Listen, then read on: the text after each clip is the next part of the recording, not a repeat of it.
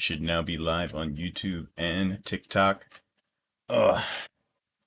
Gotta put on a hoodie because it's cold. Quick wardrobe change. Ugh.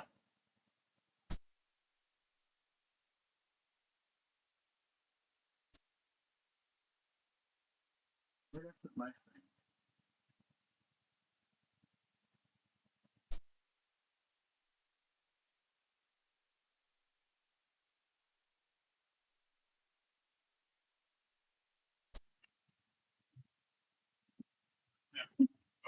Oh. Ugh.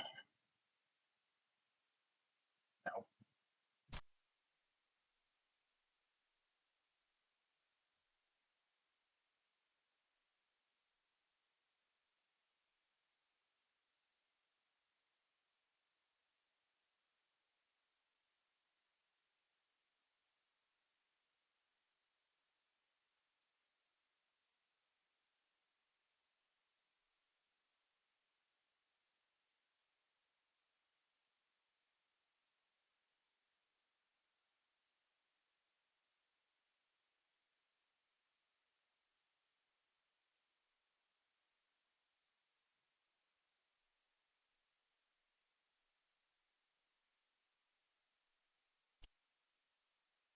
Ugh. What's up, chat? Alright, how we living?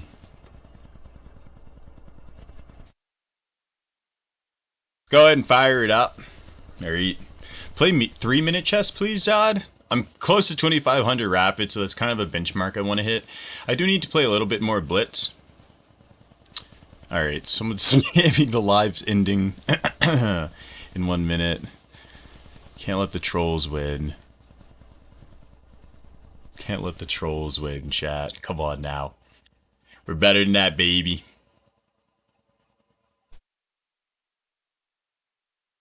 Why is it ending in 1 minute? I don't know, I just banned the person saying it, so. Guess that's dealt with.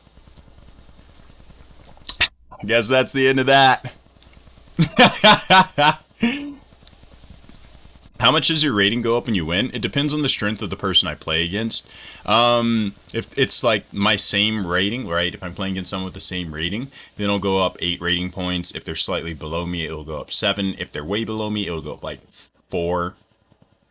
The Arizona tea brand needs to sponsor you at this point. That's what I'm saying, alright? Like how half of my clips are with me sipping out of an Arizona tea.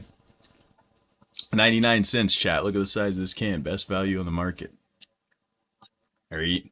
If I can ever find a game. Oh, snap, I found a game.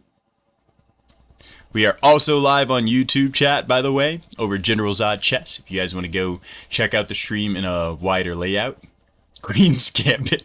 I've played with the black piece and my opponent played e4, so there's no possible way of playing the Queen's Gambit. I've never seen this move. I've been playing the Alakines for like the last, I don't know how many years, and I've never seen this move before. I've never seen 2 Queen H5. I love chess. You find something new every day. That's crazy. Oh, I think I'm supposed to go here. I played this position before. Oh, I was supposed to go knight to b4? I don't know, man. Let's go pawn to a5, just so he can't get pawn here. What's up, Kid Fresh?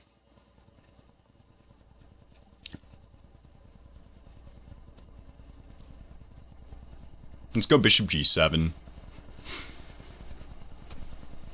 I want to attack the center of the board sooner rather than later for sure. My opponent has a spatial advantage. I'll just castle. That kind of negates the whole pin of bishop b5.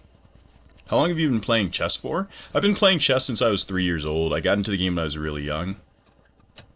Rook to a3. Ops are throwing out some weird ones here. Now, it's easy to look at rook a3 and say that's a terrible move, but I have to actually prove why the move is bad. I can't just look at a move and say, oh, that's one of the worst moves I've ever seen, you know? I have to actually sit there and prove why it's bad. I'm going to say it's because I can attack the center for a start. Now if I play c6, where does his bishop go? It goes like d3. Bishop f5. I think it's just c6, and then bishop f5. Evening, Zod. Hope you're well. I appreciate it, Mark. Doing pretty good. Just playing video games with little Zod earlier. Please punish this style bad. I'll do my best. Playing unorthodox definitely can throw people off, though, for sure. He takes. I think that's just a blunder that throws the game on the spot. Because the idea is if I take the bishop, then he takes and he forks my rook and queen. But I just take the pawn, and now his bishop is still under attack. Oh, no, he can move it back to e2, though. I was thinking rook to e8 is coming and it's unstoppable. But if he moves it back to e2, he's still much worse because I don't go rook to e8 with the pin. I go bishop to f5, targeting the c2 pawn, and he can't defend it. He wanted to put his bishop on d3 so that he could bring his queen back to e2 to defend it, but now the c2 pawn falls. The question is, how quickly do I want to capture it? I could harass his queen again. That way, after he plays like knight c3, after I play bishop takes c2, but then he gets queen to d2. I guess I'll just take the pawn.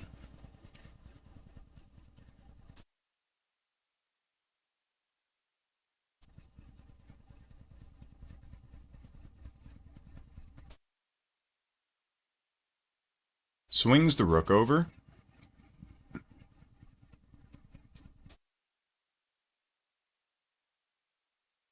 I mean, you can't believe in the boogeyman in chess. Like, obviously he plans on going for some kind of attack, but there's no kind of forcing attack that I can see. I'm not going to be scared of the boogeyman. Like, you can't just ignore everything like this, like he's doing. He's trying to play like Tao, but Tao had a method to his madness. He's just, like, shoving everything over there and hoping something works out.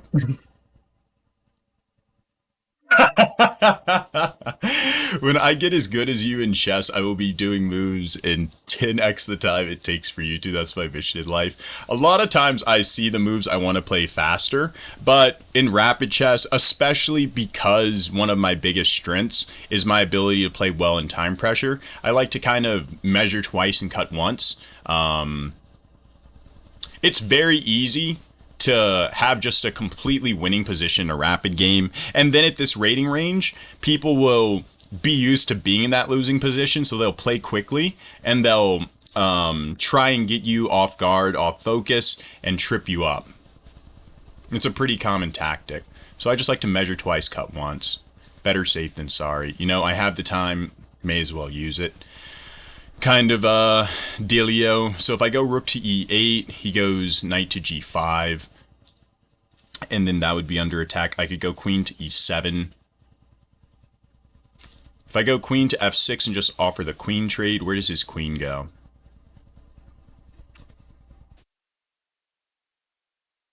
I could also just develop the knight. Could also harass his queen. I think every option here is good. I'm just trying to find like the one that gives him the least amount of counterplay. I think I'll go here with the knight first. Centralize the knight. Put my pieces in a good position. Appreciate the heart, me and star. Shout out, baby.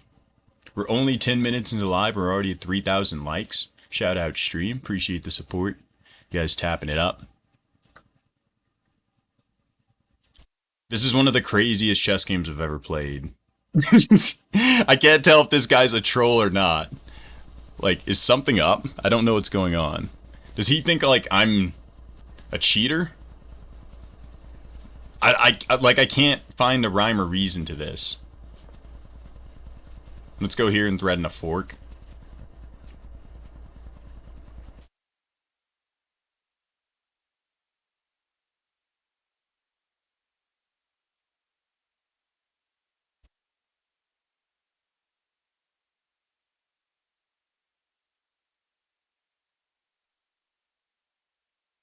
Take.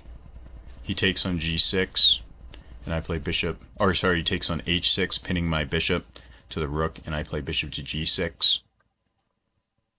See? That's what I was talking about with all those arrows. It comes to fruition! I also could have taken here first. That would have been a little better, but... I mean, at this point, I think all roads lead to Rome, you know? I am up 2 minor pieces in this position.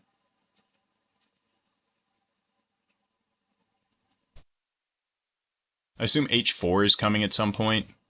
That's like the only threat white can generate in this position, is to try and just ram the h-pawn down the board.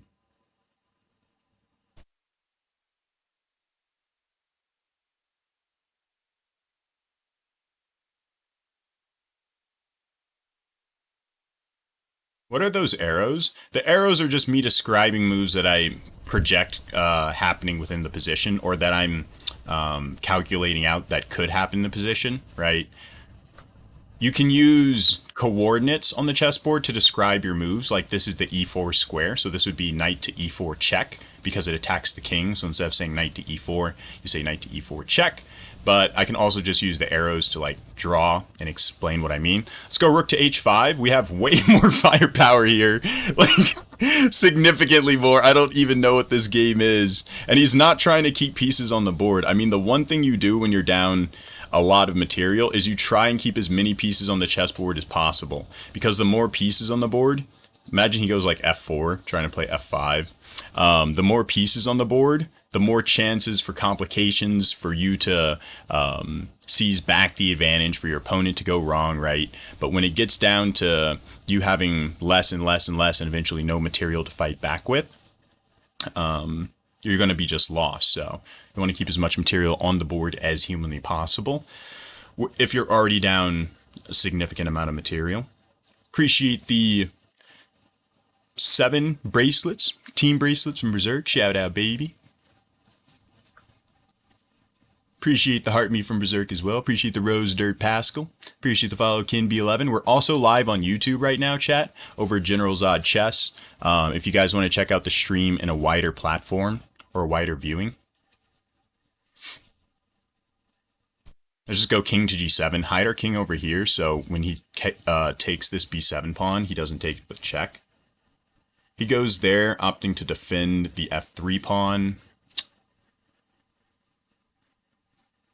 Let's take, and probably take the f2 pawn anyway. There's also bishop to c2, or just like g6 or something, where I pick up this pawn. Goes back to defend. So now if I play knight to g4, he goes pawn to f3. So let's just play bishop here, and ask him how he plans on defending this pawn. Because if you go king to e3, okay, just take the free pawn. There's no threats with the rook over there. I don't even understand what rook to h3 does. Appreciate the Rose Kimmy. Appreciate the GG Whack Done. Shout out. Appreciate the follow Sophus. Appreciate the follow Dom. We get a better view of today's fit on YouTube. It's just the black and pink hoodie I have. Alright, and then like gray sweatpants. That's the whole thing. Appreciate the follow, Ja. Appreciate the follow, Ezekiel. And we get the George W to start the day, chat. All right, 2483. Inching our way closer back to 25 hundo. Getting closer and closer, baby. 2483. It's a rock climb. I don't know what the ops are doing in this game, by the way. This is one of the most ridiculous chess games I've ever played in a rapid game. I mean, it was fun to play because it was so unorthodox, but it was just bad. All right, I knew something was off right from the jump. This is crazy. So we played Alekine's defense. This has all been played before. You go knight to d5. You're trying to bait white's pawns forward so they're easier for your side to attack. The downside is you get less space. And then he just plays queen to h5. The idea is if I play I don't know, let's just say a nothing move like a6, and then maybe you have like bishop to c5, and you're putting a lot of pressure on the knight and f7. All right, this is the only option I can think of. Outside of that, I have no idea. So I just play g6 with the idea that I want to develop here. He plays queen back to f3. All right, we just retreat the knight, play pawn to a5 so he can't play pawn to a4. I've seen this before sometimes, just to stop his pawn. pawn to d4. We develop the bishop, get ready to castle. He pins the pawn down with the bishop, with bishop to b5, and I just castle my king out of harm's way. And now he gets even wilder. He plays rook to a3. All right, appreciate the follow, Brains on Billion. Shout out. What was his accuracy? Reese played with 92% accuracy, and I think he had like 73%. It wasn't so bad. It was like, you know, a 400 rated player, like someone who'd never played chess before. He tried to get cute here. This was his big mistake. I played pawn to c6, and now he captures. And the idea is if I were to capture here, white's winning, because now you capture and there's a fork. And if you go like rook to e8, saying, well, aha, I have you pinned, then you take here. You can even promote to a rook if you want. And it's not a legal move to take the queen because your rook is now pinned. So this does not work. Otherwise, you're just losing a rook or a queen, right? You move the queen over. You just take the rook with check. Same thing. So this is what he calculated, right? You always got to ask yourself what happens if your opponent doesn't go for your tactics, though. You have to assume they're going to be at least as smart as you. If you can come up with the trap, that means if they give it enough time, they should be able to spot the trap, right? So he goes for it, and now I just take, and I'm threatening rook over to e8. For example, if the bishop retreats back to f1 or d3, then I have rook to e8, and now the king and queen are pinned. So he sees this afterwards, and he's like, oh snap, I gotta stop this. And he plays bishop to e2, but now bishop to f5, and I'm just hitting the queen and the pawn. The queen can't defend it, so I just scoop up the pawn, and now he just goes all in for an attack. This is what he wanted originally, and he was just playing too quickly, forgot the knight was hanging. I mean, the game doesn't get better in quality. He allows the queens to come off the board. He allows this fork, where I'm just hitting the rook and the knight. I bring my bishop back so that he can't capture, and that the pin is relieved, right? Blockade the pin. I mean, the rest of the game just wraps up, no problemo. We get the George W. Appreciate the follow, Solus Vowed. Appreciate the follow, Son of Seeker. Appreciate the follow, V. Hayden. Shout out. Appreciate the follow, Cincio. All right, chat. Let's go ahead, hop into another game here. I mean, how do I get better at chess? Getting better at chess, I would say reading books goes a long way to getting better. Doing puzzles will also help develop your chess vision. Basically, in order to get better in chess, you need to improve or change the way you think about the game, what you consider like, what you prioritize, you know, at the start of the game for like being important, what you prioritize during the middle of the game for being important, etc. And knowing in games, knowing what's winning for you in an in game, how to take a losing in game and fight for a draw. Those sorts of things go a long way. And a lot of that knowledge can be attained through books. Books are not only just chock full loaded with knowledge, but they also do a good job to break it down for you and hammer in your head like multiple times with examples, exercise and things like that. When I was starting out, the first chess book I ever read was the book Bobby Fischer Teaches Chess. I have it pinned to the top of my channel in the TikTok shop right now if you guys want to check it out. I think I'll go pawn to g4. This looks ultra aggressive, but I'm gonna go for it anyway. I think I play pawn to h4 now because I don't want... I think I'm eventually going to get a knight here. Bishop f8 looks very passive. Can I punish him for that? Maybe after knight g3 I can.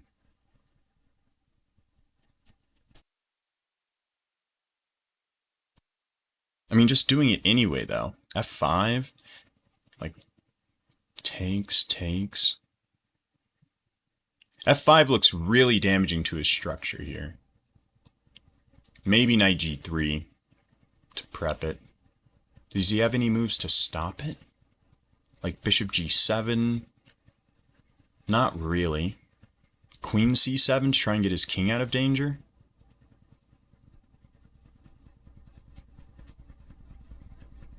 Yeah, I think I just send it now with f5. Okay, so he goes there. That doesn't feel right. Like, if I take, and he takes, and I play knight to f4, can he actually defend the e5 pawn? Or bishop h3?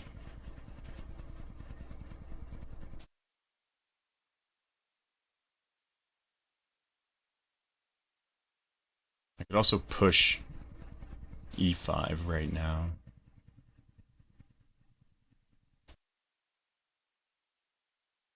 I think I definitely just take.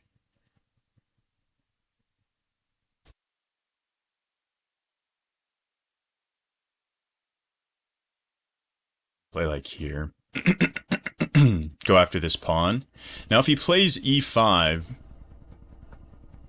Okay, hold up. I feel like knight to e6. Where's his queen go? b6, and I have queen here, and you can't keep me out of f7, can you?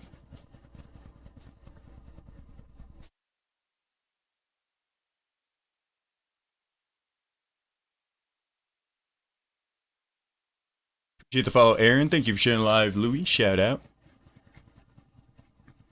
Ooh, that's a nice move. But if I just retreat, now the knight's hanging.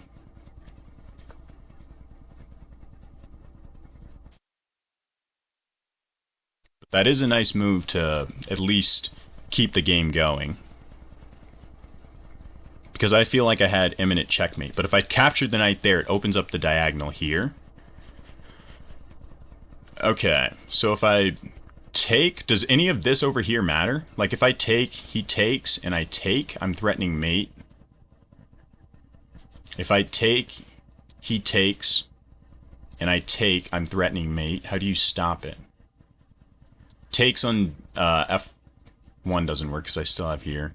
I'm pretty sure I just take.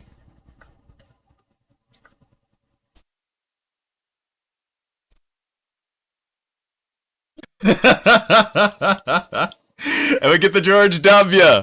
Appreciate the follow, generational 2490 chat. We're creeping up, baby. We are creeping up. Oh, baby. Ops played that way too fast. Way too fast. It's a 10-minute game for a reason. It's good to try and put your opponent in time pressure and try and make them like think too quickly, but not at the cost or sacrifice of your own position. All right, appreciate the follow, JTA. Shout out, baby. Let's go, chat. It's on over Magnus. Appreciate you always hyping me up, G. But we played that game at 98.2% accuracy. Oh my goodness, 98.2% accuracy at a 2850 level. All right, you can't make it up, chat. Look at that. Look at that.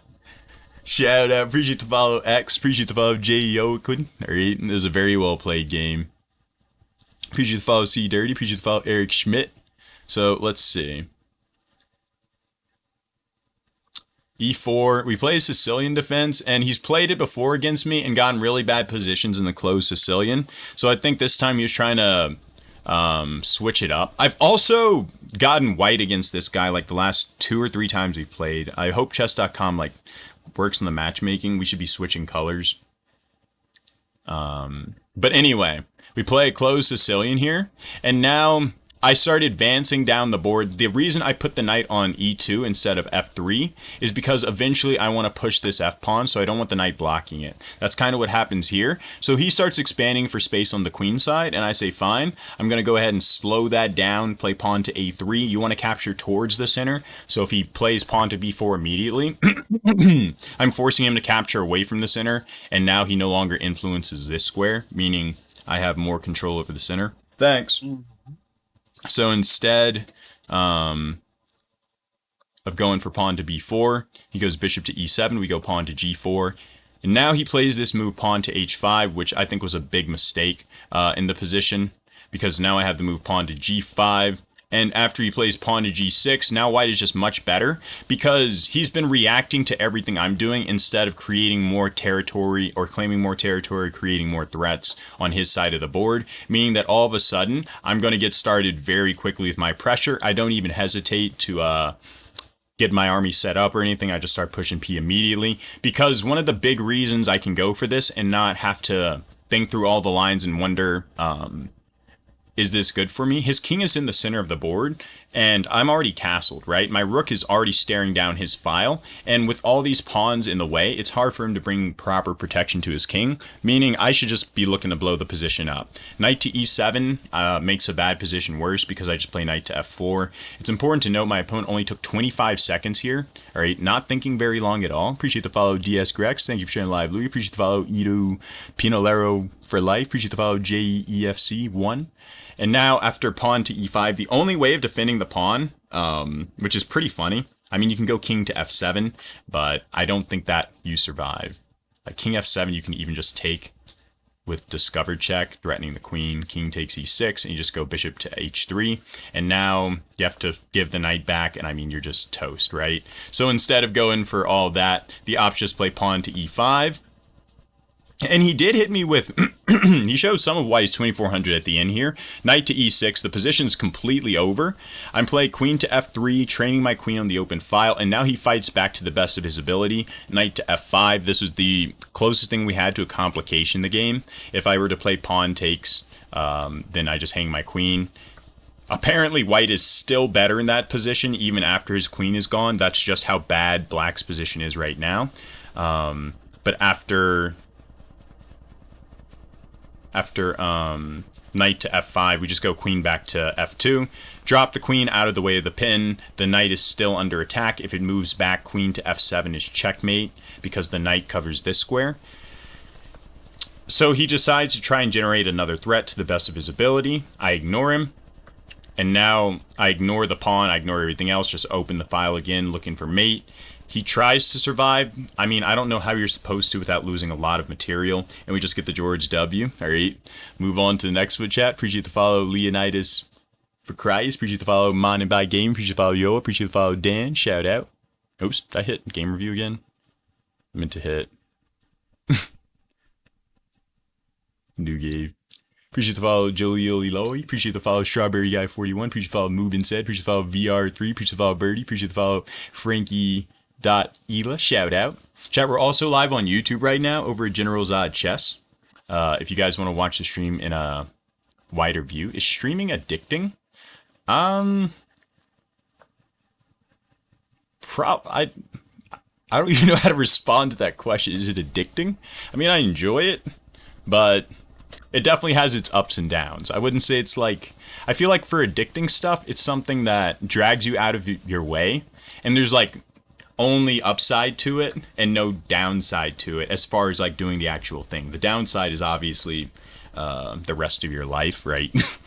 But I feel like streaming is, I'm like answering questions, sometimes dealing with trolls, you know, there's ups and downs of it. It's something I enjoy as a whole, but it's not, I would say, like, what's the word? Like perfect or something. Appreciate the game controller and the hard Miyaki. Shout out, baby. We play an Alekine's defense here. Pretty standard opening. I'm going to castle. Up against Khalid Nashnoosh. Let's go here. C5 and probably knight to C8. Go knight to C8. Why is it so hard to get ELO rating to 2700? Because I'm stuck in 1800 ELO rating, bro. Please answer. Well, if you're trying to get from 1800 to 2700, you're trying to go from like the top 5% of the chess world to the top 1%. That means you're trying to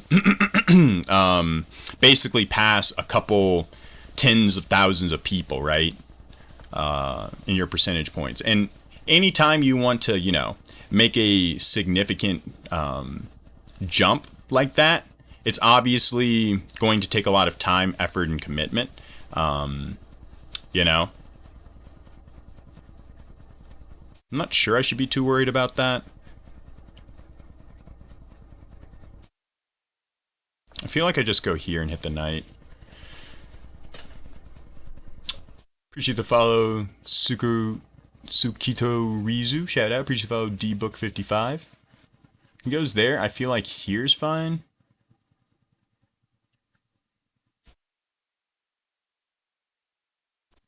And then just here. Maybe there's queen a5 even.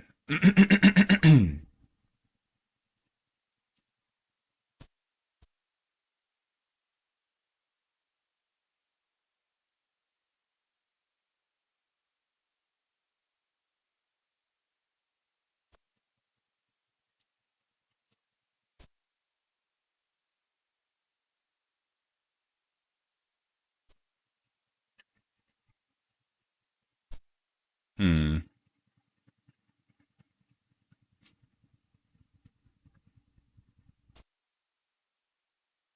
I think I take, and then I go here.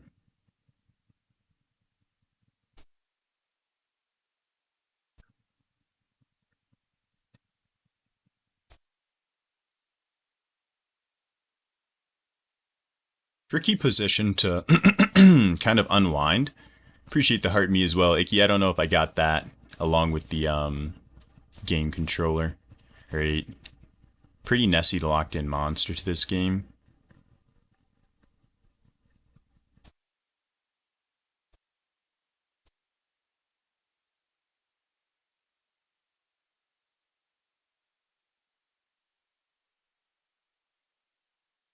Knight to F8, continue rerouting.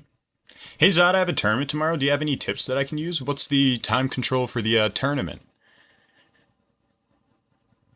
Can you quote an excerpt from Bobby Fischer Teaches Chess? One that you think is important? More important than... Wait, more important than what? Goes there.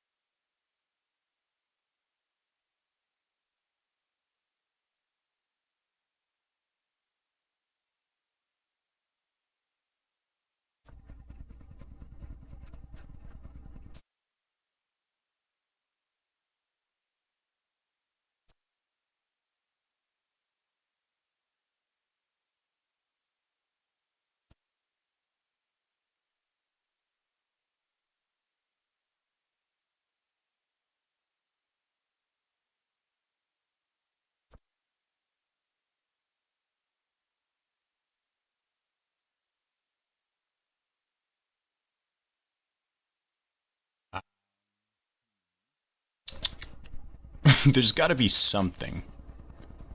What should I be looking for here?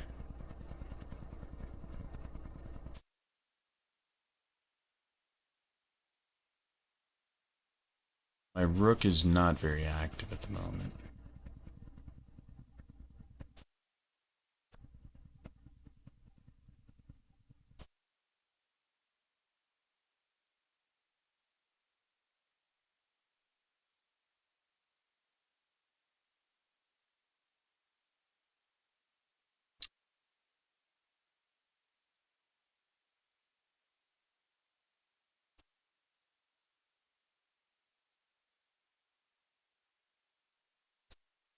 F3 is weird. Let's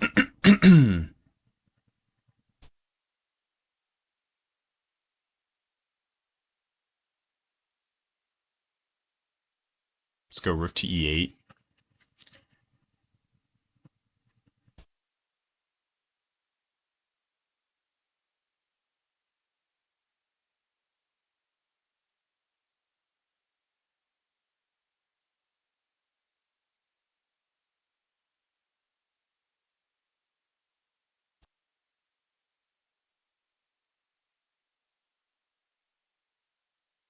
Get the rook in just in the nick of time, I think.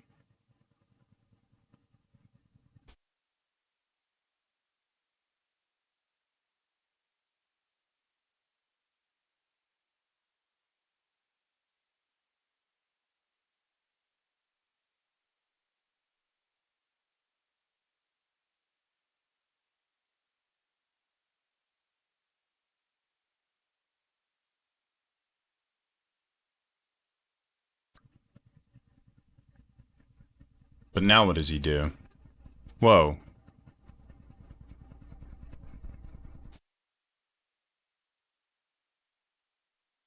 Bishop G5, rook to D3. Rook to A2. Wait.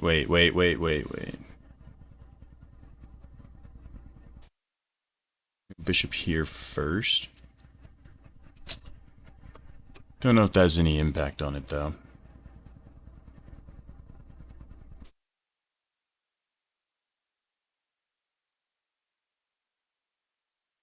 Or does it?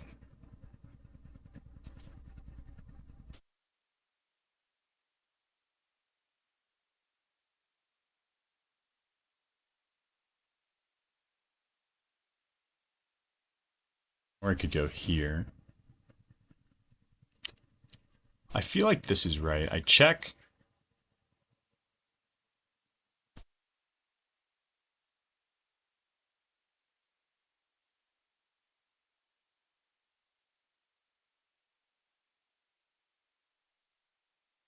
Here.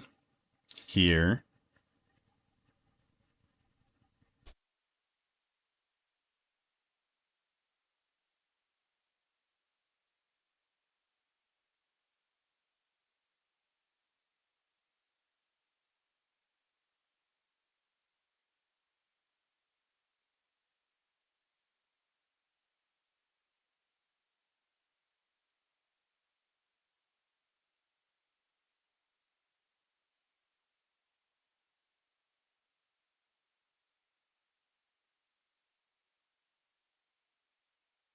Or just go rook b3. There's also bishop e1. I don't really like that. You go rook b3. I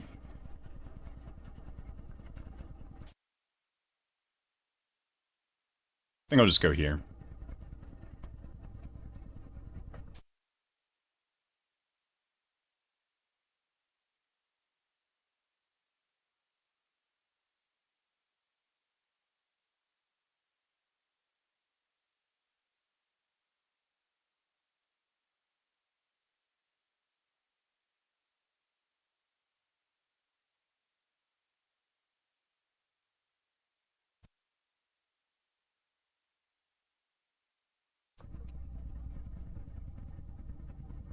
.3 minutes. Gotta pick the pace up.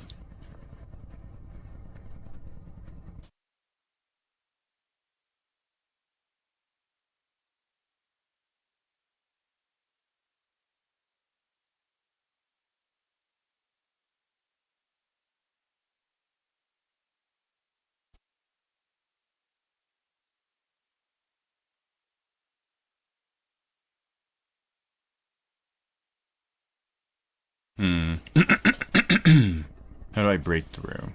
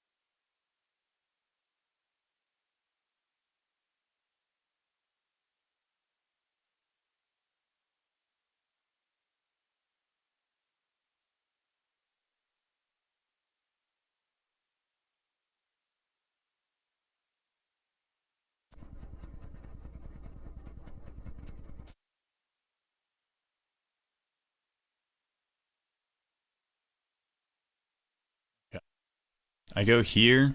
He goes here. I go here.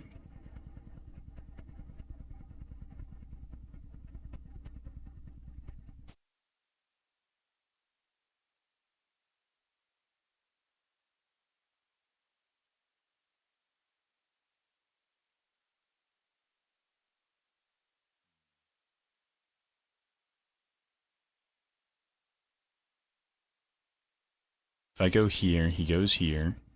I go here.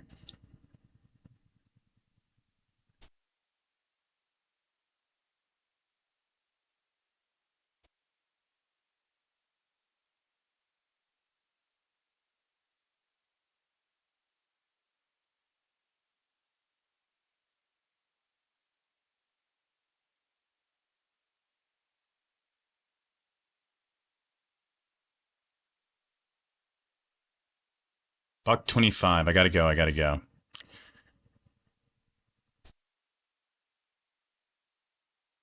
What is it?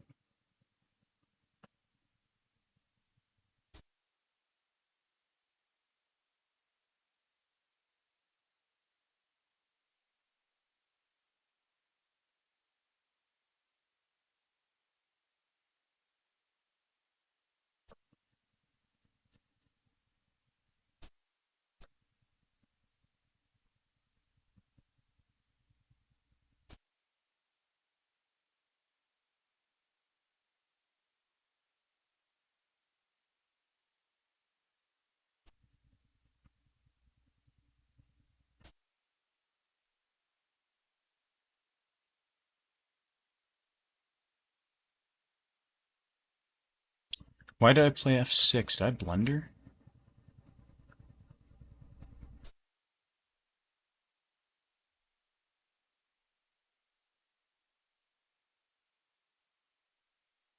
Takes.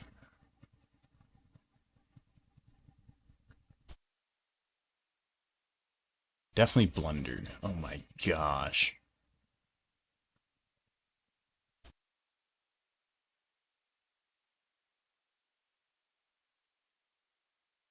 I have no way of keeping... I can't go here because he checks me. Ah!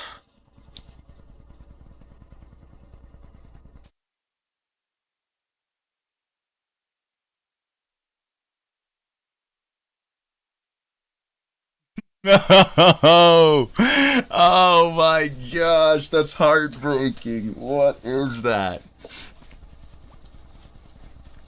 What is this game? Oh, first off, pawn f6 was a blunder. But how do I win this position? This is so tricky. Ay, ay, ay. I still, like, usually, in an endgame, I'm like, oh, I should have gone there instead. But I still have no idea how I should have won it. Pawn f6 was not the move. That was, like, one of the only moves that could have lost me in the endgame. So I definitely wasn't thinking right there. Check his account. It's a month old. I mean, I don't know. If he was cheating and I got lucky, I'm pretty proud of that. Appreciate the follow man like tree. Appreciate the follow Art NZ. I don't think on my best day I could get lucky against a cheater though, chat. It's probably just a new account. Let's see. What was the... How did... I definitely missed a win, obviously. But what was it? Oh my gosh. He played at 2450 level. I played 2350. Accuracy is nothing too impressive on either side. So I don't think he was cheating. Like, I'm never... On my best day, in, like, my best form, I can't get a winning position against someone who's cheating. That'll never happen, because they're using a chess engine, and it's way, way, way, way stronger, so... I wouldn't have been better here. So the game continues. It boils down to this pretty simple endgame. And now black's just winning because he has to defend this pawn. All of white's pawns are stuck on dark squares, so they're easy for me to attack. I go wrong there. Yeah. I was realizing that afterward, but... I mean, I'm just better.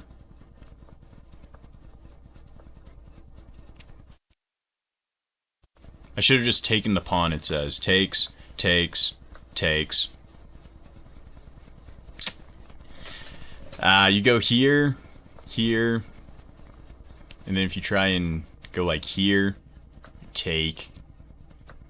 And apparently black's gonna win this, because I'm already up 2 pawns. You go rook to b7 or something, but apparently takes, takes. I was looking for something cleaner than this, but he played well. He played well. We go again. We're also live on YouTube right now, chat, over at General Zod Chess, if you guys want to check it out there. Let's go knight to b6. I probably overcomplicated that last game, huh? Chat would have won that. Chat might have won that. I definitely think chat could have clutched that game out. But would chat have been in that position in the first place? Did the Zod and Superman play chess? He did not. Let's go knight to c6. I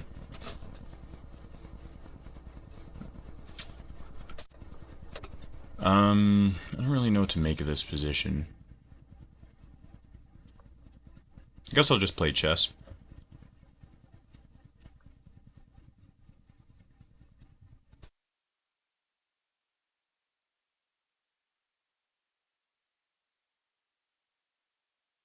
Probably bishop c2 at some point is what he's going to play. I might play like an early f6. Is Zod your favorite DC character? There was a YouTuber I used to watch when I was much younger. 2BC Productions. He would play like NHL video games. And I grew up playing hockey.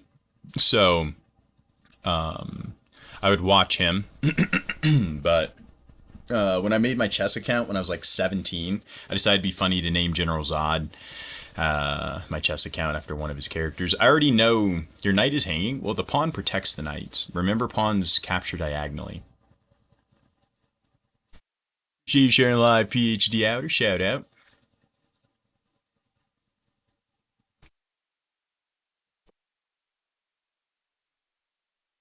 How do you manage emotions when playing chess?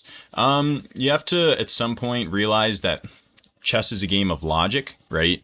And when logic is, or sorry, when your emotions are high, logic is always going to be low. So if you really are serious about becoming better as a player, then at some point you'll have to realize, okay, if I want to improve as a player, that means I'll have to make sure I keep a clear head or do the very best I can. So if I capture the pawn on d4, he wants queen to e4, targeting the knight and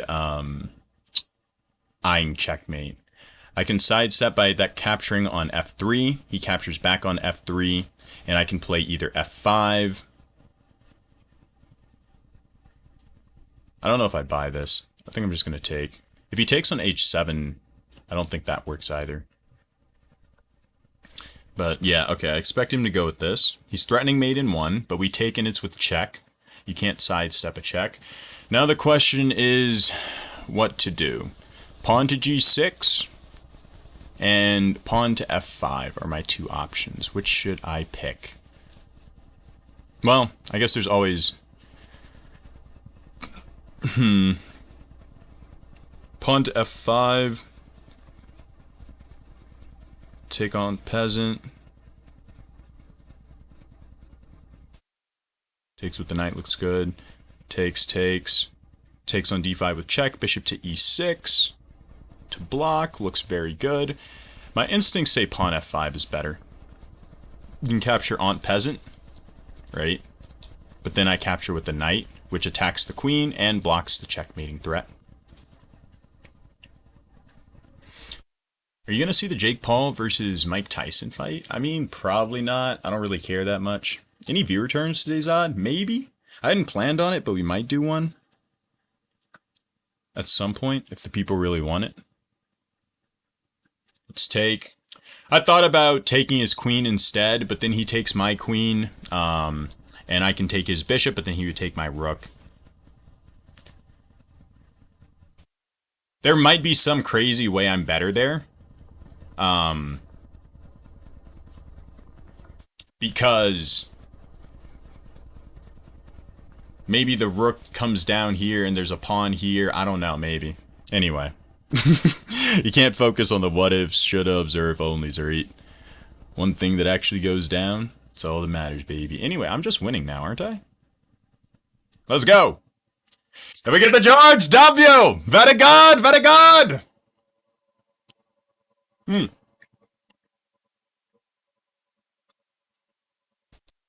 Here, here, here, here. Wait. Am I missing something? This here, right? No, no, no, no, no, no, no, no, no. Don't get ahead of yourself. Do not get ahead of yourself and think it's in the bag too early. All right. This position screams done, but why? Why is it done? Is it because his king is stuck? Queen f2, bishop e2, bishop g5.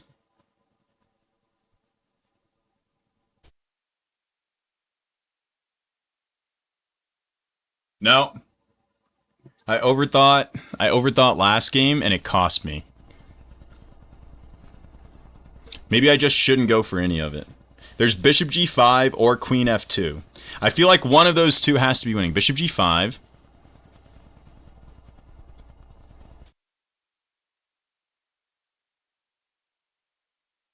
No, no, I'm not gonna do it. I'm not gonna do it. I'm just gonna play chess. I'm just gonna play chess, chat. I'm just gonna play chess. All right. I kinda psyched myself out after last game. All right. It's important not to like get too hung up on it, but I don't know. There's very little likelihood this was the best move, but it's not. It's not like a give away my advantage move. You know, I can just take my time and figure out how to actually win the game instead of like just set my pieces up to be in position to win the game is what I mean.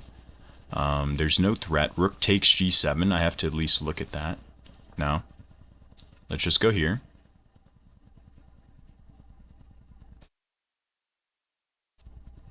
Queen takes b7. Rook sack for sure.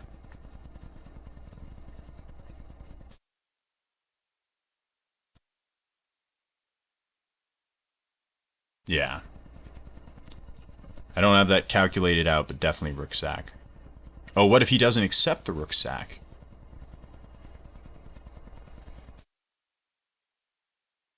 It's fine. Oh, MJot37 with the subscription. Shout out, baby. All right, we have a new Grandmaster of Krypton in the chat. Let's go. Appreciate the follow, JC. Thank you for sharing live PhD outer. Okay. There's no way this is survivable. For multiple reasons. Darn it. I hate it when there's more. I mean, I love it when there's more than one way to win because that means it's winning. But what is it? Rook takes d3 is winning. Bishop to c4 is winning. It looks like all roads lead to Rome. Rook takes d3. King takes d3.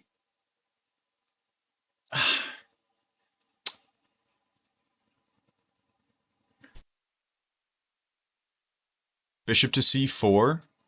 Queen takes.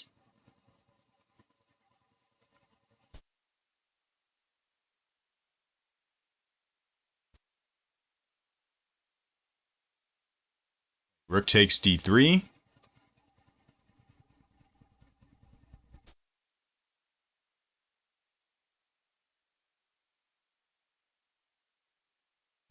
Darn it. Okay. Should I just play rook to d7? Am I overcomplicating this yet again? It looks like everything is winning here.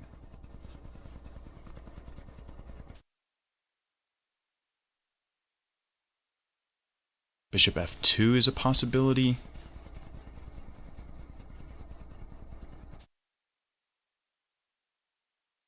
I guess queen to c4 might technically be the cleanest.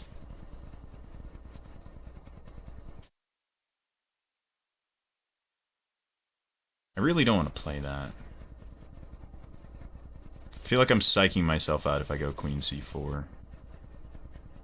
But there's no... King c3.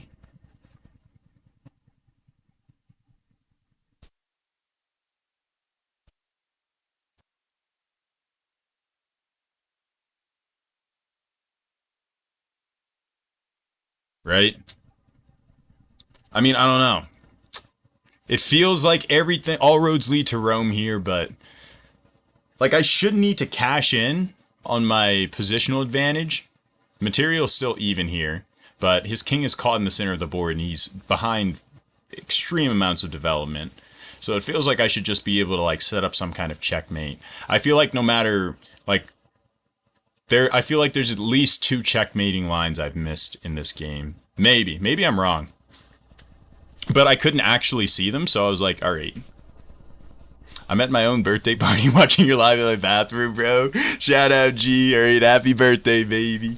Shout out. I hope you're having a great birthday. Chip, chip, chitio. Happy birthday to G. Happy birthday to G. Happy birthday, dear G. And Jordan, happy birthday to you. Alright. Officer in the think tank, that's what we want. Appreciate the follow, Lukey. Appreciate the follow, Jack Lord Persklar. What's up, JP? Appreciate the heart me. Appreciate the baseball Fauzi. Shout out. We're also live on YouTube right now, chat, over at General Zod Chess. Can you explain why you didn't sacrifice the rook? The only reason I didn't sacrifice the rook is because I wasn't sure about a follow-up after rook takes d3, and obviously if you take with the queen... I only have 1 legal move, so I don't need to think about this at all.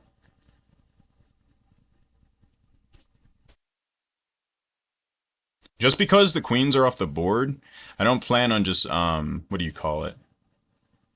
Relenting the attack completely.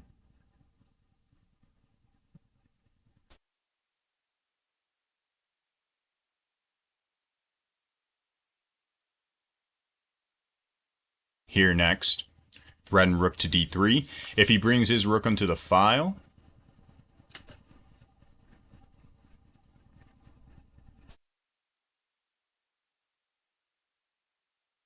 bishop here. His only legal move is king here. Bishop here. I mean, it's got to be this, right? Well, he has 2 legal moves, I guess. But it's either king here or he sacks the bishop. It's got to be a mating net. Go bishop here.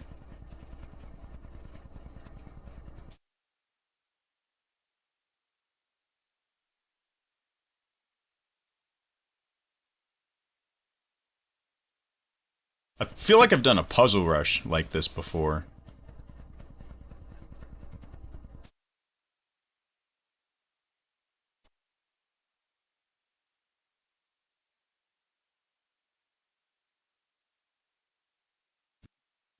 Bishop here, king here, rook here, king here, rook here, king here, rook here.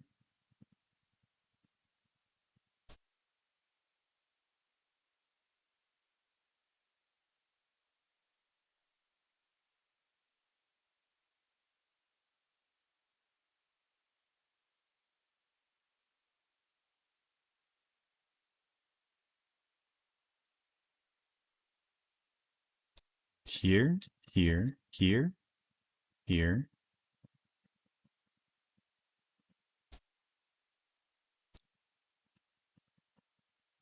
Okay. I understand it now.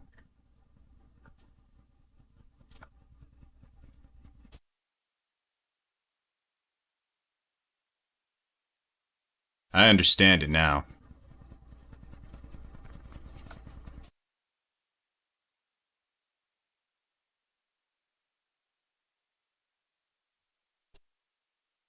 Alright. We understand it, baby. We understand it. He resigns because here's checkmate. Let's go. Joe with the recip. Wait. No, Joe with the gifted sub from Just Paul. Another Grandmaster of Krypton in the chat. Cody dropping a galaxy. Oh, baby. Alright, we understand it now, chat. Yeah. I've never had a king. I haven't had a king hunt like this in like at least, I don't know, it's been a long time. It's been a couple hundred games, maybe over 1,000. We played at 90% accuracy, which is kind of the accuracy I thought it was. Like, I never played any bad moves, but there were definitely better lines I could have gone for. But, oh my goodness, what a king hunt at the end. Alright, shout out Just Paul, giving J-O-E the subscription. All right. We're also live on YouTube right now, chat, over at General's Odd Chess, if you want to check out the stream in a wider viewing platform. He goes knight to c3 in the Alekine's defense, and I look to break open the center of the board immediately here. And you'll notice my opponent's king is kind of wide open because there are no pawns in front of him. So that means he can be prone to danger, and you'll watch how as the game progresses, his king is never actually safe. Like he never he never ensures the safety of his liege. So he goes bishop to d3, eyeing his pieces towards my king. But keep in mind he's doing this before ensuring the safety of his own king. He goes queen to e2, trying a tactic, right? He wants a double threat. Now he's threatening to take on h7, which is checkmate, and he's threatening to capture my knight with both his queen and his knight here. But he misses. Whoa, what was that? Barely with the super GG and the 5W. Shout out, I with the W, Nick Fritz with the Let Him Cook, Briley with the Let Him Cook, first career gift to the channel, right before dropping the super GG. I appreciate the follow, Yo Tommy Nosh. But I have knight takes f3 with check. And you cannot capture with checkmate, because even if it was checkmate, I would capture your king off the board first. You have to respond to a check. You cannot ignore it. And now I play pawn to f5, which the computer thinks is still okay for black. Black is still better here. I give back the pawn, but now black has a completely winning position. You'll notice, look at the bar here. After white takes this pawn, it's a poison pawn because it opens up the position when white's king is still not safe. Notice how while all this mayhem has been going on, the safety of the white king was never realized. So now queen to b5, and I don't trade queens. I go bishop to h4. After a king moves in a chess game, it can never legally castle, so I ensure his king stays put in the middle of the board for the foreseeable future. I give him another check. So appreciate the follow, the dude by shout out. I ain't gonna lie, fam, your channel got me back into chess heavy. I appreciate that, really. Alright, shout out. That's what we're here for, chat. That's what we're here for. Appreciate the follow, TT. Appreciate the follow, Bash Hardium. So he has to go king to d2, and now I play queen to e6. I was very sure that at this point, queen to f2 is winning somehow. But I couldn't see the exact line, and the reason I didn't go for it was I was worried if king to c3, he might be able to escape over here. What I completely missed is I can just go bishop to e6. The king is stuck. It can't go back in retreat because after bishop c4, trying to trade off the bishops and secure an escape square for the king over here, I just go rook to c8, and you cannot capture my bishop because the rook is pinning the bishop. You can go pawn to b3, but now the queen cuts off the king's escape path. Like, this king is toast, you know? He's not making it out alive. Anyway, I opt for just keeping the position the same, and I play queen to e6, and now rook to g1. I ignore his threat. He has nothing going on because he has far less development, far less firepower out into the actual game. Even though material is even, I have a lot more attacking force, so that means right now I'm driving the bus, which means, well, it means anyone on the bus should be nervous because I still don't have my driver's license, but it also means that I should be looking to for aggressive moves. Appreciate the follow, Ruxpin403. So he plays pawn to f4, trying to shore everything up, and now we play this really nice move, queen to c4. And if you, well, try and capture the queen with the bishop, you'll realize you can't because it's pinned. All right, so queen takes c4, bishop takes c4, and now this bishop is pinned once again to the king, so he'd be losing it. You can't defend it with rook to g3 because this bishop would just capture the rook. So instead of going for that line, my opponent tries, I don't know what this it's the best move on the board though, so shout out to him for finding it. But now he plays king to c3, and his king is never safe. And even though the queens are off the board, to my opponent that signals, okay, now I just need to try and stop him from getting a passed pawn. Checkmate is no longer a threat. In my eyes, I'm like, okay, I have two rooks on the open files, a bishop right next to his king, and his king wide out in the open with his defenders nowhere near to help him. So I'm still thinking checkmating threats. He captures a pawn, I retreat the bishop, and now I hit him with another check here, and his king just continues to walk, and now it's just forced checkmate in 5. This is a very, very weird mate, alright? That's why during the actual game, I was just looking at it kind of confused. I knew it was a mating net. There's no way a king can survive here, even with this bishop, but I couldn't figure out the right move order. That's why in my head I was like, alright, I understand it now, alright? And the ops resign, you go bishop here, capture, king to a8, and it's just checkmate, alright? Appreciate the follow, Faraday Phoebe. Jordan coming to the stream, dropping 300 roses. Shout out. Chat, we only need 3 more subscribers to hit the sub wave. All right, let's go ahead and hop into the next game. I also got to make sure the YouTube stream is running properly. All right, we are live on YouTube as well right now, General's Odd Chess. If you guys want to check out the stream in a wider viewing platform, we got like the wider view. He plays a French defense. This opening gave me a lot of trouble when I was younger. I stopped playing e4 for a little bit because of it. I was such an aggressive chess player when I was younger that the French defense kind of punishes aggressive players, or there's a lot of lines that punish aggressive players very early if you aren't careful. Let's go knight to f3. You should play against Paul Morphy. Mad with the resubscription! Chat, we are only 2 subscribers away from hitting a sub wave, and we have 7 minutes left to do it. Jordan has not stopped dropping roses since I shouted out for it last time. He was at 134, and now he's at 570 roses, and it's still going. Appreciate the follow, Blank2356. Appreciate the follow, Jay Doesn't Want You. Appreciate the follow, Cloud. Appreciate the follow, Sunnyface. Appreciate the follow. It's a tug emoji and scissors, a barber. Appreciate the follow, Jake Willake. Appreciate you sharing live E. Jordan dropping the 600 roses. All right, Billy Brilly with the hard me. Matt with the resubscription. All right, 3 new Grandmasters of Krypton in the stream. Shout out. Appreciate the follow, Tanner.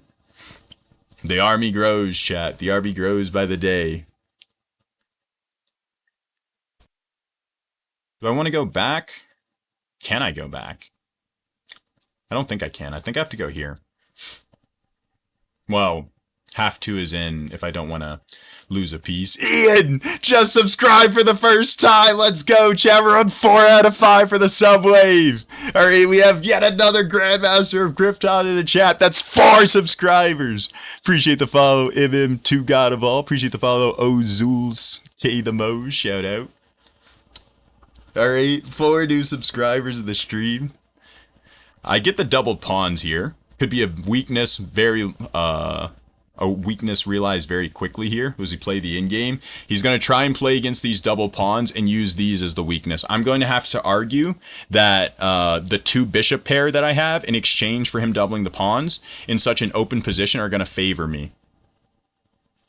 Wi-Fi just subscribed for the first time. Jordan subscribed for the first time. CCM receives a subscription from, wait, what?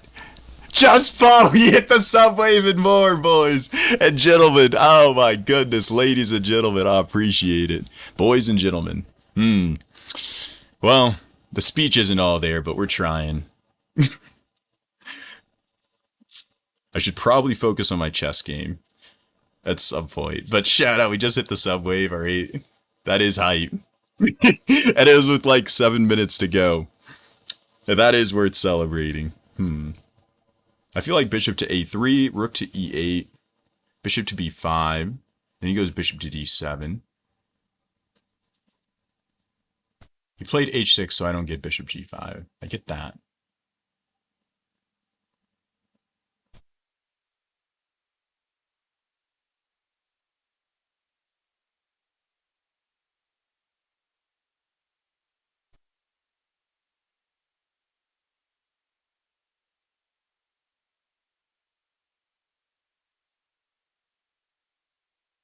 I think it's gotta be this.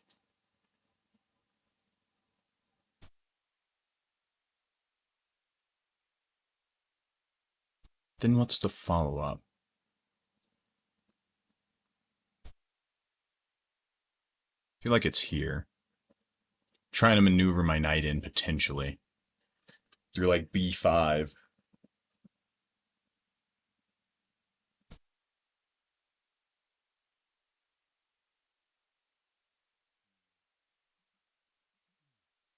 Maybe I try and use my, if he goes like a6, maybe I try and use my lead in development to undouble my pawns, and then I'm just better.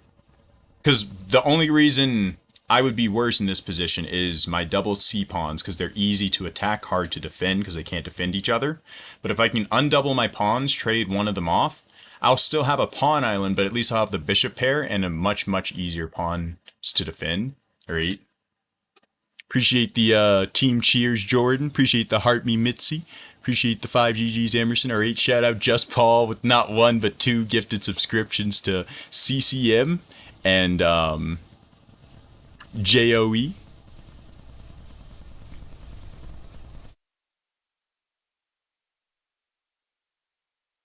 Hmm. How much do I value the bishop pair? It's an important question to ask. Takes, takes. Knight b5, knight a6. But then I go rook to d7. Red in the pawn. I could also go pawn f3. Takes, takes. Where does his bishop go? Back to d7?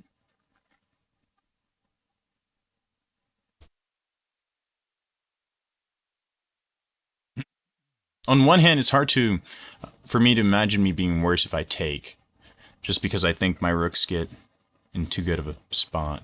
On the other hand, I'm not convinced pawn f3, try and keep the bishop pair on the board, isn't better. I'm just going to take.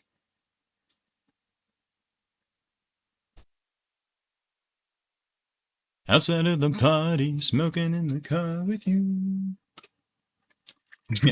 This is my hydration for the night.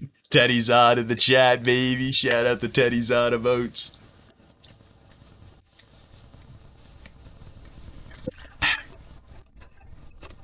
It's a big thingy of Fanta. I got my hands upon.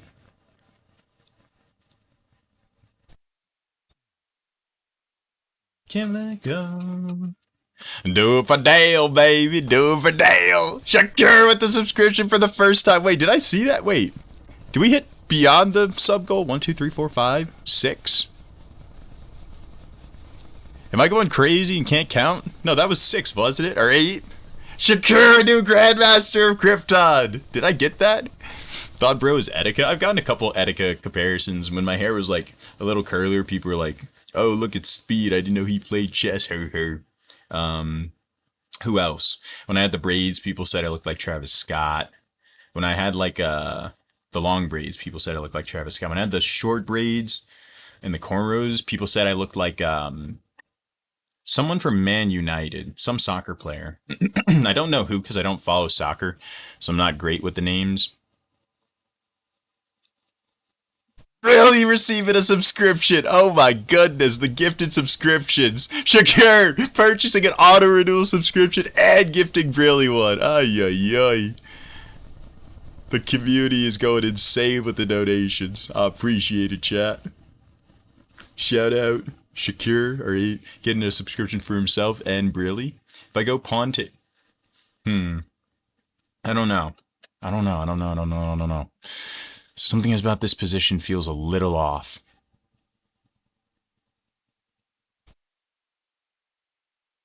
Is it?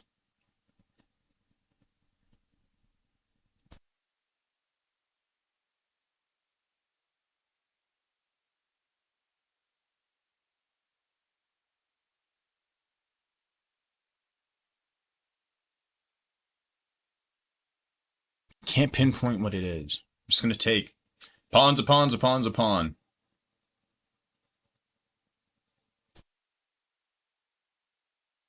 Should have gone knight to a7? Maybe, I don't know. He could go like knight to f6 to harass my rook. I have to keep my rook on this file to protect the knight. It looks kind of iffy. Because maybe he can just, after I go here, he can go like here to harass me or something. He wants his knight in front of the double pawns. Very logical.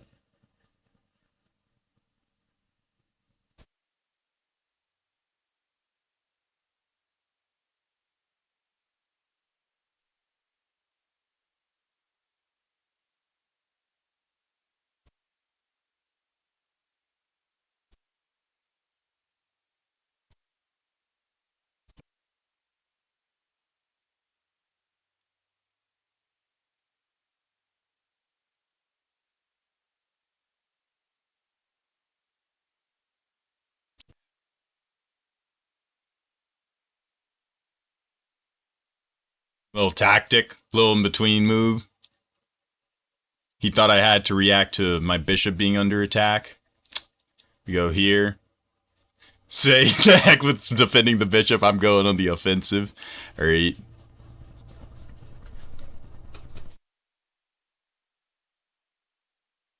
Get that knight out from under that outpost.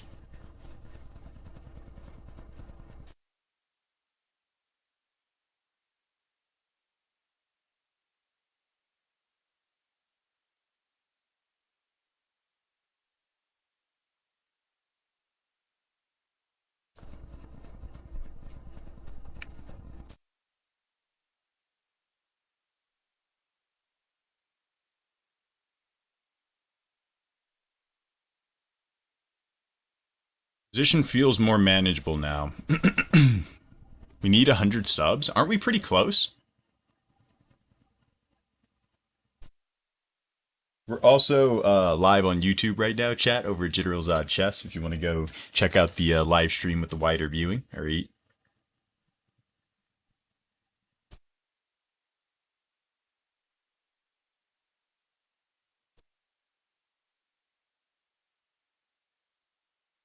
Oh my gosh!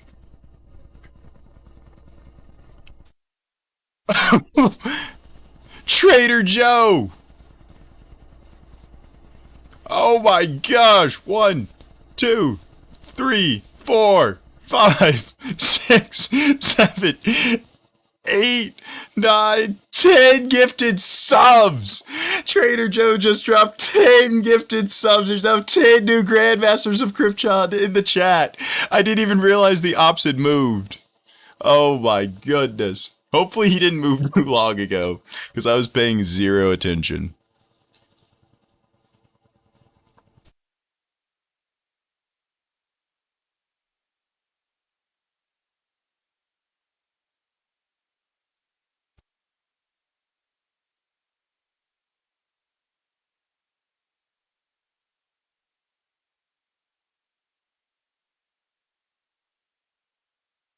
Oh my gosh, Trader Joe, 10 gifted subscriptions.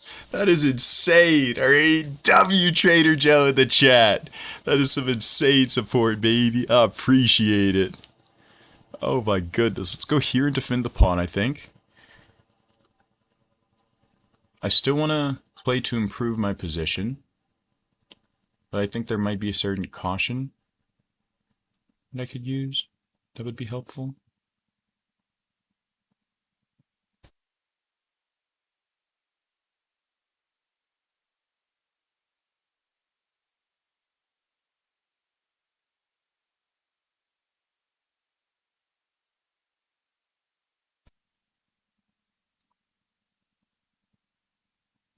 Let's go here. Ask him how he wants to defend this pawn. I feel like it's a valid question.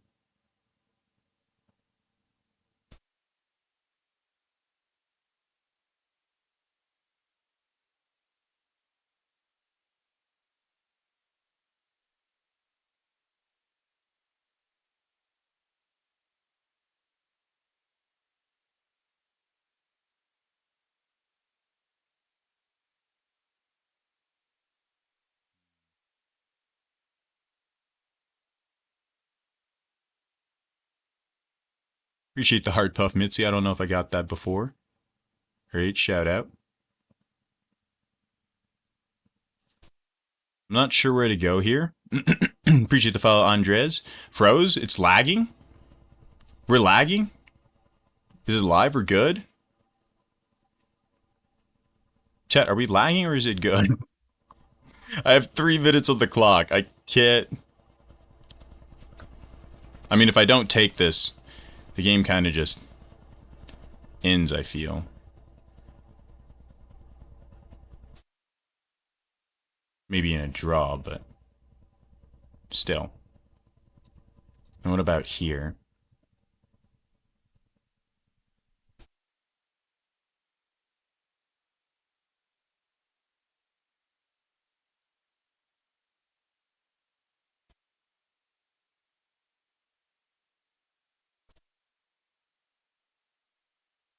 Don't allow his knight to check there for free.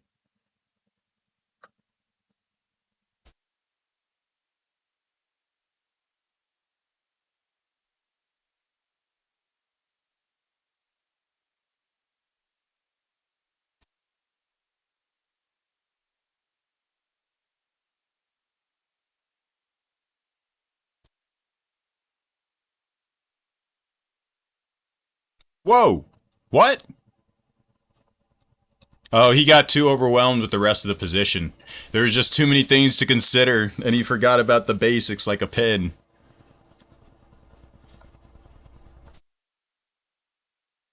Happens sometimes in time pressure. Or intense games. But we still gotta lock in. It's not over. 2 minutes left.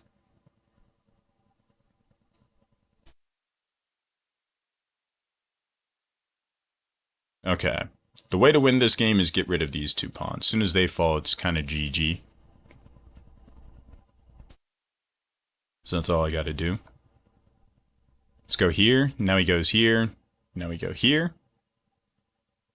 Then the pawns start to fall. Appreciate the Lightning Bolt UFC Bonnieville. Appreciate the W Icky. Shout out, baby.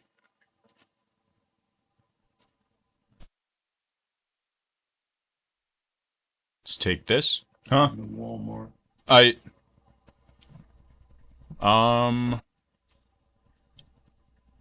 I'll text you if I think of anything.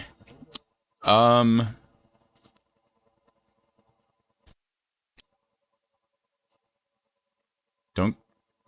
overthink it, but also you gotta go.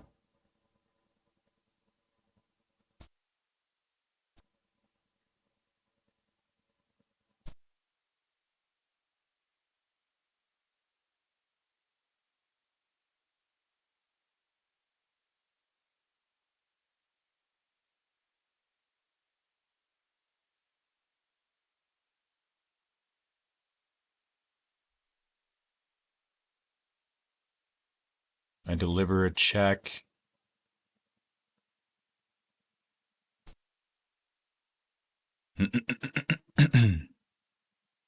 Here.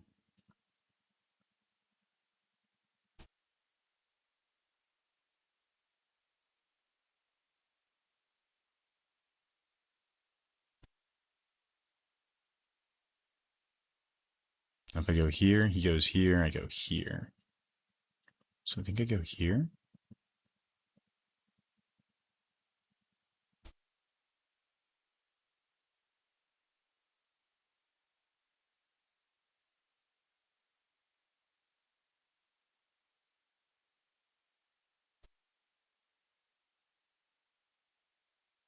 Kind of making a bit of a mess out of this, I feel like, but I think at this point it's going to be about moving quickly. Definitely check.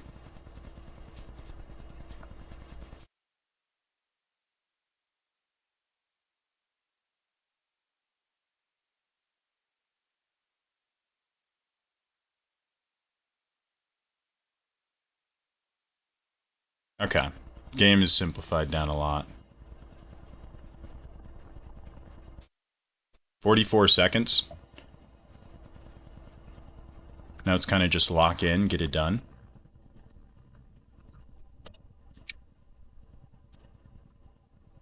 Opponent just sent me a saying, chat saying GG.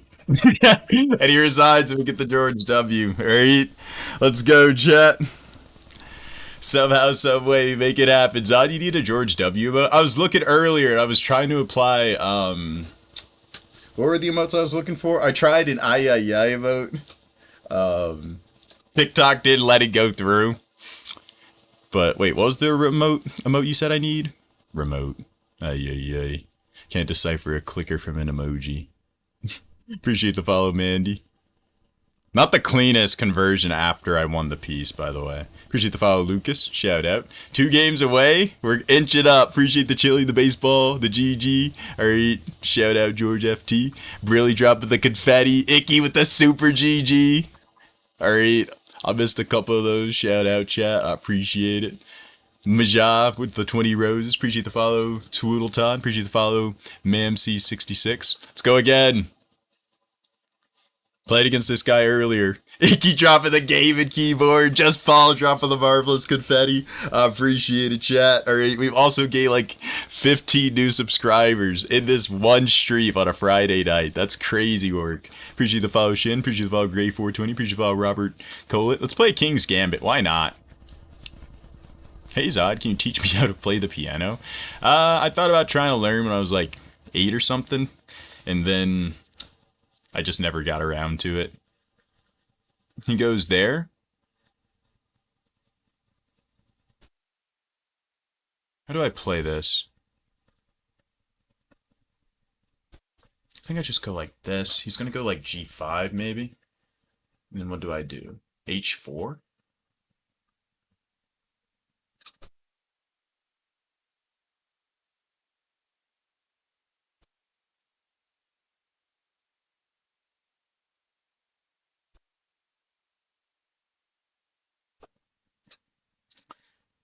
It was a weird looking game.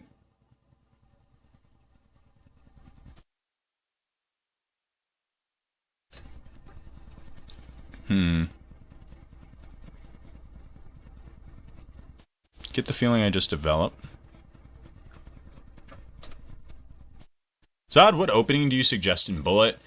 I've always been partial to openings that you can just play a lot of moves very quickly without having to think. So clotheslines where you're not like trying to go after your opponent's center or anything, where you aren't like going for a lot of forks or gambits, anything like super aggressive where you have to take time to react to what your opponent's doing. That's my particular playstyle. I just like going for simplified openings. I think part of that might revolve around the fact that I'm very comfortable at getting myself out of those tight spots if I do find myself in them.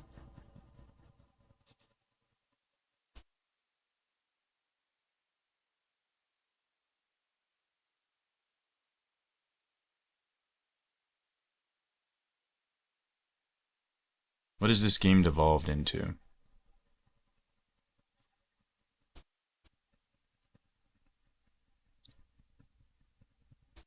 This is one of the wackiest looking games I've ever played. Shout out the King's Gambit, I guess.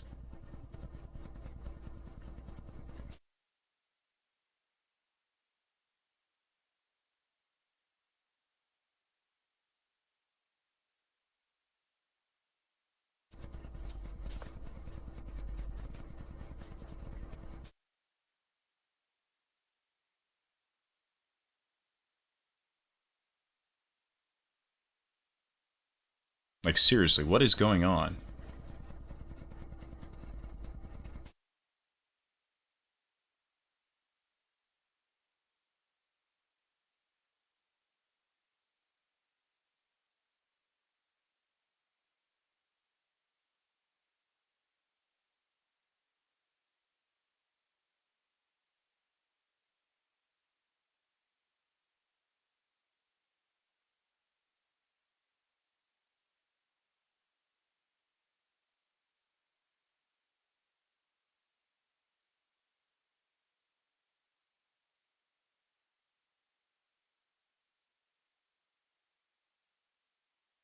That was a crazy play on his part. My gosh, how do you see that?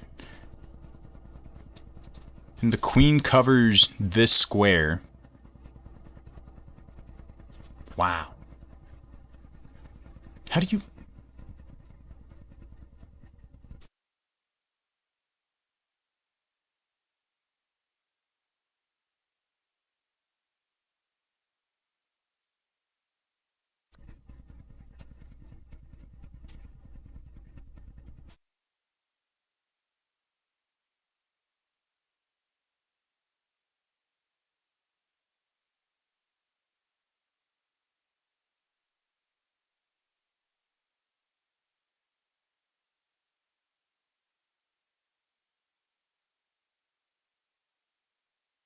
Guess I go this option? Woo! That tactic was crazy. The the move itself, not the hardest to see. I saw that one coming. The actual move, but to put your queen on e5, that's crazy.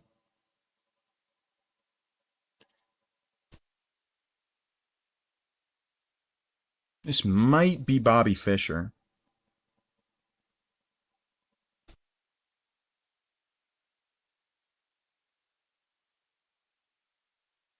I can pin his queen. No. Really?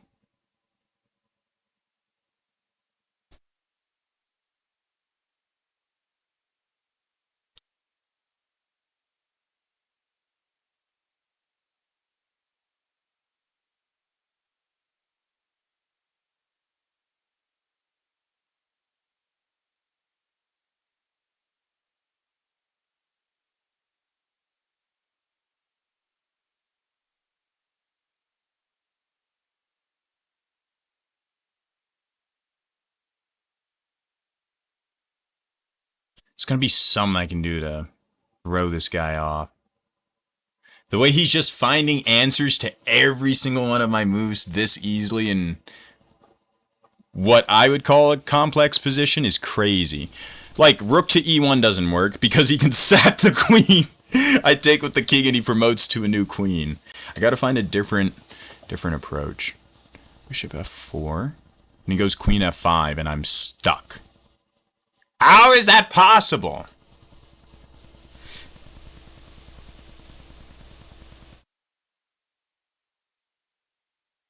Queen b3 doesn't work. I'm trying to get really exotic. Like some shot he wasn't expecting or looking for. Sack the bishop on g2. Takes. Rook to e1.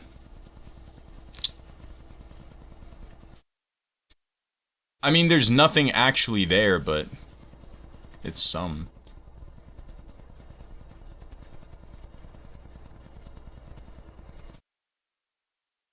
Ah!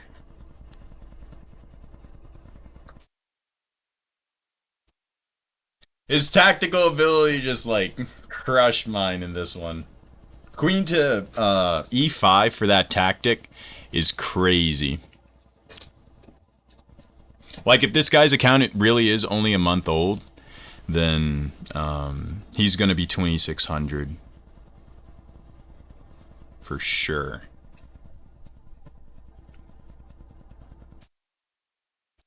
Yeah. Darn it. Nothing slipping past him. I take, he takes.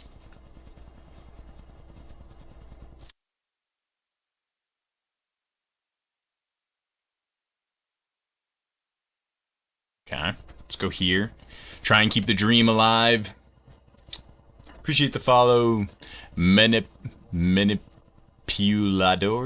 Manipulator. Appreciate the 18 roses, Jordan. Shout out. Appreciate the rose, Imja37. Alright, he's just showing off now. What even is Queetigs? I get why. Because I can't punish it. I can take here, but he just takes. With check. So I can't go rook to e7 next move.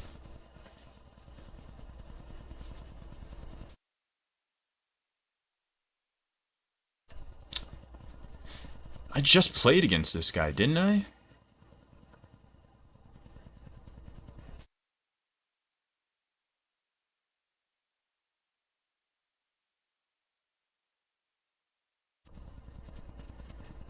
Hmm.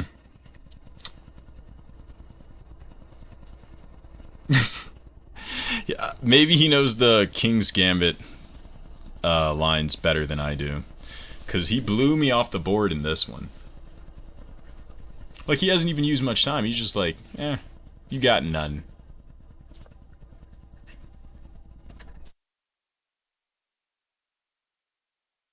He might, he might know this line.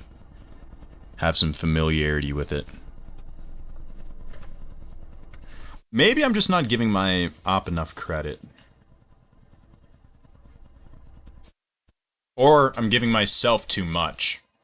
I also could have played a really, really bad line from the jump.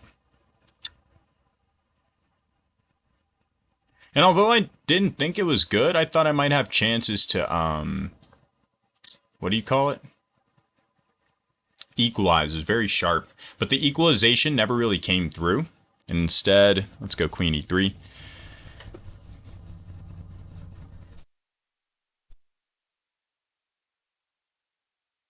I mean, this does nothing. He's insanely good at knowing certain things aren't gonna like affect him. Like they looked like threats even to my eyes, and then I look at them like, oh, so you have something else. Anyway, well played game by the Ops. Appreciate the follow, Zach AirPods Pro. Shout out. The account's only a month old. He's cheating. Pawn to b3 is the only thing that keeps the game alive, right? Because you need. His account's only a month old. He joined September. It's like 2 months old. He's definitely cheating. He's using like 10 seconds every time. Is he? Is he really? Oh, that doesn't work. Alright, I resign now. Just lost my rook. We can review the accuracy. Let's see. I played at 82.6% accuracy. He played at 89%. I mean, that doesn't seem like a cheater.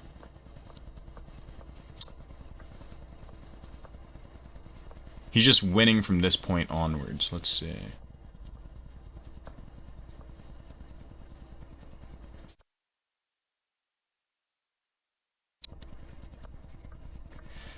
I mean, I don't know. If, like, I think the only reason I would say you could even argue he's cheating is if you play queen to e5. I don't think so. I think he played queen to e5. Like, queen to e5 is only a ridiculous move if you play it with the hindsight of covering the h2 square.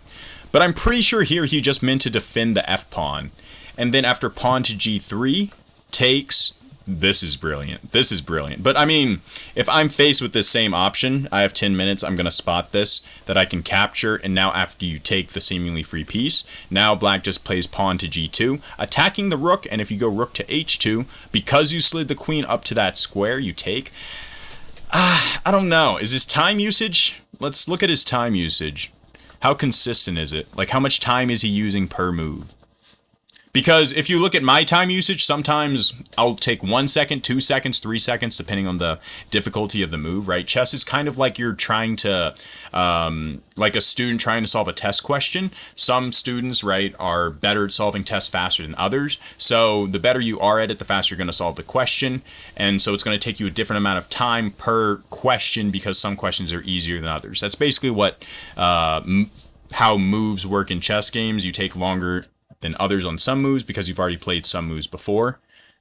I mean, he takes 8 seconds, but then sometimes if someone is cheating and using a computer to input the proper moves for them, then it's not like someone trying to figure out a test like a different amount of time. You're not taking any time to actually think. You're just putting in the answer as you get it. So your time kind of is the same every single time. Let's see. He takes 5 seconds, 4 seconds, 6 seconds, 5 seconds, 6 seconds, 6 seconds, 5 seconds, 5 seconds, 4 seconds, 6 seconds, 5 seconds, 6 seconds, 5 seconds, 9 seconds. That was 9 seconds. So that was one right there. He took 9 seconds to take there. So that was one time he took a while to think. 5 seconds, 6 seconds, 5 seconds. 6 seconds. Oh my goodness. Okay, hold up. But maybe that's just a weird coincidence. Like, is my time usage that weird? Let's see. I take 1 second, then I take 6 seconds, 1 second, 24 seconds, or 25 seconds, something like that. 9 seconds. I'm looking at my time here. 12 seconds, 30 or something, 20, or just 3 there. Like, I don't know. I switch my time up, but generally, that's why I'm saying, like, sometimes if someone is cheating, I guess we can look at a different game. Oh my gosh, this guy's been on a tear. His bullet's only 1,400? Oh my gosh. Well, it is what it is. Alright. It is what it is. What is the name of this game? It's chess.com. You can play it for free on the browser like I am now on your computer, or you can download it for free on the App Store. All right. I mean, if your bullet rating is 1500, wait. If your bullet rating is 1500, maybe you don't like playing quickly, but I mean, that's just too many signs that point to... Here, let's look at his time usage in this game. Oops. I don't want to waste too much time on this. Let's look at his time usage in this game. Alright. Don't worry about the quality of his moves, just look at his time usage. He takes 5 seconds, 5 seconds, 5 seconds, 7 seconds, 6 seconds, 5 seconds, 9 seconds, 9 seconds, 6 seconds. He's taking like the same amount of time to make a move every single time. This just does not happen at our level, because at least for the start of the game, you're playing extremely quickly because it's a position you've played like... Alright. I mean, it is what it is. We go onwards. No! No! No! No! No! No! He takes 4 seconds to make the first move. I'm gonna play this game to prove a point. Just look at his time usage every single move, chat. It will not change. It's not someone thinking to solve like a problem. It's someone putting in the answer. Like, that's all you're doing. It's... I can explain my thought processes for every move, and you can see like why it would take me longer to calculate sometimes. This is a position that has been played hundreds and thousands of times before. Like, you're not taking 5 seconds, you're not spending 17 seconds on move 3 of a game. Like, no human at our level does this unless you've never played this opening before. Alright? Ah! Just do something. Can you ask him in chat? Hey man, I know you have this chess account that you've been working on for the last 2 months, but just between you and me, you're not legit, right? And I can go and tell people and get your account closed, right? But you're not legit. You can tell me. Oh my gosh. I'm at chess chat, call him out. I mean, at some point my rating points are going to get refunded. It's just like playing against a bot on chess.com. That's all I'm doing. I'm just playing against Magnus bot. Like, you're not taking time to think. This is not... You're not taking time to think. It's like the same 5-6 seconds every single move. Like, there's no active thinking going on. His bullet rating is 1,000 rating points below his rapid rating, meaning when he doesn't have time to input a good move, he gets significantly worse. I wanted to hit 2,500 rapid tonight. Whatever. I'm not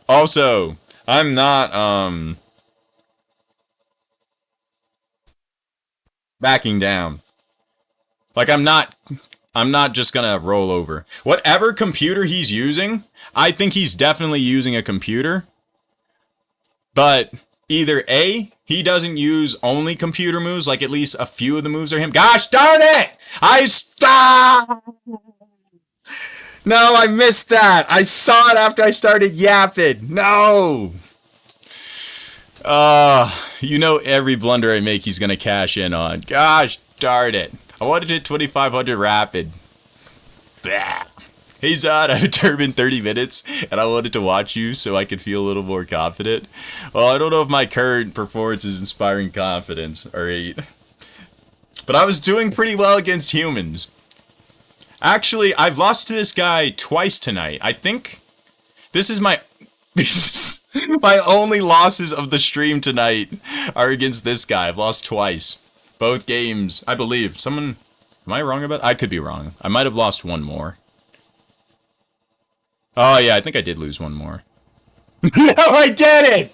I didn't lose one more! Every single game I have lost on stream tonight has been to this guy. I would say he has my number, but... I don't think it's a he or a she. No, where'd my game go? Oh, this is excruciating.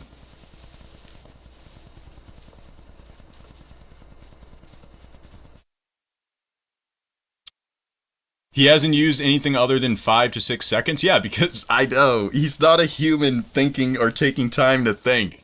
He's just, like some moves are easier to make than others in chess chat. It's like taking a test. Like if you're taking the SATs, you're not going to spend the same amount of time on every single question because some questions you're going to be better prepared to answer, or some are just going to be easier, right? So you're not going to have to allocate as much time. That means you can save time for the more tougher or the more important questions, right? The ones you'll have a harder time answering. Better students are going to be able to solve questions faster, therefore using less time. But the way my opponent is playing, they're playing like a kid who has the answer sheet because they aren't taking, X amount of time on an easy question and then Y amount of time on a harder question, or even vice versa, right? What's easy for one person might not be easy for another. But they aren't taking like time to think and solve a question. They're taking the same exact amount of time every single move. Like they aren't trying to solve an answer, they're just putting in an answer, right? So the amount of time it takes them to solve the answer is just however long it takes them to write down the question. It's like someone with the cheat sheet. I don't know if the play itself, like I feel like whatever computer this person's using, either they throw in non-computer moves, which I find unlikely, or I would say this computer is probably like strong. It's probably like a 2500 rated computer, maybe. Like still insanely strong, but I don't think it's unbeatable by any means. I mean, in this position, I'm already cooked, but anyway, that's the vibe it gives off. But if you just look at how long he's taking per move, I don't know. Sometimes though, it feels like he might switch over. Like right here, I feel like he'll make a move on his own every now and again. I don't know if that's to throw off the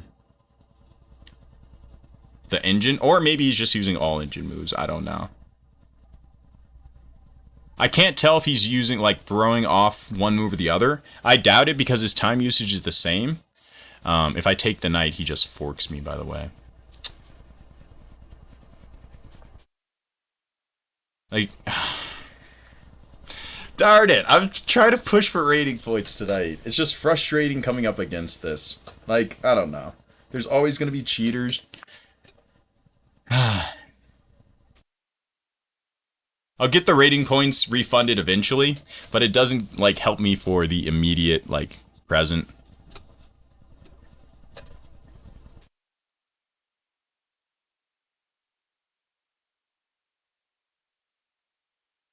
If he's 1400 in bullet, I feel like that means after a certain point where he knows he's comfortably better, he would stop using the computer and just make moves. You know? Oh, I lost my rook. G4. Just a trapped rook.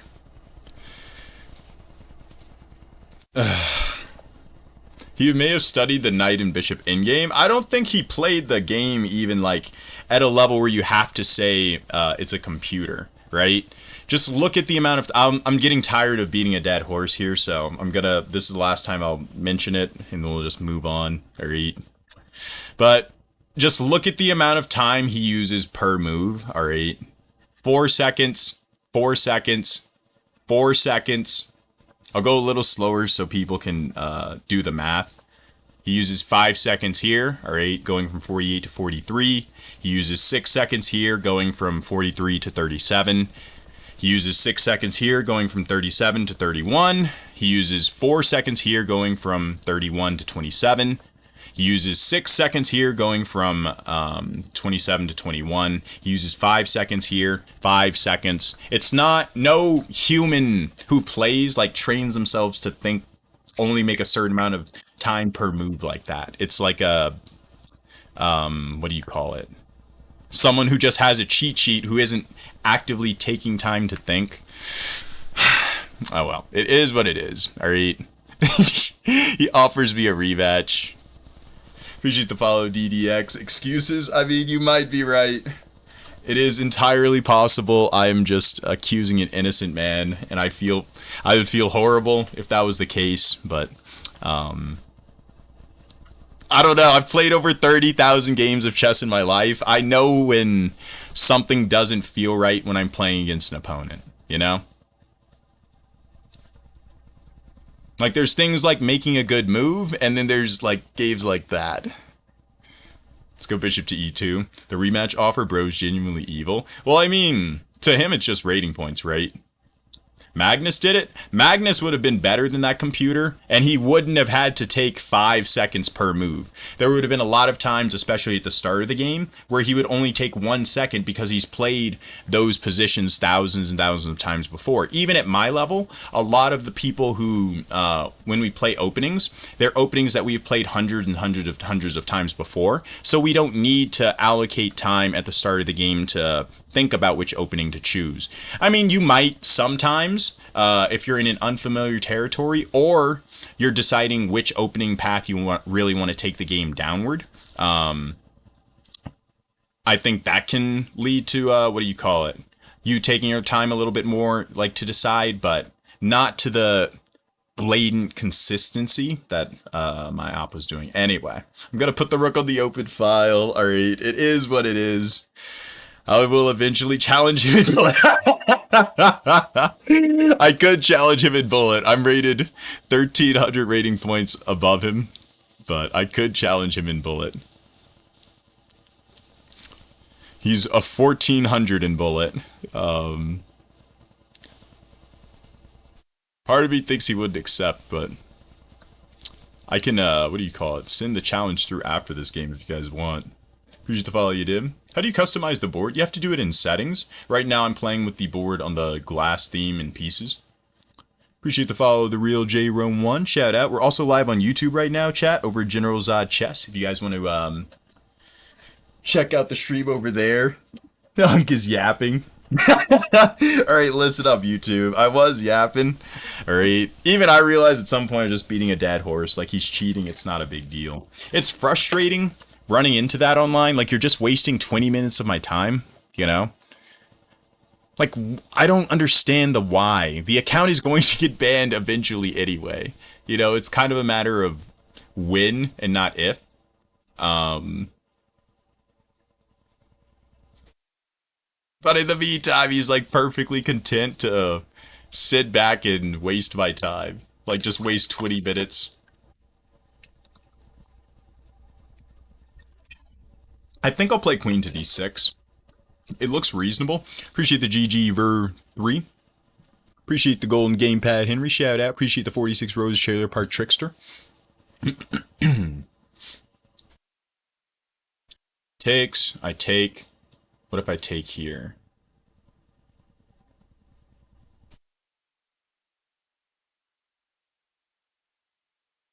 I could also just maintain control of the d file. Rook to d1, takes on d6, takes on d6. Takes on e4, takes on e4, takes on e4. Rook to d7, bishop to c8, and there's rook takes a7. I like that. Appreciate the follow, World PCs. We've lost 3 games this stream, chat, and it's been to the same person.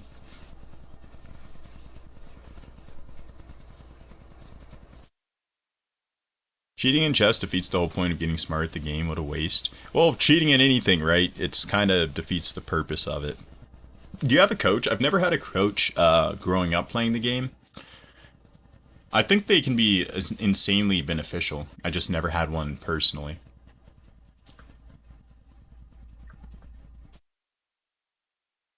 Are we going to get the line I was talking about in my head? I thought that looked pretty good for me. Because I have more pressure. I'm annoyed for you. I appreciate it, Joe, but it's fine. I'll get the rating points back eventually. I mean, I feel like knight c5 and then rook c7 is good. Might just boil down to a bland draw, but we'll see.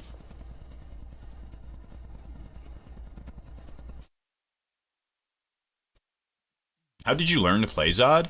My parents got me a video game called Lego Chess when I was super little. It contained like the rules, how to play, the basics of the game, and then you could play against the computer. And it was just chess, but it was chess with the pieces as Legos. I really don't think pawn to e4 was a good move, by the way. That might shift the game from like... Okay. It might also be fine, though.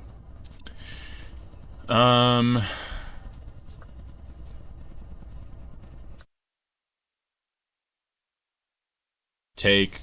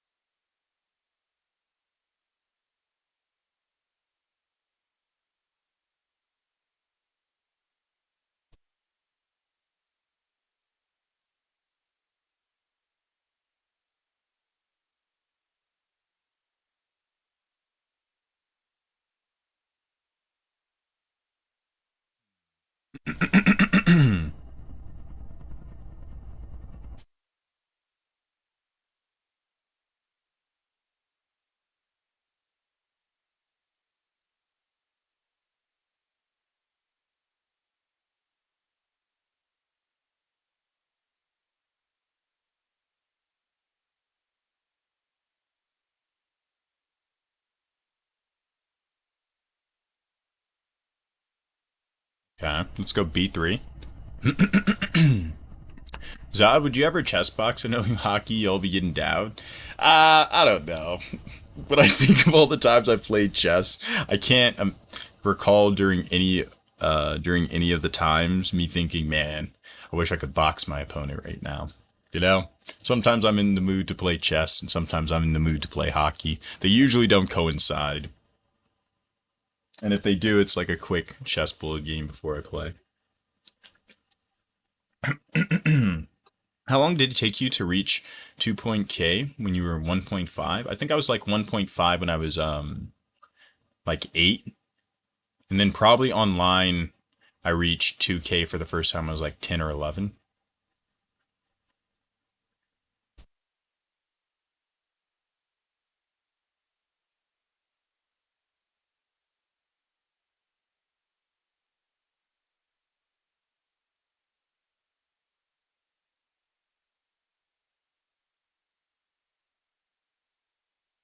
That does not seem right.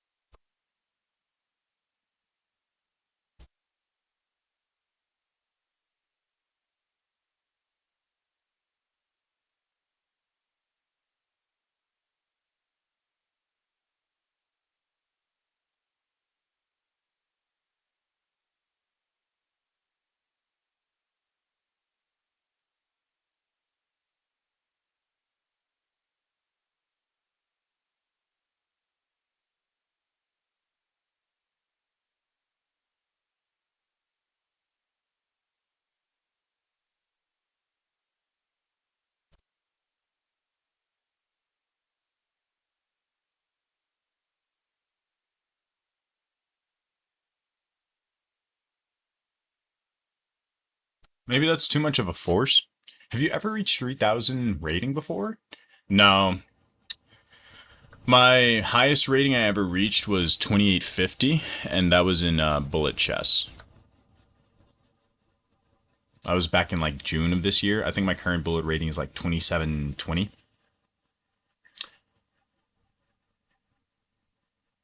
Mike or Jake? I've been paying no attention. I probably am going to pay no attention, I'm going to be honest. Like, I don't think that's going to change.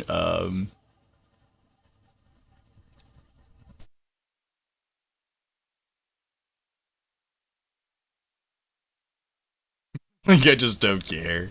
You know? If I have to pick someone, I guess, I'll take, like Tyson.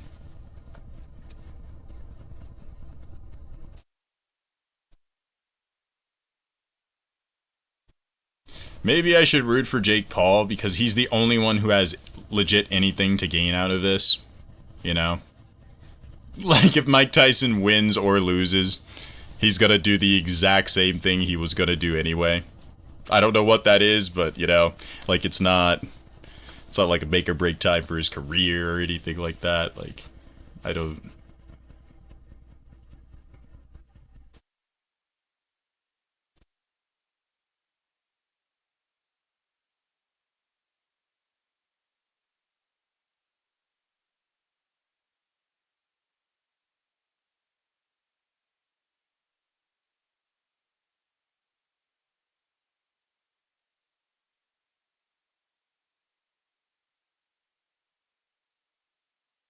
I go here, here, here.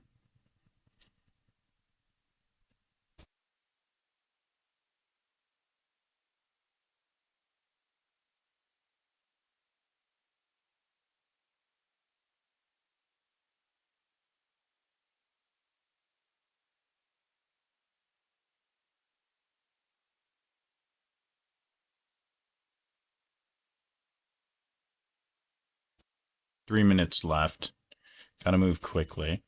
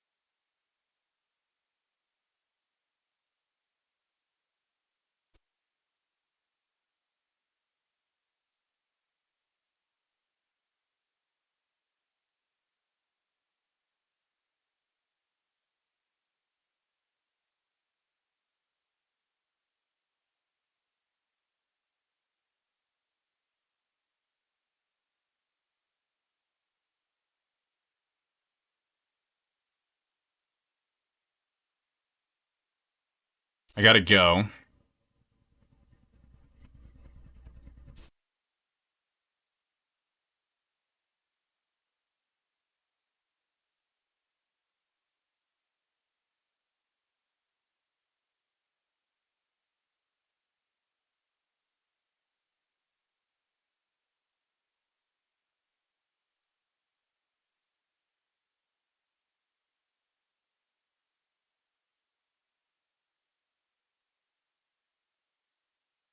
Should have played bishop here. Now's not the time to be panicking. That part comes later.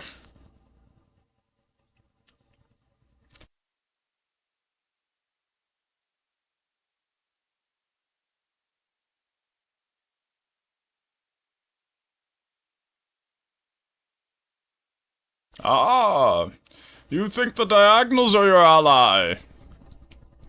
I was born on these squares, molded by them. Gutter buddies coming in with the auto renewal subscription 3 months in a row. Shout out. I appreciate it. Alright, my only sponsored stream was their company, a gutter service. I appreciate you guys for that stream. It was a ton of fun too. Appreciate the follow, Jay. Alright. Another Grandmaster of Krypton in the stream. That is unreal. I heard one of my subscribers actually ended up using it, so that's also sick. I'm done moves, please. I'm trying, baby. I'm trying. There's just so much to consider. It's a lot more jumbled in my head than, you know, I would like it to be.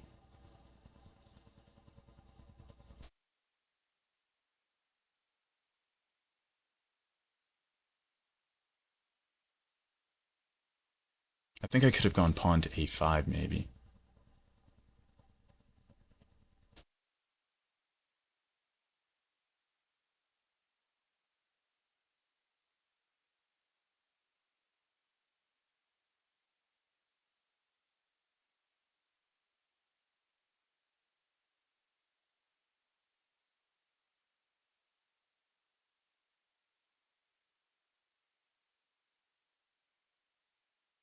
At some point I gotta start pushing p.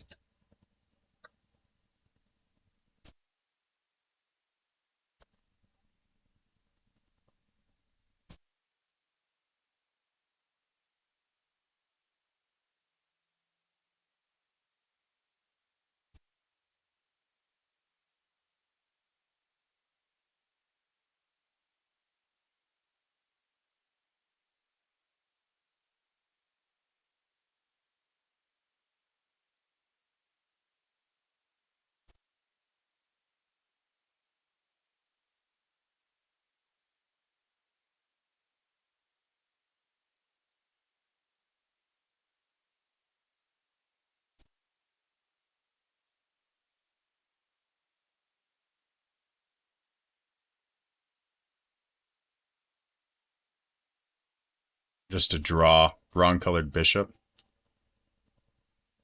Wait.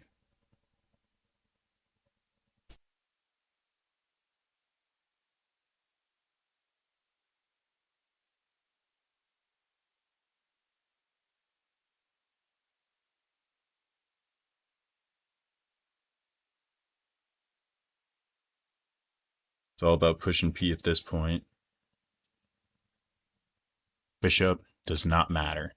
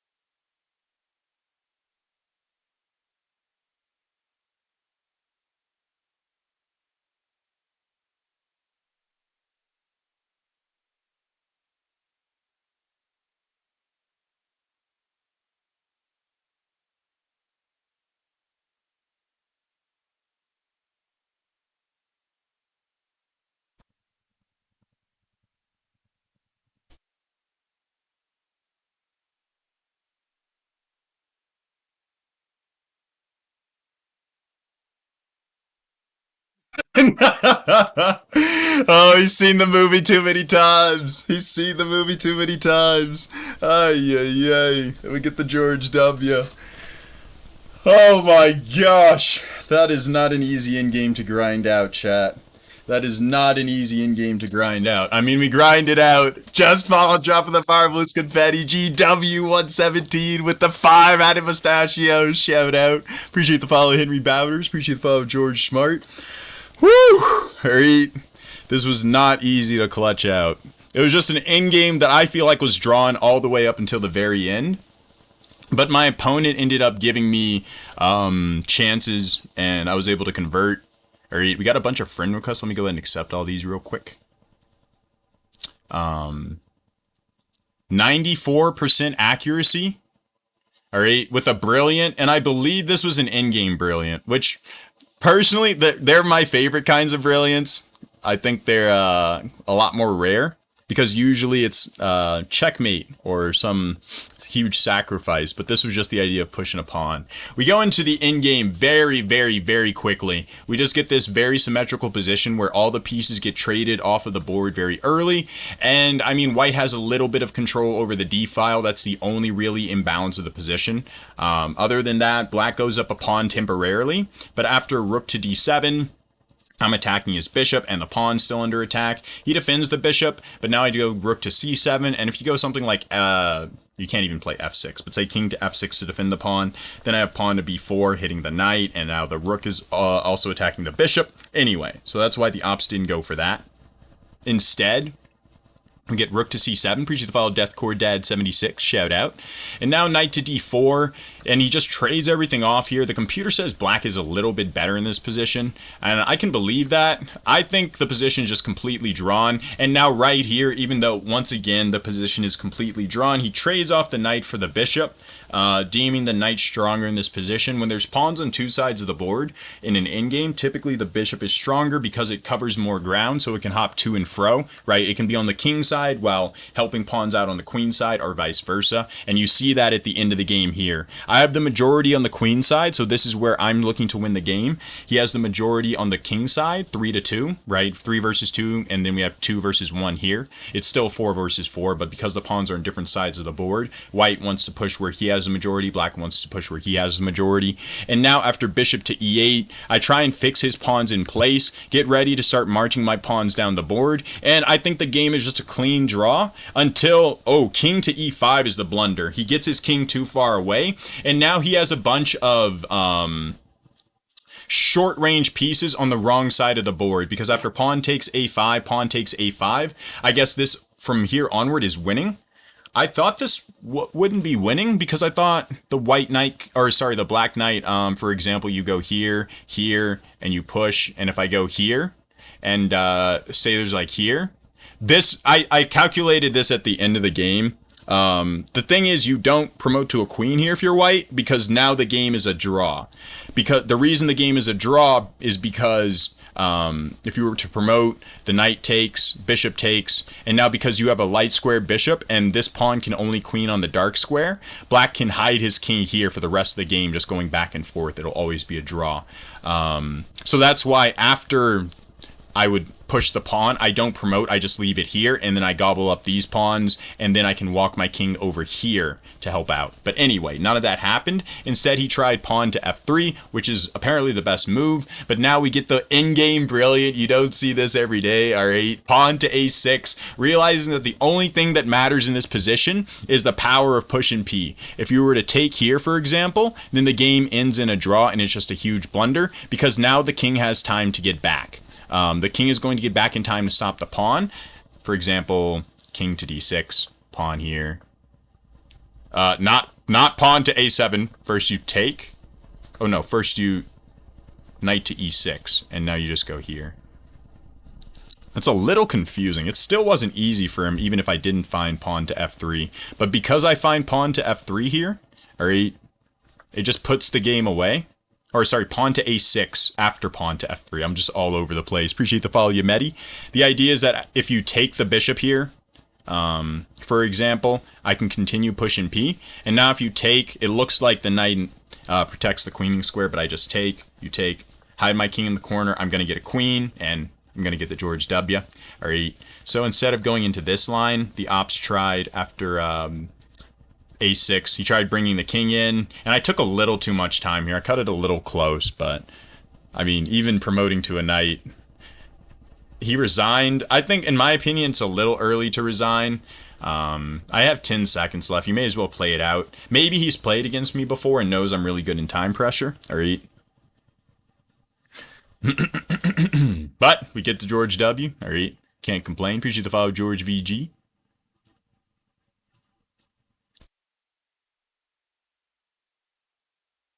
Appreciate the follow, Steve Harp. Yo, how do you feel about knee surgery? I haven't seen, like, I've seen that been going around. I don't get the meme. I don't understand. I'm old. I don't get it. We're up against Kande Dakan. Probably butchering his name, but he's from Brazil, so shout out. With your bullet skill still point, might not have known I was good at bullet though. You know, maybe he could tell because I was moving the rest of that position very quickly. Like I didn't panic and just give him the bishop. I held on to it. He was like, all right, if he's paying that much attention, he knows what he's doing. Could have also just given me some of the credit because I was higher rated. Appreciate the follow, Taylor Gonzalez. Shout out. I had to stop tournament wrap and move to 1510. That's not really an option for me because no one at my rating level searches for 1510. It's kind of like 5 minute blitz. I've tried searching for like 5 minute blitz and 15-minute rapid games before, and I just end up waiting in the search queue for like 900. I never get a game, basically. Tyson or Paul? Gonna be honest, chat. Don't care. Don't care one way or the other. There could be a knockout or it's just like I've been paying no attention to it. I didn't even know it was happening when people have been asking me about it. Like, I don't know. Honestly, I said Tyson earlier, but I guess probably Jake Paul. Like, he wants to have a boxing career. I don't know if it's like, I don't know if he wants to have a genuine one or if it's just like a easy money making scheme he's come up with, you know? But he wants to do it, so like, I don't know. Like, you know, if Tyson crushes Jake Paul or he loses, like Tyson's gonna leave the fight and like just go back to his normal life, whatever that is, you know. I don't think it's gonna like impact his life if he wins or loses at all. So the only one who stands to gain anything from it outside of like money is Jake Paul. So bro, how are you so good at chess? I've been playing since I was very young, and not only have I been playing, but I've also been studying. I do a lot of puzzles. I still do puzzles a lot. Right now, I do them from books that I've been reading instead of like from the chess.com. What do you call it? Puzzles that they give out. Appreciate you sharing live, Zarkus. Jake might lose an ear. He might lose an ear. All right, that I could cheer for. That would be pretty funny.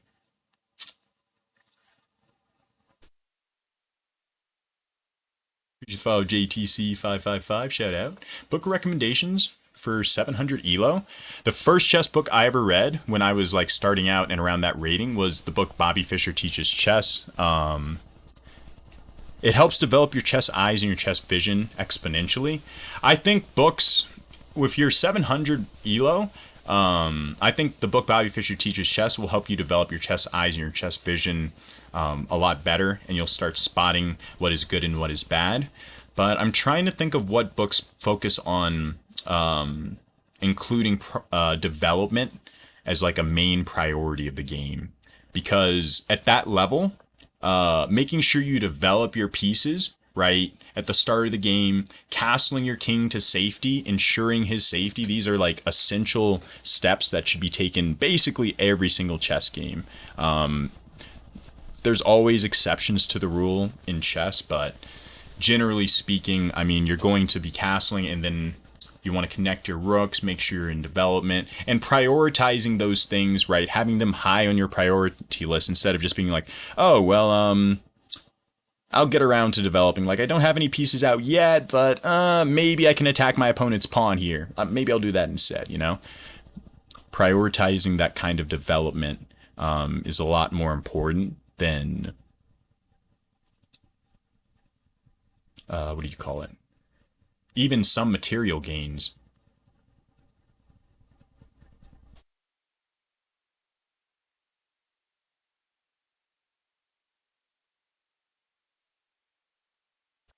I don't know. I feel like I just keep trying to blow the position up, you know? Don't give him time to think and recover and set all his pieces up. Just keep pressing. His king is stuck in the center of the board at the moment, but that's not like a permanent thing, you know?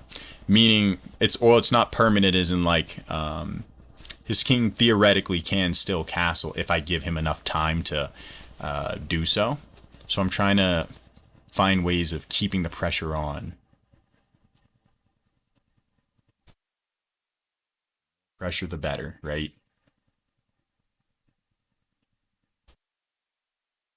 He might go queen f2, try and cut his losses.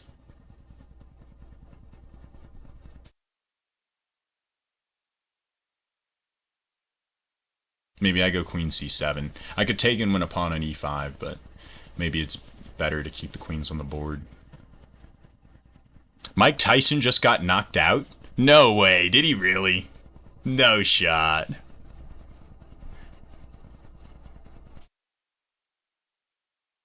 Chad, is that real?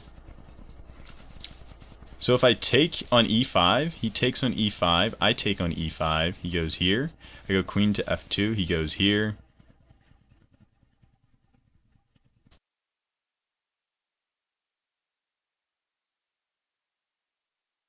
Feels like there's 100 different reasons why that would be checkmate. But I can't actually see it. So what if I just sack? A little barbaric. What if I go here with the knight? Bread and a fork. It feels like all roads lead to Rome here.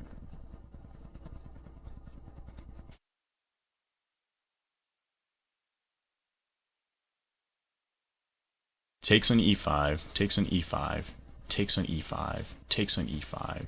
Queen check here. King over one. And then what? Takes with the bishop. Takes with the queen. Doesn't seem to quite check out. To d1. Could play it. Feels like knight to e3 is good. Rook takes f3. Pawn takes f3.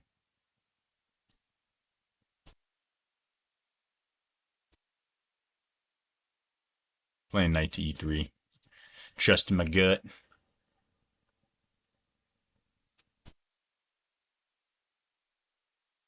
Goes there. Okay.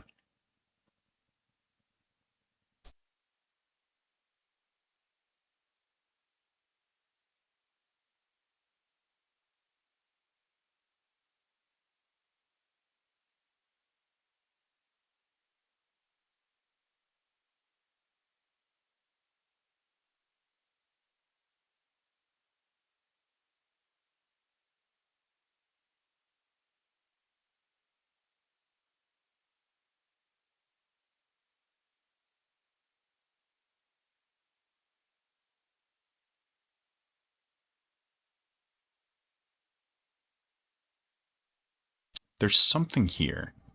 There has to be. Don't want to burn the rest of my time trying to find it. If I had to go, what move would I play?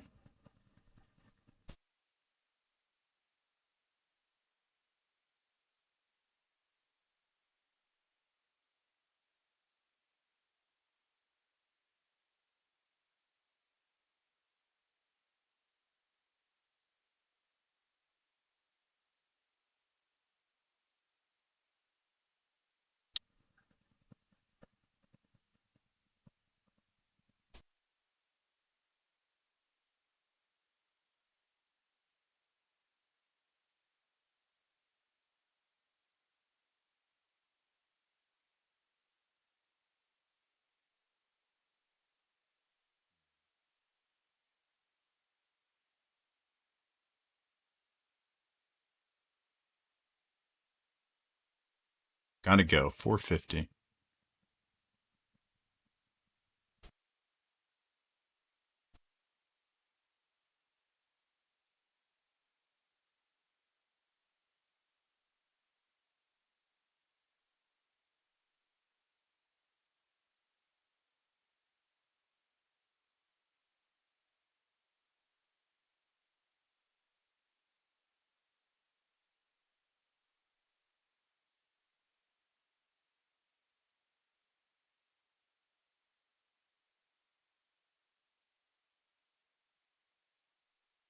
Guess I'll just go rook over 8 to d8.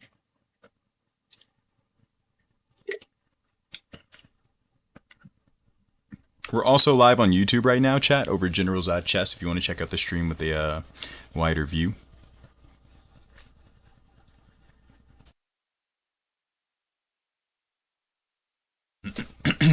The color contrast is bad. I like this darker theme. I know it's not everyone's cup of tea, but when I stream for like hours on end, the brighter colors tend to start straining my eyes after a while, so the darker colors are nice. Did you ever get in fights playing hockey? I got in a couple. I didn't go out there to get in fights. I didn't, like, what do you call it? Before a game, I wasn't one of those guys like, all right, whose head am I taking off tonight? Okay. He goes there. But also, sometimes I would have to stick up for the boys. Send the message.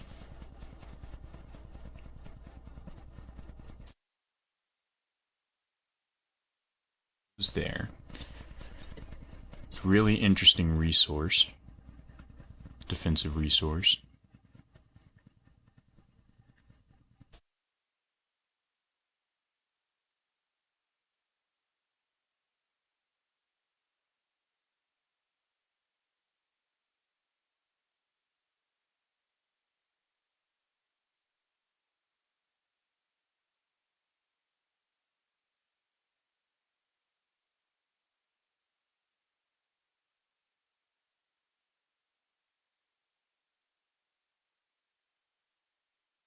Let's see. Knight here.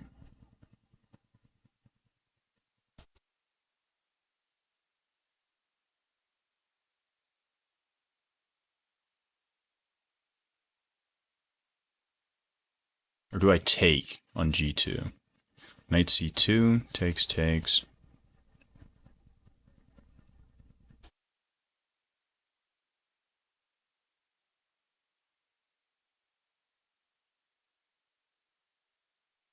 A little iffy on sacrificing.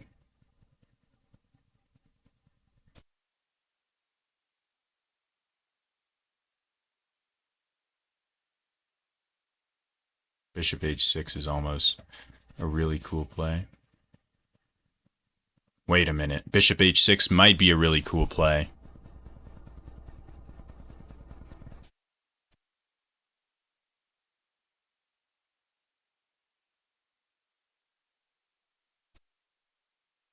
Bishop h6. That might be the move of the night. Maybe. We still got to see how this game plays down, but I believe Bishop h6 could be the move of the night. We've had some good moves tonight, too. So I could be saying something.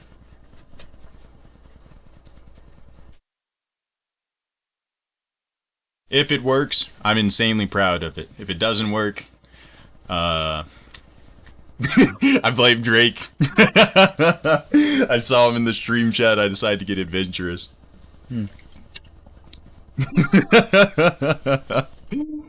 I don't know. I think Bishop h6 might be the move of the night. Hey, yo. Jersey's like, hey, what did I do?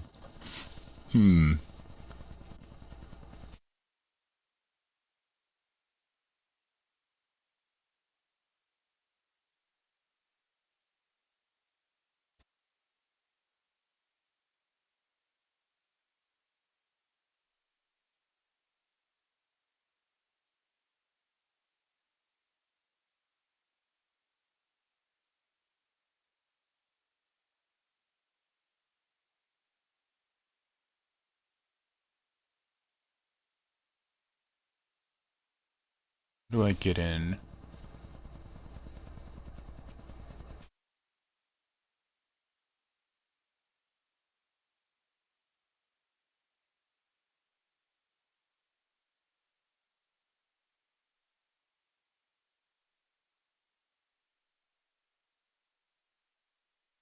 I'm wondering if he doesn't take and plays queen g3. He's like, alright, you might have just pulled off something nice, so I'm gonna give you that much and retreat.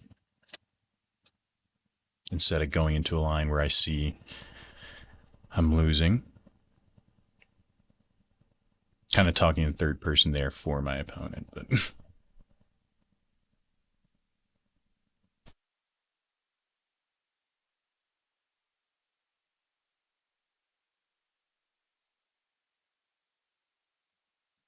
No, he challenges it directly instead.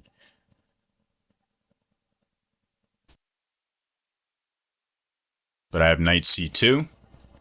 Everything is cut off. You go here. I play bishop takes c4. But what if you go king f1? Bishop takes. I could win... What? Takes.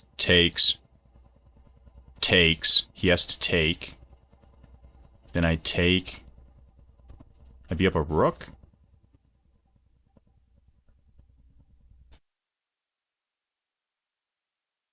In any event, I take, for sure. Right? But now what if I go here? Can I get mate? Is there more?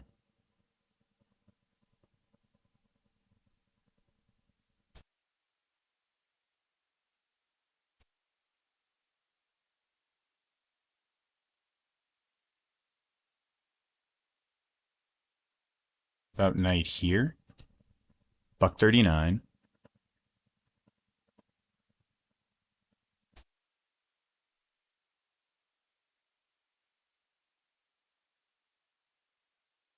Gonna trust my gut.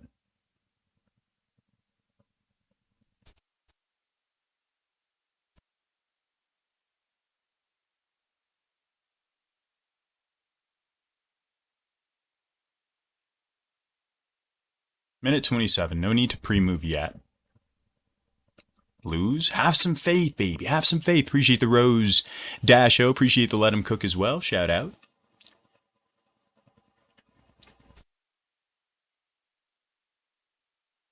Let's take, deliver another check.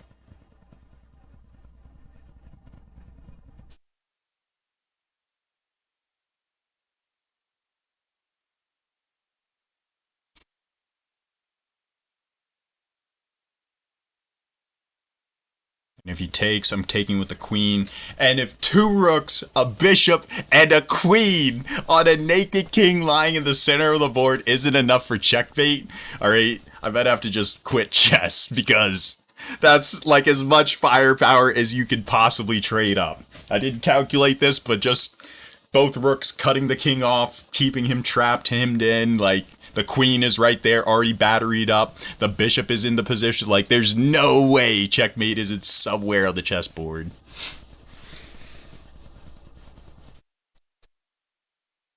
I haven't, like, calculated it yet, but... Okay, so he decides to retreat. He sees or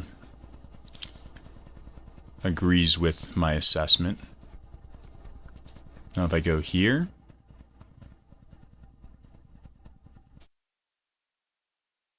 I think this is cleanest. I'm pretty sure there's a million different roads that lead to Rome, but I'm just going to take. Or, sorry, I'm going to check.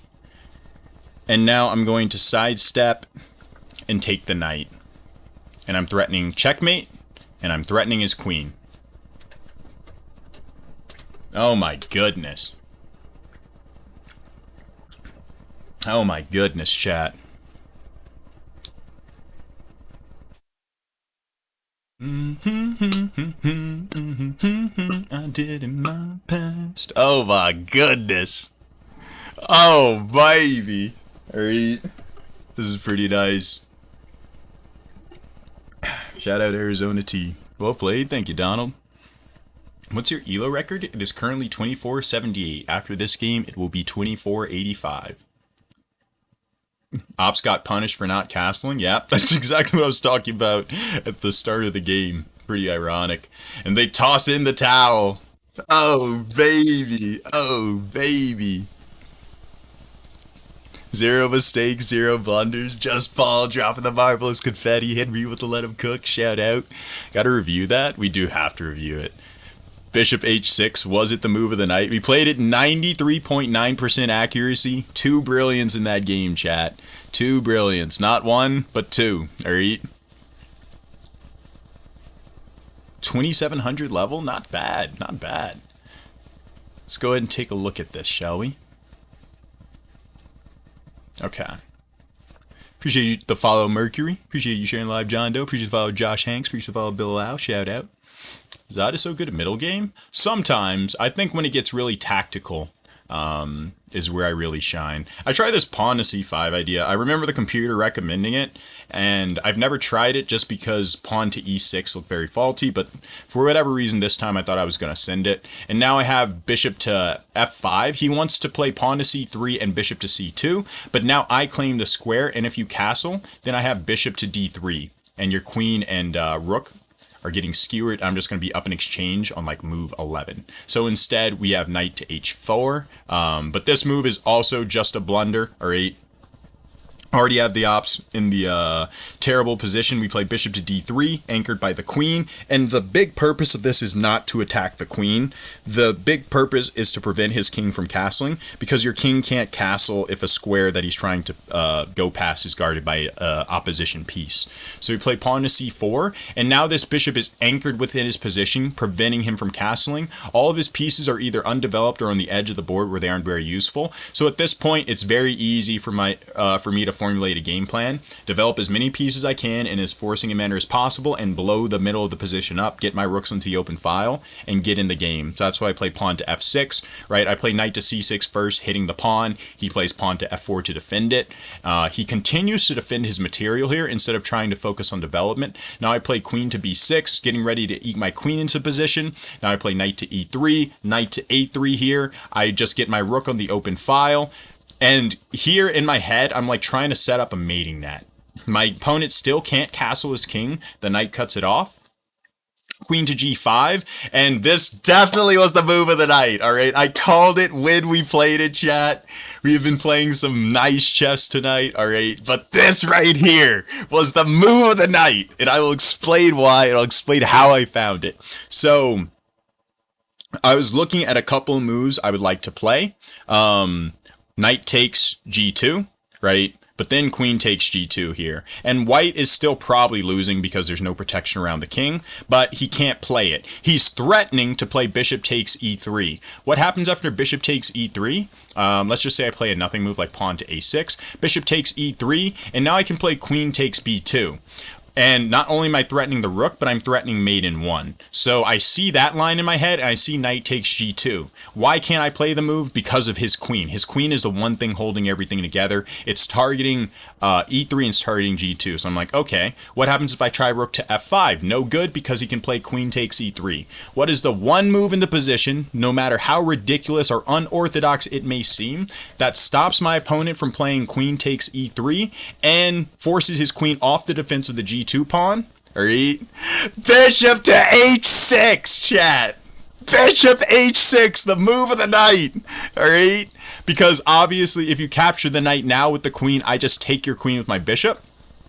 If you capture the knight with the bishop, it looks like it works. At first, I looked at this move and was like, oh, it doesn't work. And I had to do a deeper look. Because, you know, now if I take your queen, you just take mine. But now, remember what I was talking about before? I have queen takes b2. Not only am I threatening the rook, but I'm threatening mate in 1, and your queen is still under attack. So you can stop the mate in 1, but then I'm getting your queen, alright? And now, after he plays the move, if he plays the move, sorry, queen takes h6, now it's just GG on the spot, alright? Knight takes g2, and there's no protection for the enemy king this time. He can try and survive, but it's hopeless. Even rook, king to f1, rook takes f3, you can't take because the bishop is pinned to the king. Takes, and it's just mate.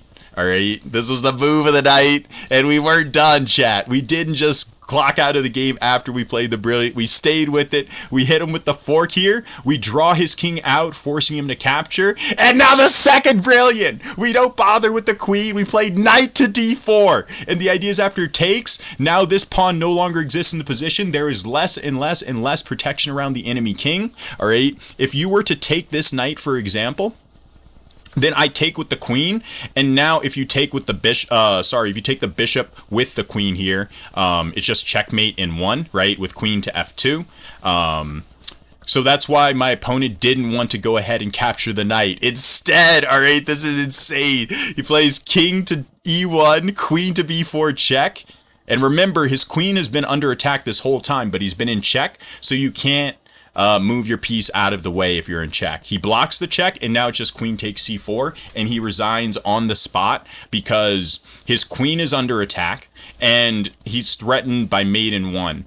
You can try and stop it with queen to e3. Your queen is still under attack, and even if you don't capture it, there's the royal fork, alright? You can try and move your king out of the way.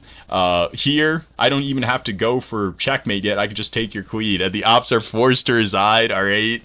That is a thing of beauty, baby. Appreciate the follow, Real Madruga. Appreciate the follow, Baby Back Boy. Appreciate the follow, Nazer. Todd is on another level tonight. I appreciate it, Dre. Appreciate the follow, KG Trek. Shout out. Appreciate the follow, Pluto. That was the game of the night, chat. That was like one of the nicest ones we played in a minute.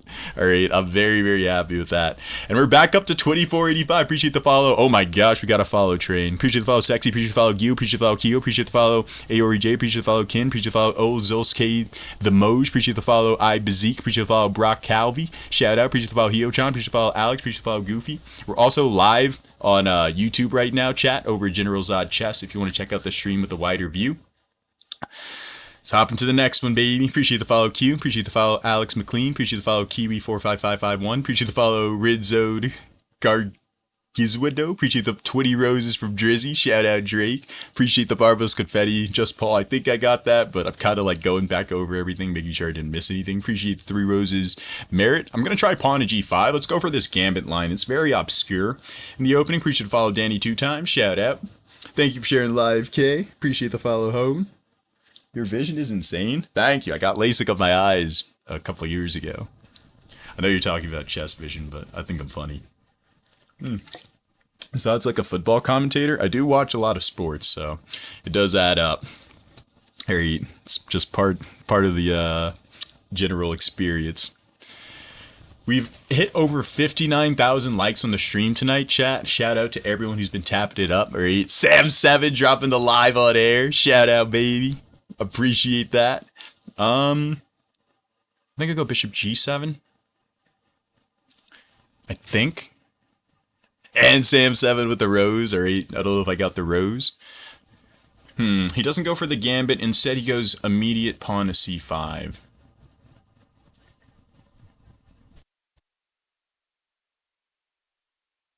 I don't think takes is held. I think this is my only move. I could be wrong. He goes there. Now he's threatening e6. Already he's been playing this gambit potentially very dangerously for me. So I have to be very on guard.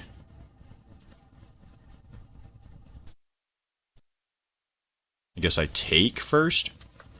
He takes.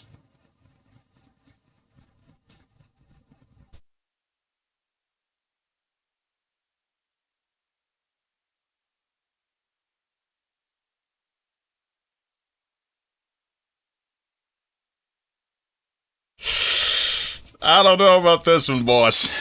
I don't know about this one. This position is already very dicey.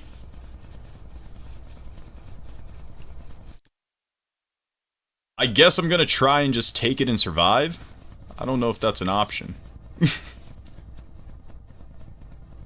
I'm a greedy man. I like being up on material. Appreciate the 2 roses and the confetti merit. Shout out. Appreciate the heart me as well. Appreciate the follow skin y88. I mean, yeah, he has to play rook to d1 here. That's the only thing that allows him to keep the advantage. I would have jumped out of my seat for joy if he hadn't. I think bishop to d7 is forced.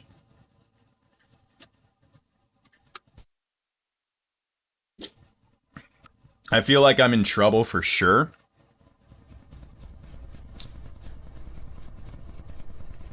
Okay, if I castle, there's no way I survive that. I have to go e6, but I feel like b4, and how do I survive? I might just be cooked. He goes bishop g5 first. Maybe that gives me a little more leeway, potentially.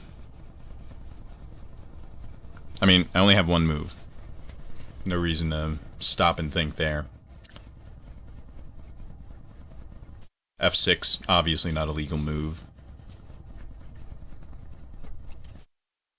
Got into some trouble really early in this game. Appreciate the follow, Derek on G. Appreciate the follow, Tommy Boy. Shout out.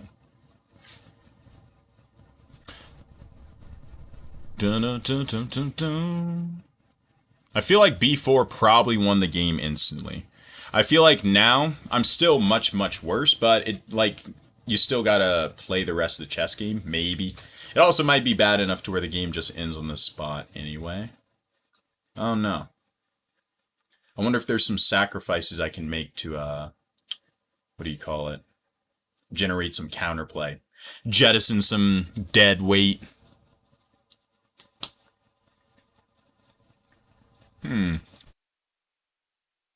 Very relaxed move.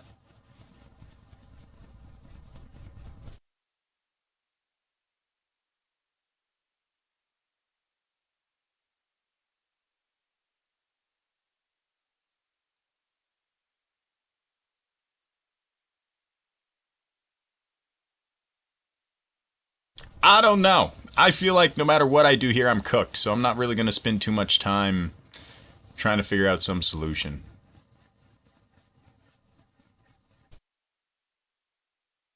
Maybe B5? I don't know. It feels like no matter what option I take here, I am in massive, massive trouble. He goes there, takes. I mean, I don't want to, but do I really have any choice? Probably not.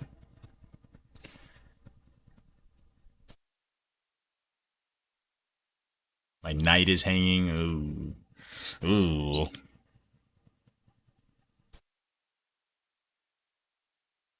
Ooh. I'll take.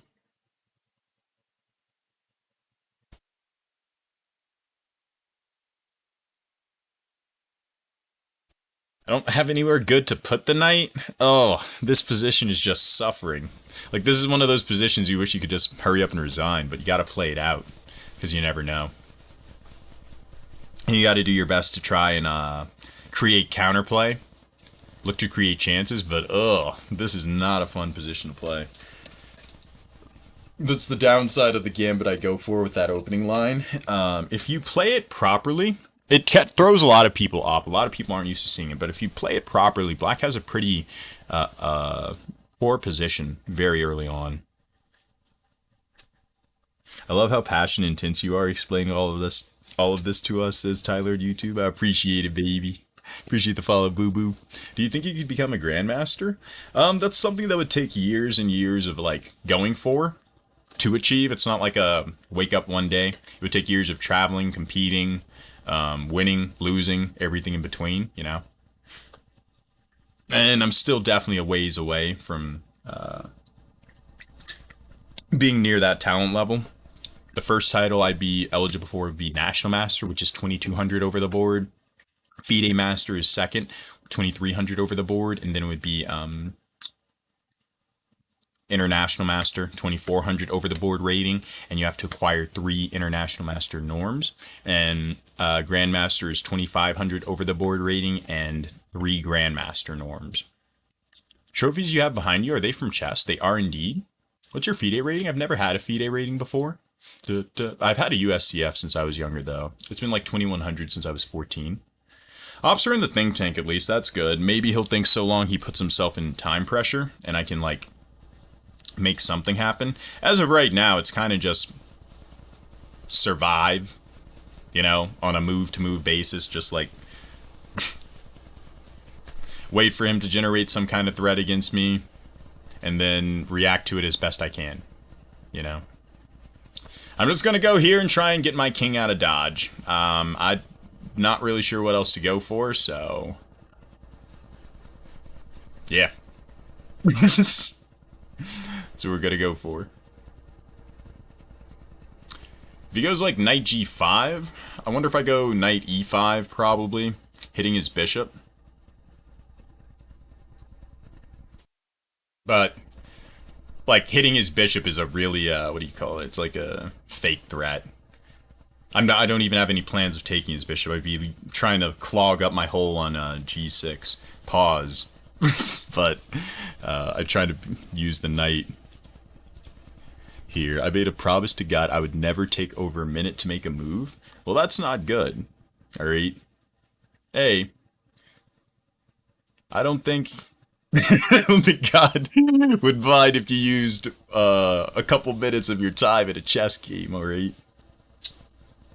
If you have the time, it's important to use it. What's a piece of advice you'd like to give to new chess players like 500 ELO? It's important to look before you leap. You try and imagine the piece on the square you drop it on before you place it there.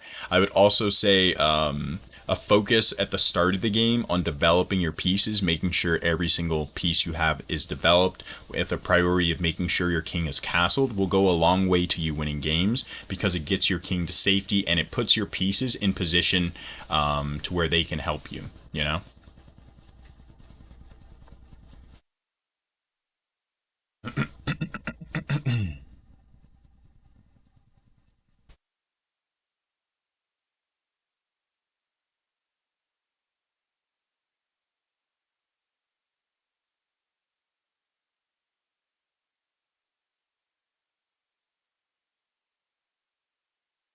I mean, knight takes e6.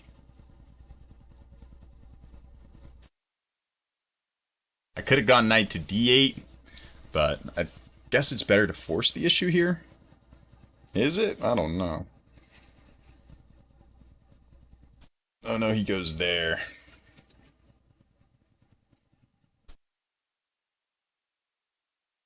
Yeah, see, that's what I was talking about. When I moved my knight here, I never had any intention of capturing his bishop.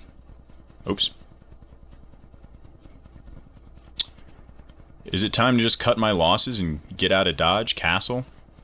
Play this position down a piece? Because he's for sure going to sack.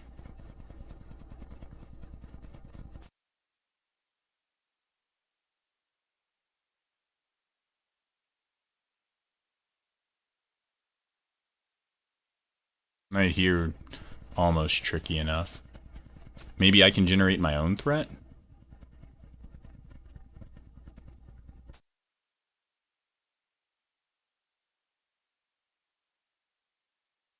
Takes f7, looks terrifying.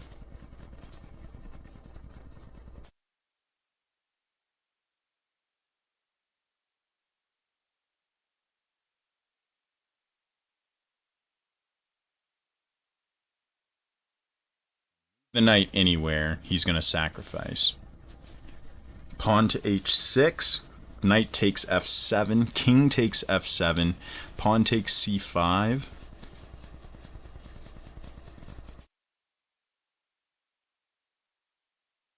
Castles. Queen to c6. Or castles takes on c5. Knight. h6.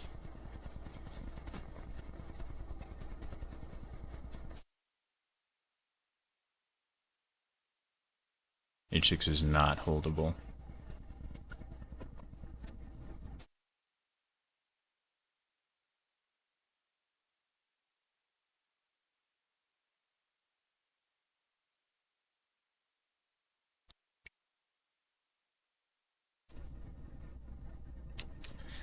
Ah.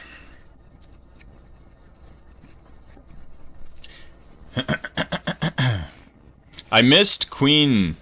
Good on you, chat. I missed queen takes g2.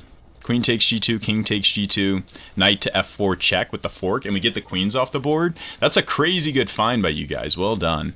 I obviously can't play the move because, like, my opponent doesn't have access to 800 people giving him advice, you know? So, it would ruin the spirit of competition. Take advice from the chat.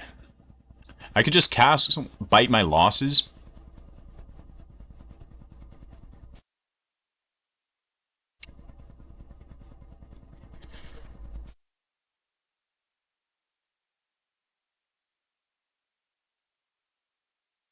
Yeah, I might just go on it with that.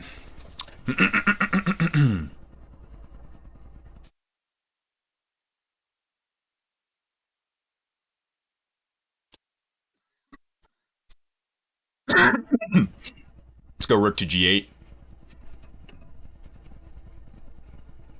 Like, I appreciate you guys trying to help.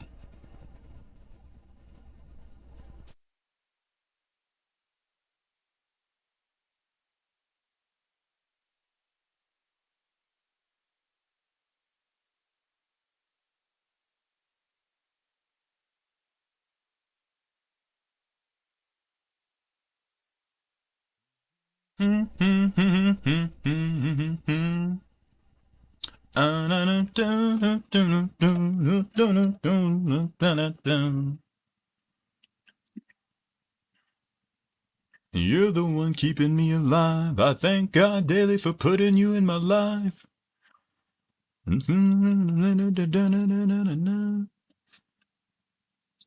He's in the think tank still, so that's something.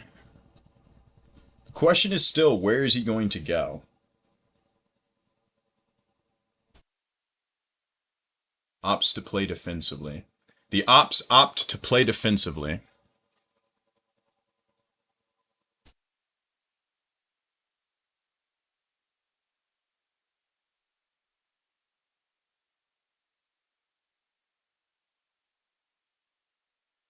Hmm. Kind of looks like they're opening up a big hole. Queen c6 a little too slow. I go here and he goes here, and I go here. Is there any follow-up after that?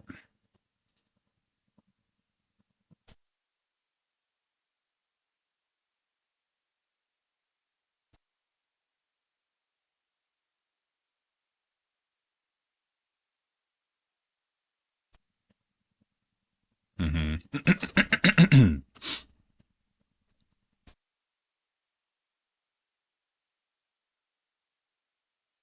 Gets me off his... Gets him off my neck a little, though. That's good.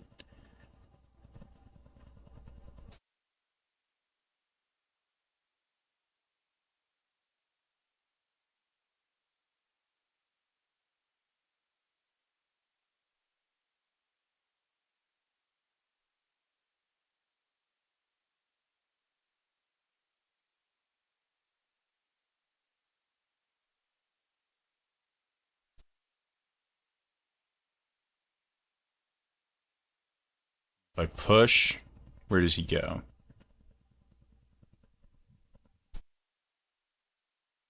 Oh, his knight can only go back to b1, right?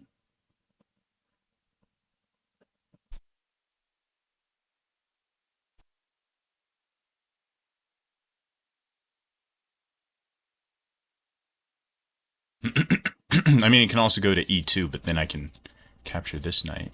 No, he opts to...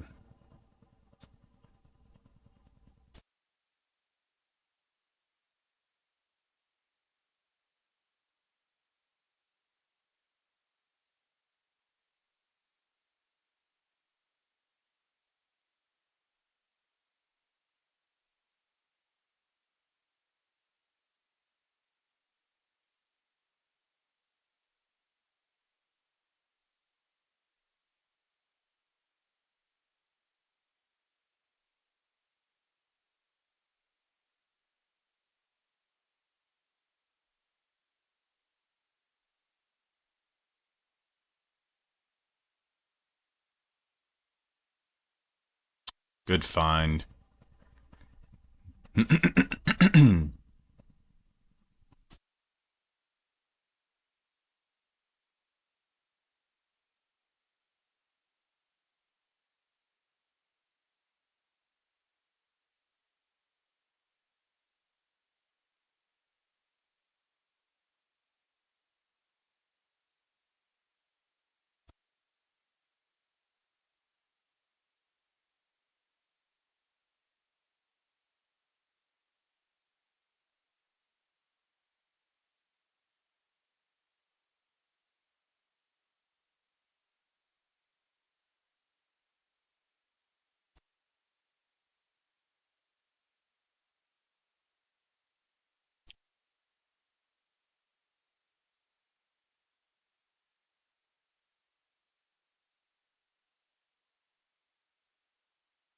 uh, hard to survive. Very tough.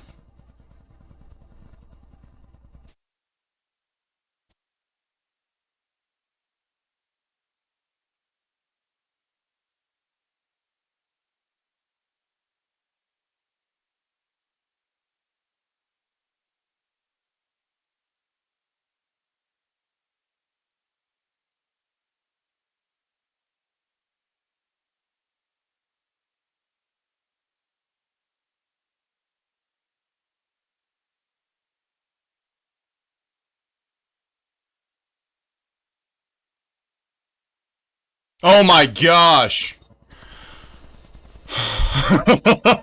Oh, let's go. All right. We get lucky for the first time tonight, but I'll take it. I'll take it. Gotta be good to be lucky. We put him in time pressure, and he plays the Botez Gambit. Ay, ay, ay. Shout out to those of you guys that saw Queen G2, by the way. Brilliant find. Queen takes G2. Wait. Wait. Was it here? Yeah, it was here. Queen takes G2. What? This would have let me keep the game going longer at least. Or not there. Sorry. Still lost, but nice find, chat. Obviously, I can't play it because what do you call it? That's why I like don't usually look at the chat while I'm trying to think of moves, because my opponent doesn't have access to, you know, 900 people giving them move suggestions. It was just much worse that game. I got very, very fortunate. Same guy, same op. He definitely wants a run back. Appreciate the follow, Jay. Shout out Zod. Appreciate that go. Alright. Shout out JP with the marvelous confetti again. Appreciate all the support on the YouTube and TikTok chat. Alright, we're over 300 follows on the stream tonight. 65,000 likes. Shout out. It plays this one. Okay.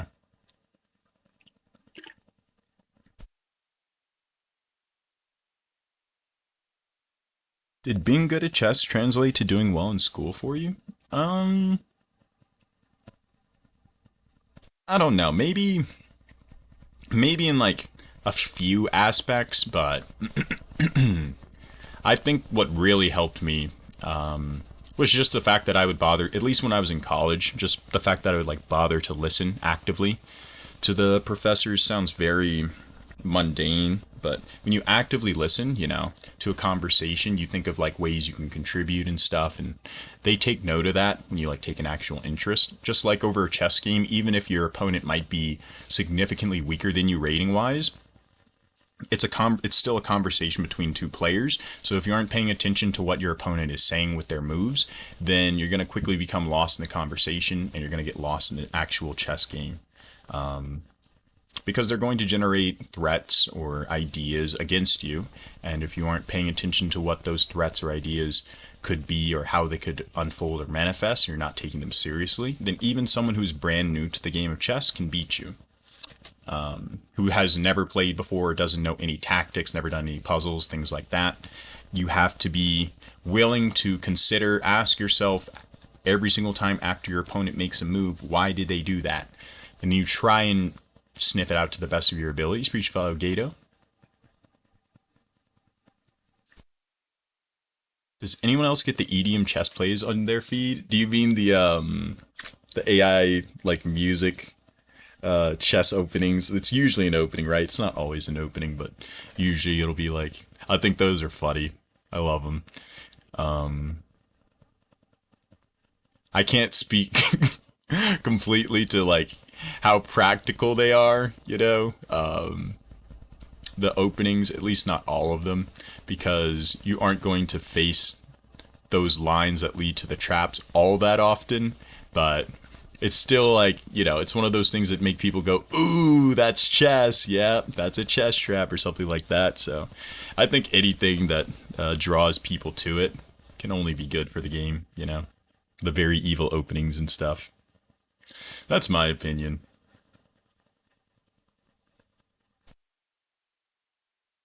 People are gonna some people are gonna be like, oh well, it does not actually teach you anything that useful. It's reminding, I mean, I think I saw one of those things at like 23 million views. Like it's clearly reminding people or reaching a wider audience than just chess, so it's helping draw people either back into the game or just into the game at the first point. And did I blunder here, or do I have this?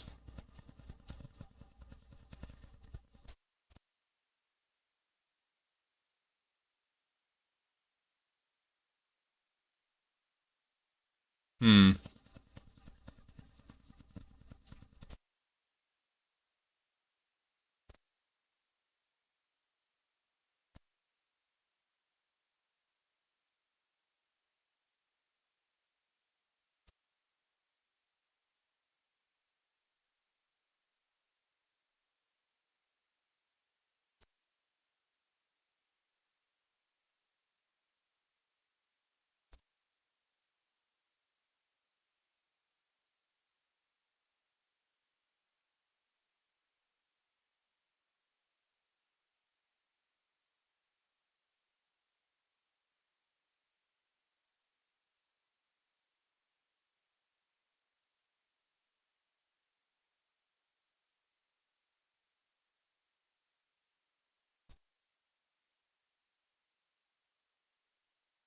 I mean, you only live once, I think.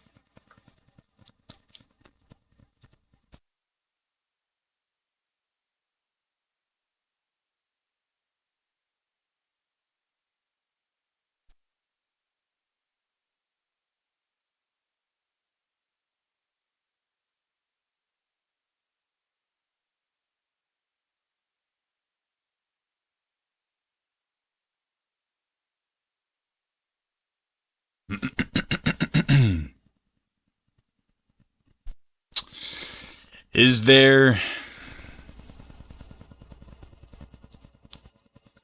some line here?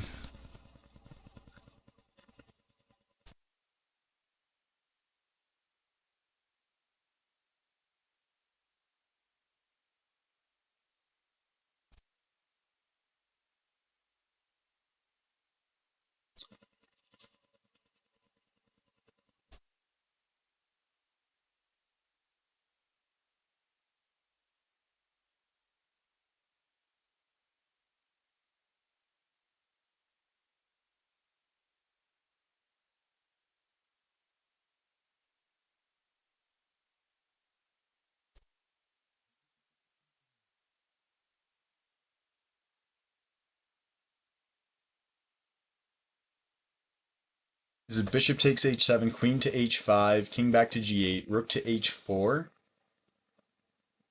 There's no mate on the back rank. He goes f6 to stop it. Queen to h7.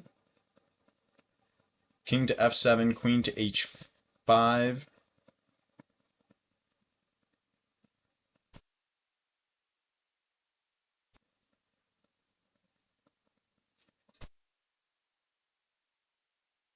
Let's just send it.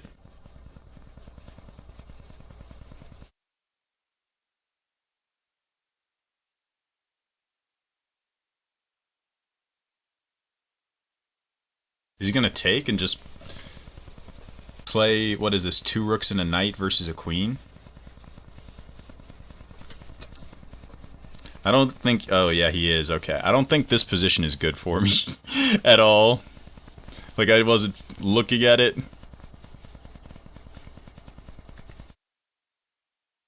Because basically this is the, I guess, quote-unquote good outcome. Not really a good outcome, but, ugh. Love Zod, appreciate it, Henry. What's your favorite opening, Zod? I like the King's Pawn opening and then variations of it. Lately I've been playing a lot of King's Gambit. I usually play a Roy Lopez, if it's like serious chess or tournament format.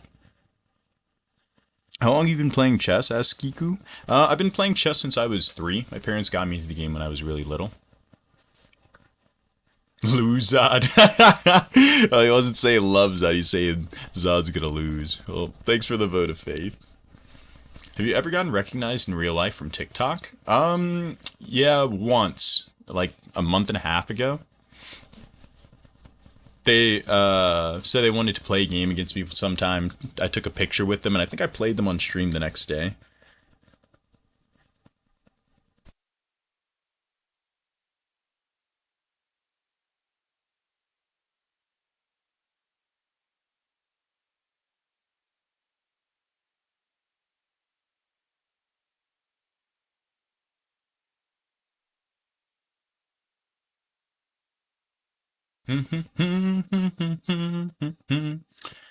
I am kind of just lost and doomed.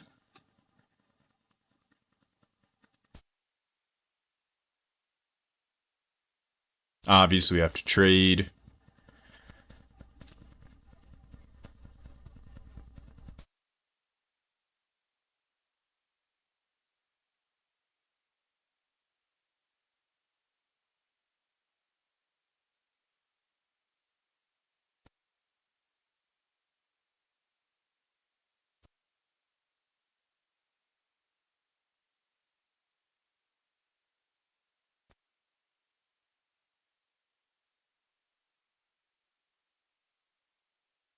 Go here, I guess.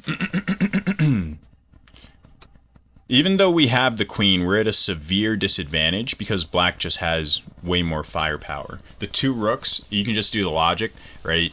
Material count is just a way of like expressing how much firepower each side one has if you imagine both sides as an army. And here we have a queen, which is worth 9 points for two rooks and a bishop, which are worth 5 each, and then 3. 5 plus 5 plus 3 is 13 versus 9.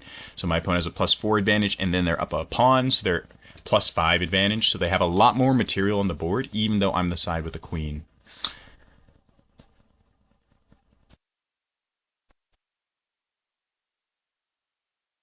I should have played, yeah, here, but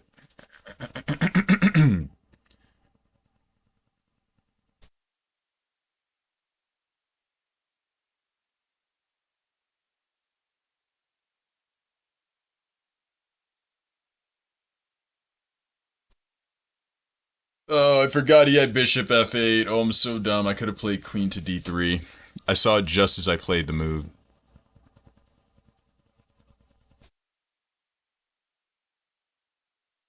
It's not like a huge blunder. It's kind of one of those blunders where it makes his already pretty easy job easier. Like it's not like it was going from winning or drawn to losing after that blunder, but I don't have any way of the problem is he's going to be able to just capture this pawn. I capture this one and he captures this one, and then he can just push all the way down the board. And I don't have any way of drumming up any kind of counterplay.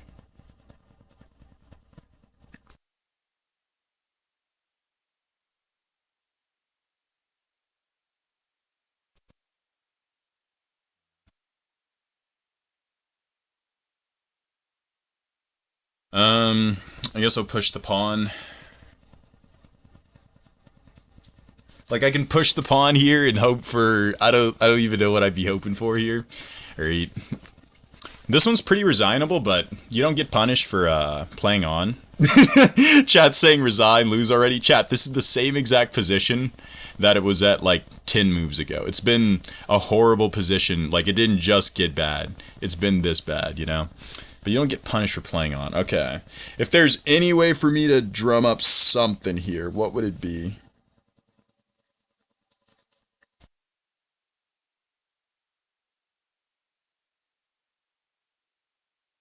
Looks like there's absolutely nothing.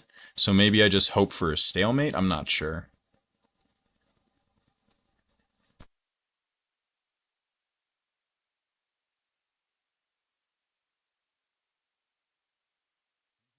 Appreciate the follow, Gustavo Racha. Appreciate the follow, Lance. Shout out.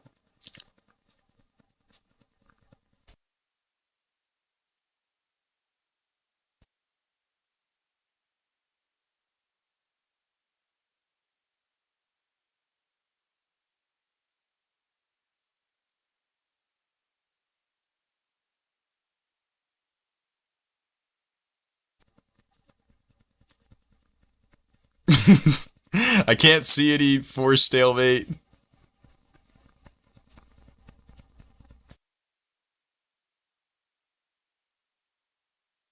I tried my best to set one up. I don't see it. Let's go here. Appreciate the 5 roses, Jose Zuniga. Shout out. Yeah.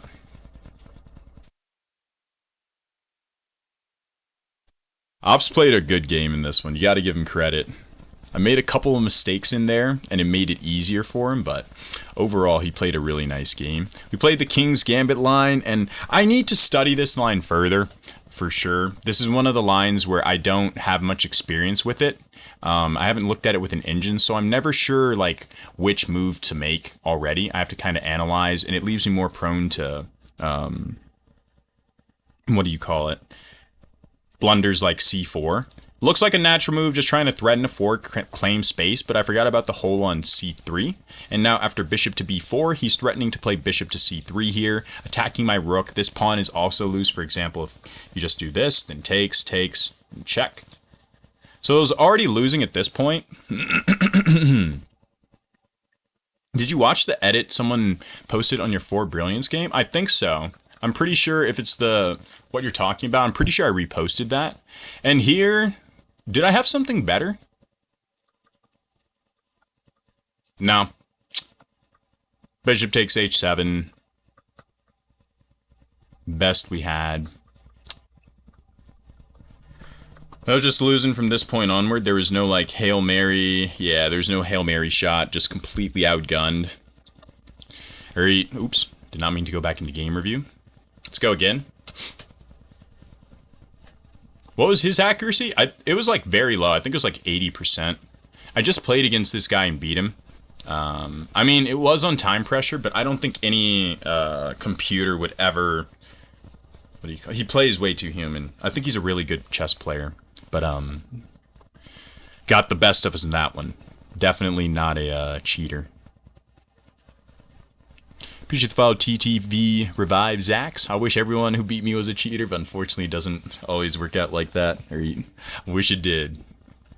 Do you sell merch? I do not at the moment, but shout out. Appreciate you asking. Maybe I should. Appreciate the follow, Yudi.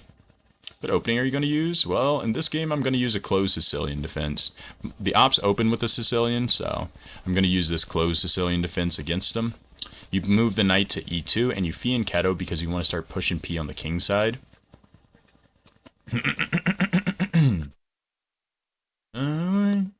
They say, you're broken pawn.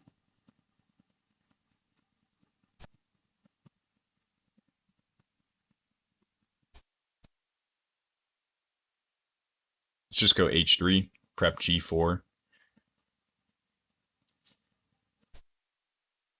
Appreciate the follow, Eggs. Shout out. Appreciate the rose, Andy8.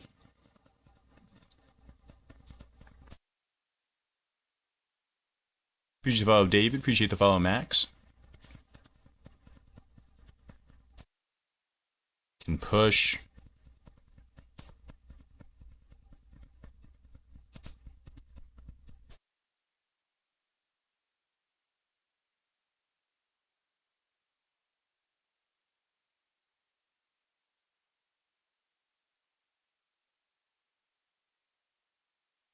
Keep pushing. Look at this pod wall. We have a Connect 5.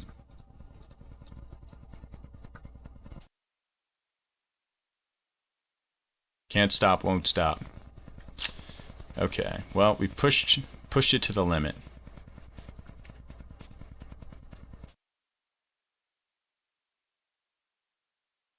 Now what?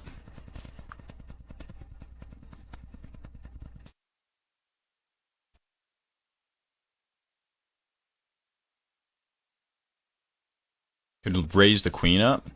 Knight here to protect the pawn. Queen h5. Bishop here. I think that's what I'll do.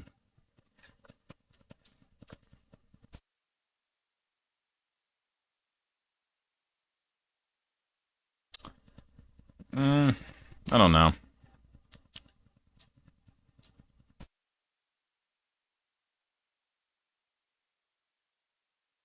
Let's go here. My stomach is growling on me. I need to get some food. Are you making your own king vulnerable by pushing all the pawns in front of him? Sometimes that can be the case. Very often it can be the case. In this specific position, though, because I'm the one pushing for space on the king side and my opponent is pushing for space on the queen side, he kind of already has all his pieces over on the queen side trained for looking over attacks from there instead of, what do you call it? Focusing his attention on the king side. So because he doesn't have a lot of his pieces trained over there, I'm not as worried about falling prey to an attack.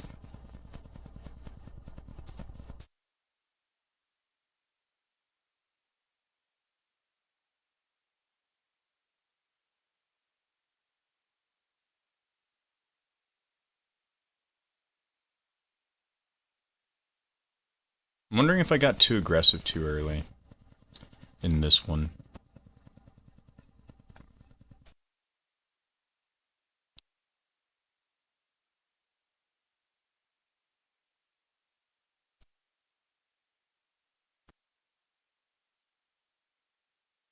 Maybe it's still too early to tell, but feels like that might have been the case. Are you born talented in chess? I mean, it's like riding a bike. It's like handwriting, you know, reading, swimming, sports. There's always going to be some people that are better at, that pick up things faster than others, you know? What those reasons are, we never really sure. People can point to like X or Y or Z, but the truth is like everyone's different. Everyone picks up things at their own pace. Obviously, chess is no different, where in the sense of like some people pick it up faster than others, but at the very same time, everyone you see who's like really, really good at the game of chess might have been, they might have started picking it up really quickly early on. I don't know. Everyone is different, like I said, but at some point they all decided they wanted to improve and they put in the time and effort in order to improve. Hard work will always beat talent whenever talent doesn't work hard, and chess is no exception. So everyone you see like that might have a high rating, they might have picked the game up really well or really quickly when they first started out. But that doesn't mean after starting out and after picking it up quickly that they just, got everything from then on out. Like for me, I still read tons of books. I'll look over my games, look over my losses, try and figure out what I can do to improve, new ideas, new ways of thinking. What's your highest rating? In Rapid, it's about 2530. In Blitz, it's like 2600 something, 2630 or 40, I think. And in Bullet, it is 2850. Let's go here, hit both pawns. We're down a pawn here, but we're about to get it back, and his pawns are doubled. Appreciate the follow, Boy Viet Ben K. Appreciate the follow, Ajram, or thank you for sharing live, Ajram.Ajram. Appreciate the follow, Ethan W. Appreciate the follow, Stark Z21. Yeah, I see no reason not to, so I shall partake. Don't mind if I do.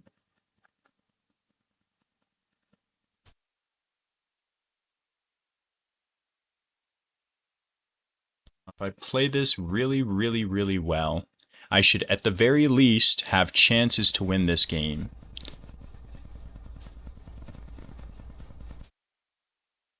We go here, claiming control of this square, blockading our opponent's pawn, and also taking away space from the knight.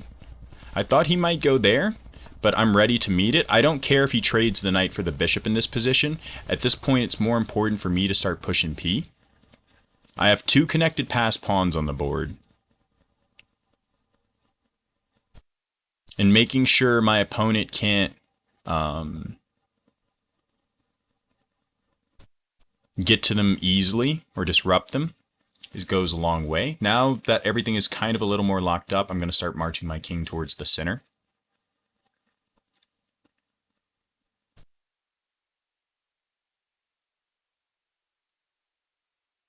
Continue the march.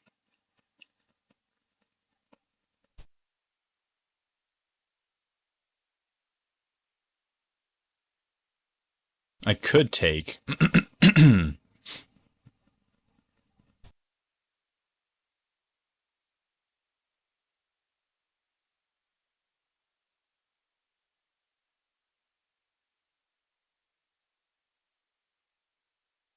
think I will. Now go here.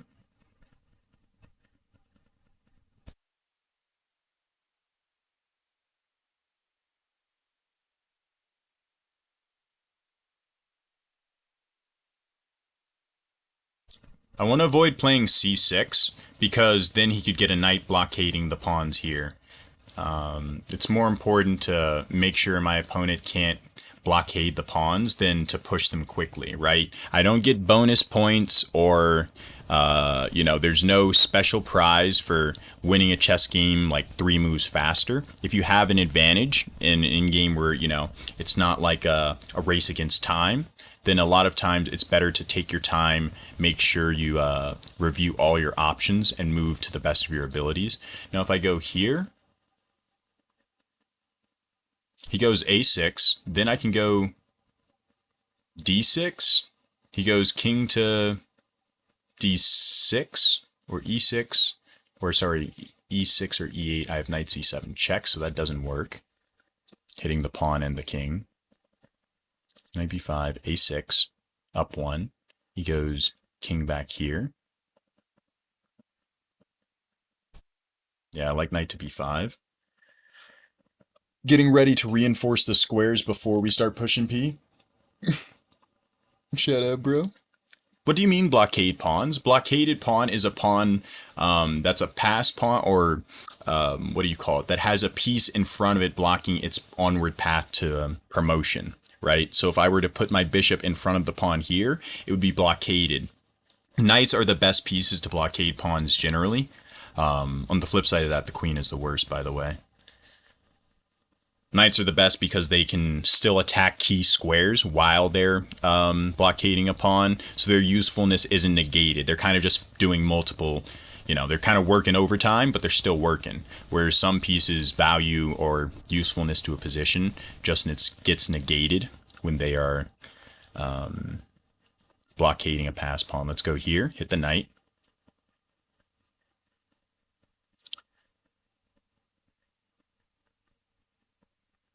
He might do the same and be like, well, if you're going to hit my knight, I'll hit yours. But then I have pawn c6 probably.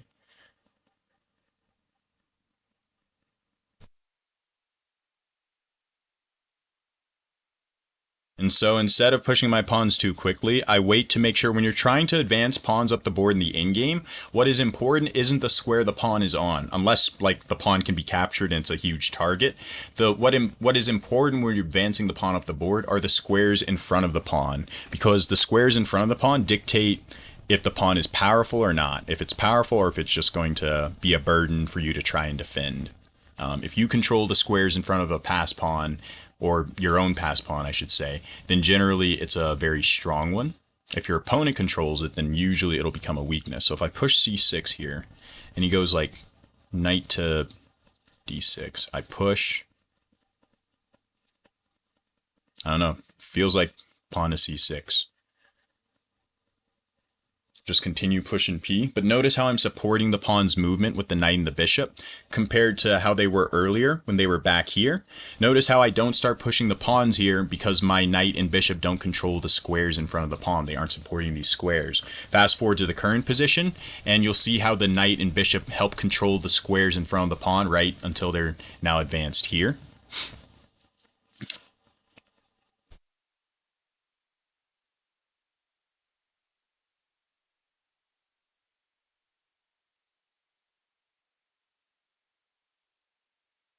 Once again, chat, what is most important? The squares in front of the pawn. I go knight to a7, hitting the bishop on c8, but the goal is, once again, my knight supporting the square in front of the pawn.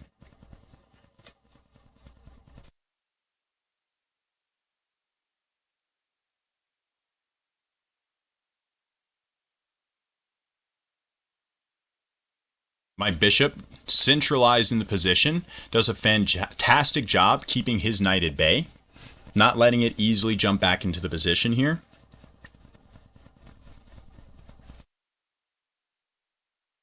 He goes there. I can go bishop c4, forcing the bishop back. Then what happens after he goes bishop back? If I take on c8, he takes on c8. I go pawn to, yeah, bishop c4. And now if you capture my bishop, once again, it's all about the squares in front of the passed pawns. His bishop is attacking a square in front of the passed pawn, so how do I get rid of it doing that? I offer to sacrifice a bishop because that doesn't matter. The only thing that matters on the board are the passed pawns, the power of pushing P. Alright? Cancels out all the other probabilities. Appreciate the follow, Jumbo Bob. Appreciate the follow, T Vanguard. Thank you for sharing live. ADH Teacher, shout out.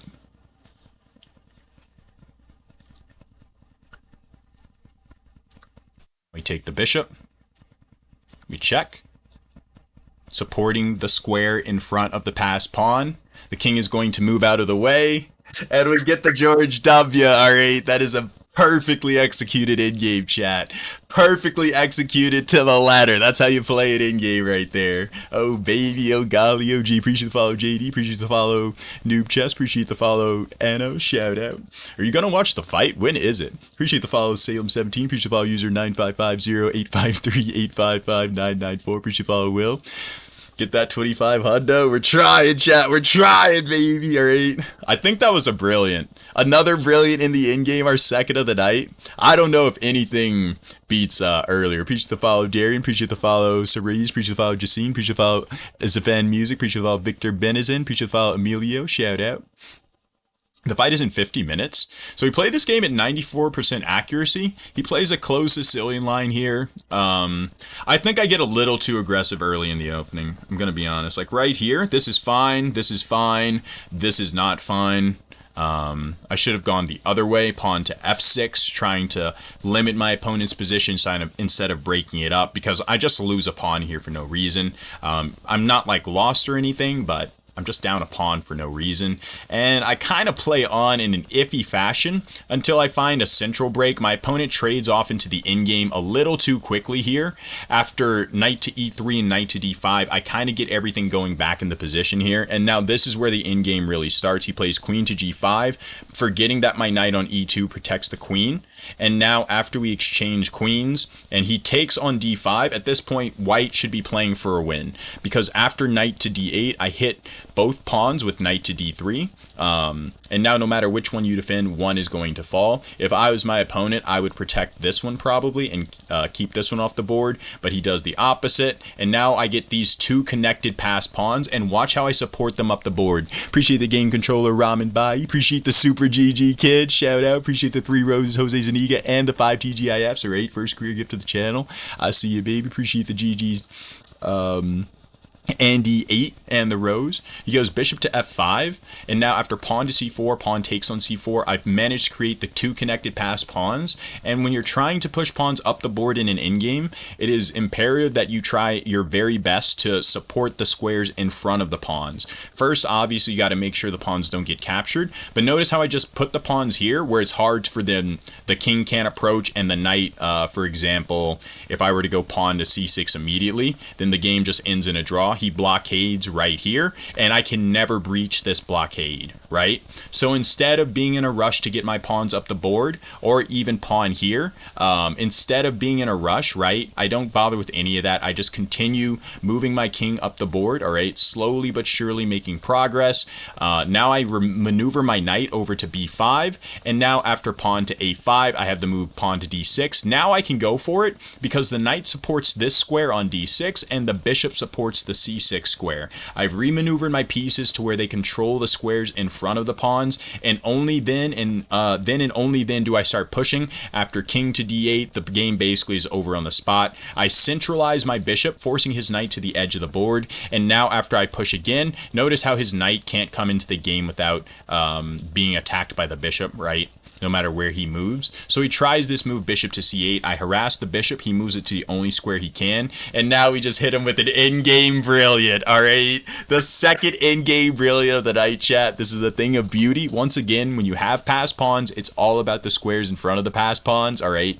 So if he were to capture this seemingly free bishop, I just advance. His king can't move in front because the knight covers this square. So no matter which square he moves to on the next move, either here or here, either way, I'm going to promote with check. And I mean, it's just GG, right? I have another queen. I was winning no matter what, and all roads lead to Rome here, but bishop c5, or bishop c4, r8, just sealing the deal right on the spot. Knight takes c8 after my opponent realizes he can't go for that line. King takes c8, and now he just resigns after bishop to a6. Once again, all about the squares in front of the pawn. No matter which side the king moves to, I'm going to play pawn up one, and I'm going to get a queen, and it's going to be mate following very shortly. All right, very, very happy with that one. Very, very happy with that in-game. How old were you when you were 1500 rated, Zod? Probably like 7 or 8, maybe? Somewhere around there? Maybe a little younger. You're cracked, bro, says Ivan on YouTube. What is your FIDE rating? I've never had a FIDE rating. What's harder, 2500 in Rapid or 2500 in Blitz? Definitely 2500 in Rapid. Because the games take longer, so going on a win streak, staying consistent takes longer. And the ratings are just more inflated for Blitz. For example, the highest rated Blitz player in the world is Magnus Carlsen with 3300. Whereas the highest rated Rapid player in the world is still Magnus Carlsen, but he's rated like 2900. So You know, there's a 400 point drop off. If I get my rating up to like 2500 in rapid, that puts me at around the top 300 or so players in the world for ratings, online ratings, that is. And then if I get to 2500 in blitz, that puts me in the top like 3000 maybe. So it's definitely harder to gain rating in rapid, or at least 2500 rapid is harder than 2500 blitz, I should say.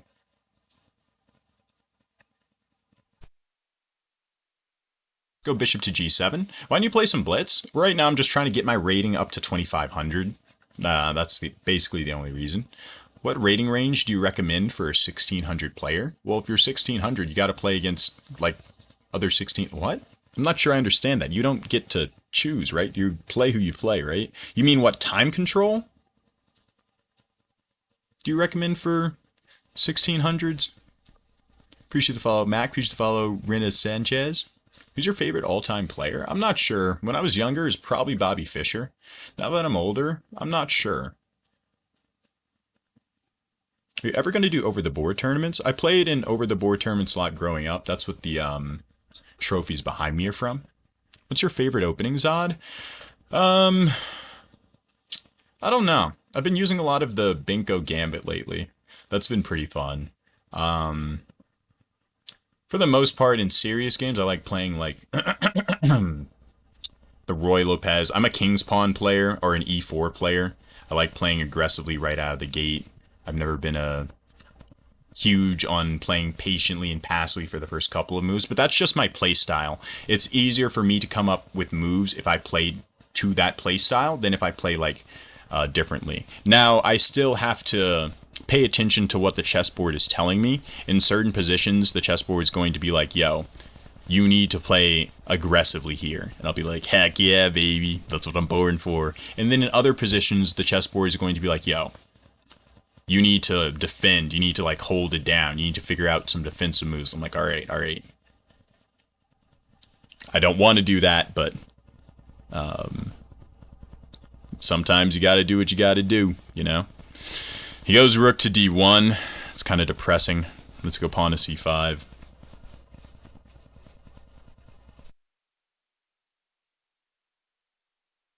I mean, if he goes knight to d5 at some point and I trade, then we may as well just shake hands on a draw right now, right?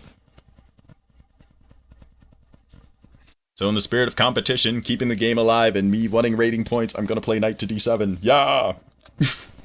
We're also live on YouTube right now, chat, over at General Zod Chess, if you guys want to check it out, the wider viewing. You have a wider view. I can go knight to e5, he goes bishop back to g2, and maybe I go knight c6.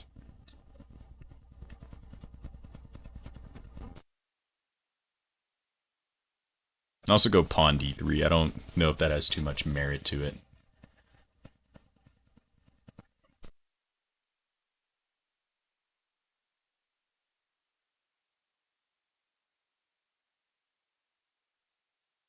Chip, chip, cheerio. Appreciate the follow, Jacob S. Shout out.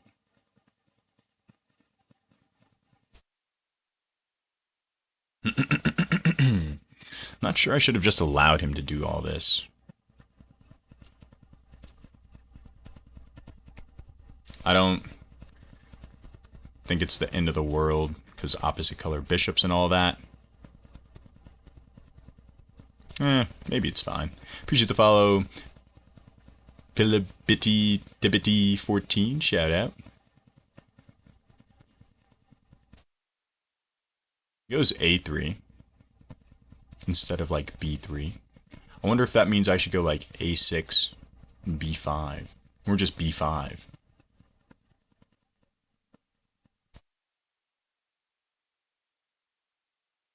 Or maybe a rook here and then b5.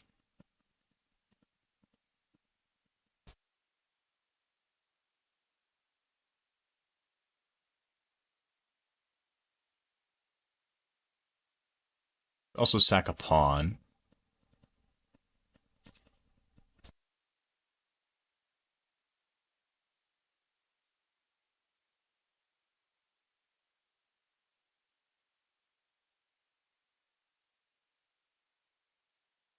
Let's get tricky. I'm gonna throw material down, possibly sacrifice some exchanges. Maybe I'm playing on for a win too hard here. Maybe I should just play patiently. Oh, but he goes that order. Okay.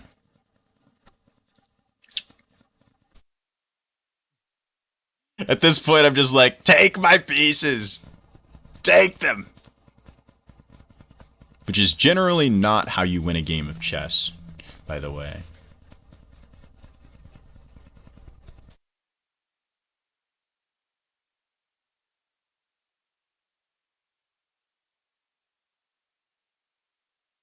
Now it's just, I don't even know what's going on.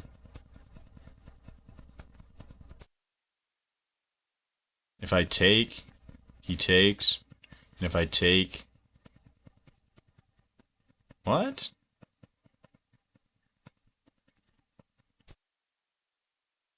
There's queen to d2. I could also take on a3.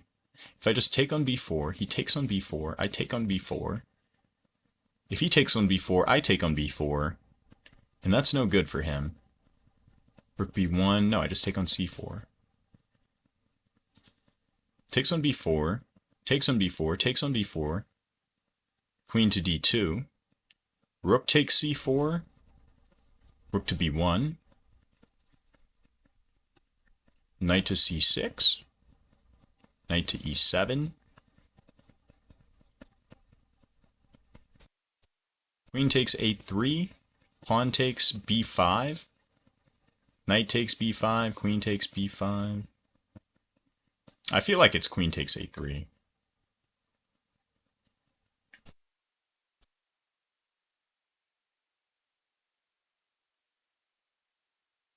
Why does the theme look a bit different? I've been using glass theme for a while. It shouldn't look that much different.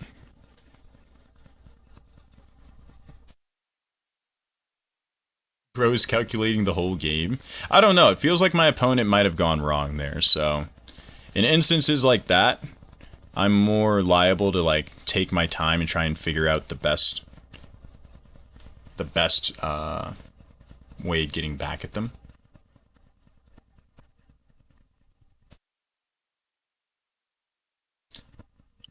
I feel like I take here. If he takes, I take. And he can take. And then he's like, oh, well, he's got a waste to move. Oh no, he goes there. And I just blundered. This also works. Also acceptable.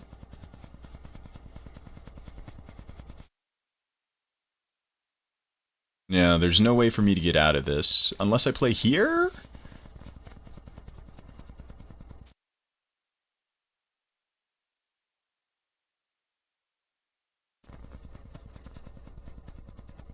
Wait. Do I get out of this?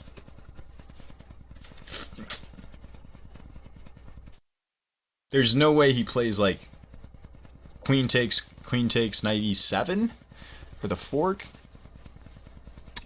Maybe. What else are you supposed to play for black? Okay. I mean, I feel like I'd face some back rank threats potentially, but my pawns would be fast. Like very, very, very fast. Those are some fast moving pawns.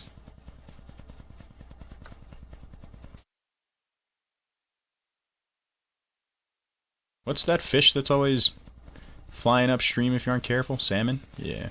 My pawns would be like moving upstream like salmon. I don't know if queen e3 was better.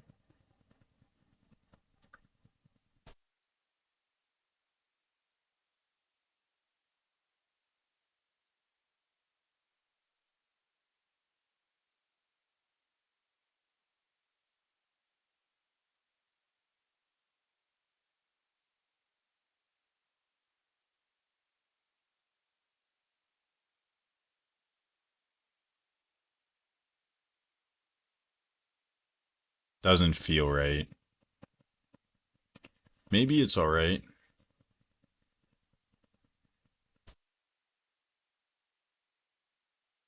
Or maybe it's a good move.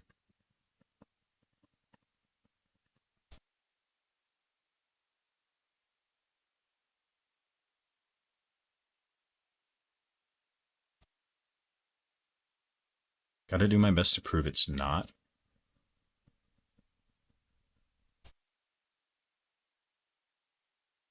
Could be easier said than done. Appreciate follow Imjuo. Appreciate follow quotes.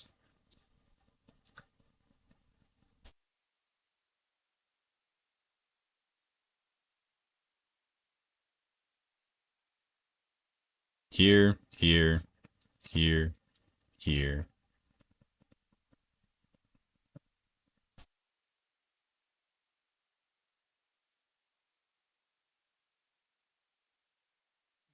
I'm just gonna send the pawns down the board. We're just gonna send them. We're just gonna send all the pawns rolling down the board and hope for the best. Wait, he goes there, here, takes, here. Whoa, I'm not sure about this. 2 pawns on the 6th rank beat a rook, right? So if I have a rook and he has another rook, then it cancels out because 2 pawns and a rook will beat 2 rooks. Is that how that works? Hmm.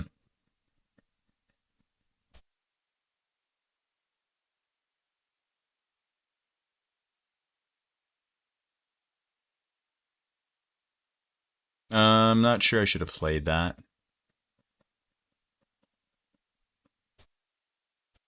Wait! Oh, I blundered! I could have just continued pushing the pawn. Because if he pushed, then I push. And I just make a queen. Oh my gosh, no, I couldn't have done that. No, I couldn't have. No. That would have lost the game. Wow. That's crazy. I didn't see that, but I guess I'm glad I didn't go for it. Because if you push... Now wait, what if I do it now? If I push, you push, I promote, take, take, take, goes to an endgame where I'd be down a pawn, and a rook endgame. What is my other option here?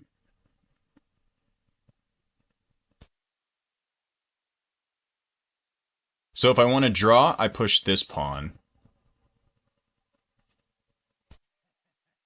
Guess I'm not pushing that pawn.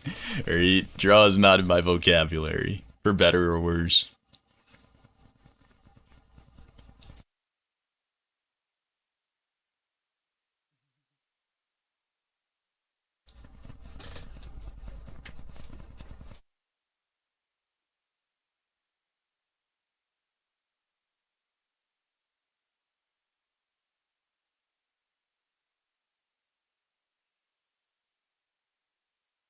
Oh no, I don't know. It's close. Oh, IRS! That is a bar and a half. IRS just said only thing Zod drawing is a crowd. Oh, baby. Chat is spitting. That's a bar. It might be a draw no matter what. It very well could be, but I won't always... Whenever I look at a position, I can't find a win, or I think it might lead to very drawn in games or very drawn positions. I always try my best to try and figure out which line is toughest for my opponent. You know?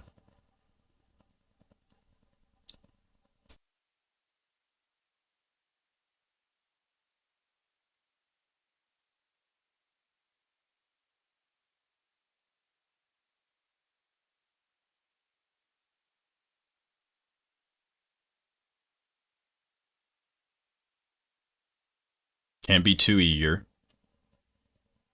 If I push the pawn, right, he could take, I push, he takes, and then he pushes, I go here, and then he'd push, I take, and he'd have 4 pawns versus 3 with a rook left, and I have 3 pawns with a rook left, so he'd be up a pawn. It'd be pretty difficult for him to win, but, I mean, if I'm just down a pawn with only a rook on the board, it's not like there's a whole lot to consider as far as staging a comeback. That's why I say pushing the pawn immediately is a draw, and I'm going to try everything I can to play on for a win. Obviously, I'm not going to just take a L for no reason, though. Like, here, if I have to, I will play C2. Is there anything else I have? I don't see it, though. So, Just gonna play it. It is what it is. Play on. Try and play quickly.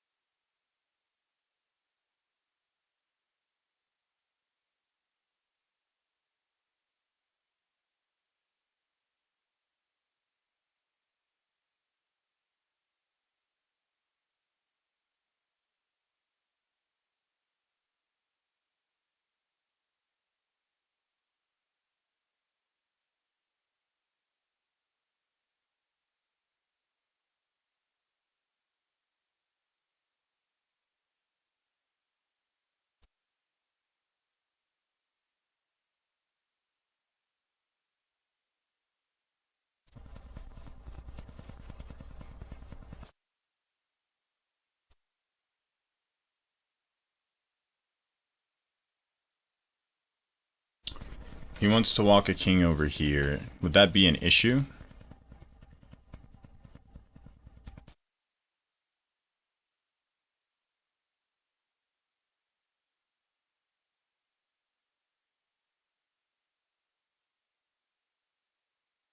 I don't think so.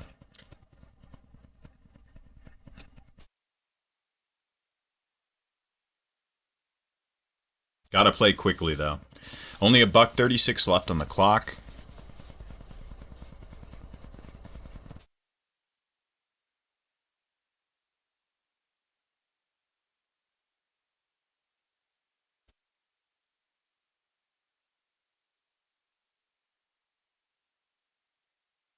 Can't play pawn up one because they'll snipe it.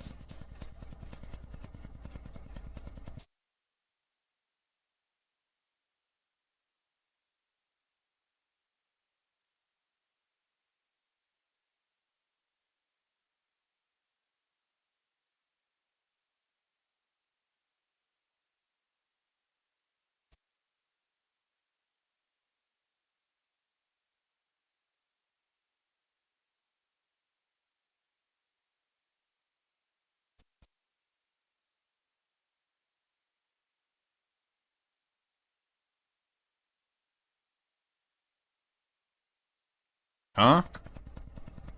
Did I miss some?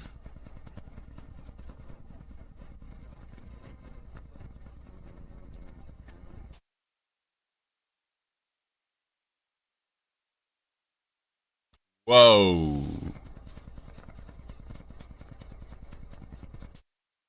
Probably a draw no matter what. Let's do some calculating. I go here. He goes here. I go here. He takes. Okay. It's just a draw. Go here. He goes here. I go here. Takes. I take. Takes. I take. No chance I win that. I mean, maybe I can draw it, but eh.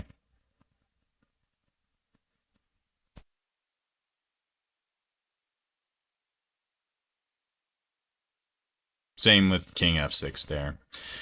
-3 rating points. But we get the draw.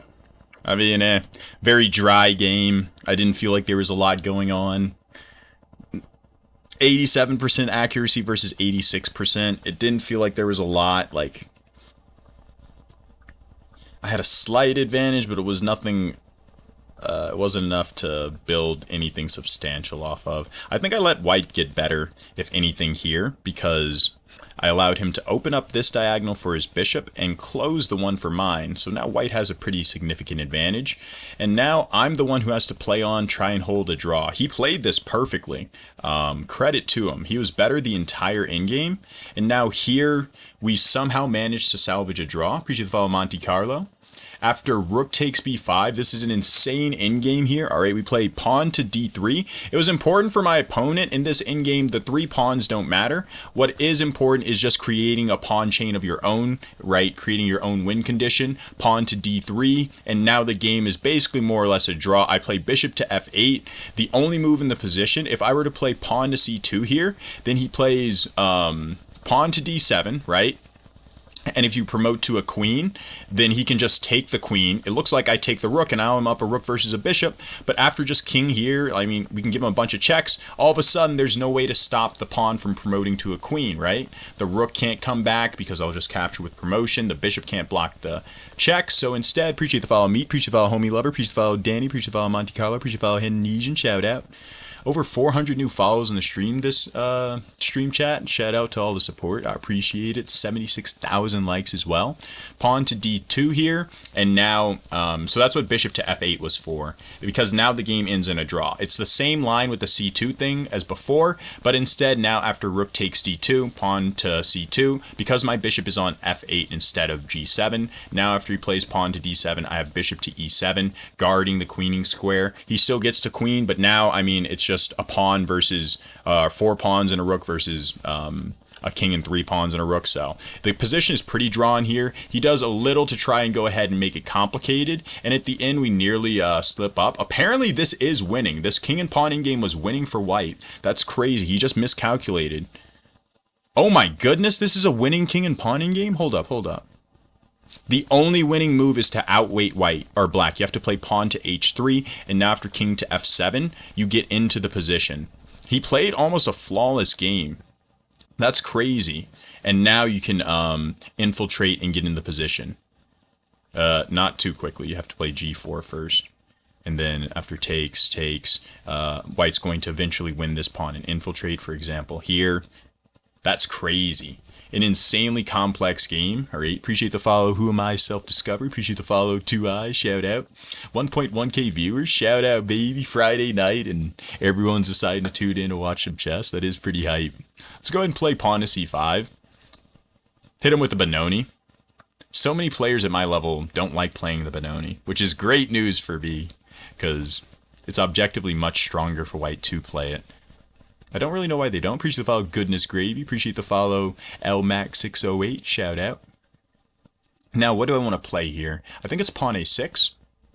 This is the guy you farm brilliance on. Yeah, I've played him a lot recently. I've been able to get the better of the match score lately. But I've also, in my opponent's defense to be sure, the chess.com has been kind of glitchy when it comes to giving us pairings, because I've had the white pieces like the last 3 games, and white typically, I mean, it's obviously not the biggest advantage in chess. It's not like the end-all be-all, ooh, you have the white pieces, you should win, but, you know,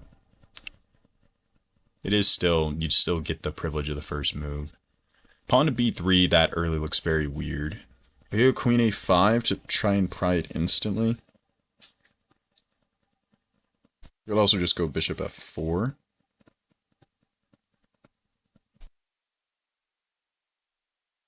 Kind of like bishop f4. Maybe it's not. No, I like it. I'm having trouble breaking into the 1100s. Any advice? I think at the 1100 rating, you're still going to fall into, like, there's going to be times over the course of a game where your opponent plays a move you don't expect or you don't see coming. It's very important in that time frame that you don't panic and that you don't get down on yourself like, oh, he just played something I completely missed, I suck, or oh, now I'm just losing. It's very important that you get over that initial wave of panic and start looking for a way to punch back, right? Identify the threat that you missed, right? Identify what's going on in the current position, and then after you do that, look across the entire board, take your time, take a breath, and try your best to figure out if you have a counterpunch to it. So many times in chess, at all levels, people have counterpunches, and they aren't exactly hard to find. It's just you have to be putting yourself in the mentality to be looking for it, which isn't the easiest thing to do, especially when someone hits you with something you weren't expecting, right?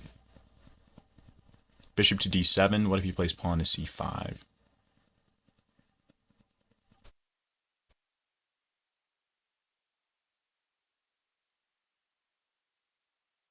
feel like I play bishop to e6 for that reason, maybe. Appreciate the follow, Woes. Appreciate the follow, K. Let's go rook to b8. Appreciate the Super GG Kin. Shout out. Appreciate the game controller Rahman Bahia. Shout out. Bahia. Bahia. Appreciate the follow Nirjan Kalfel. Appreciate the follow Dali the Best 7. Appreciate the follow Hazma Ginji. Could develop the queen to the queen side, maybe. I kind of like it. If for no other reason, just connect the rooks. Lift my queen off the back rank. You know, let her feel useful.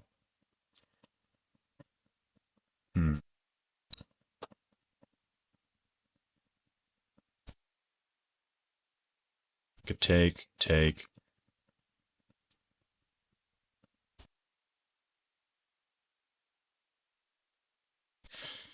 feel like an in-game should be pretty good for me.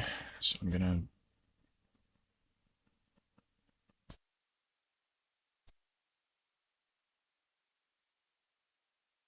Trust the gut, I think. Let's go here. Yeah, I could go knight here to threaten a fork. But I mean, he just goes rook over 1 to defend against the fork, and then I'm just hanging a pawn, so...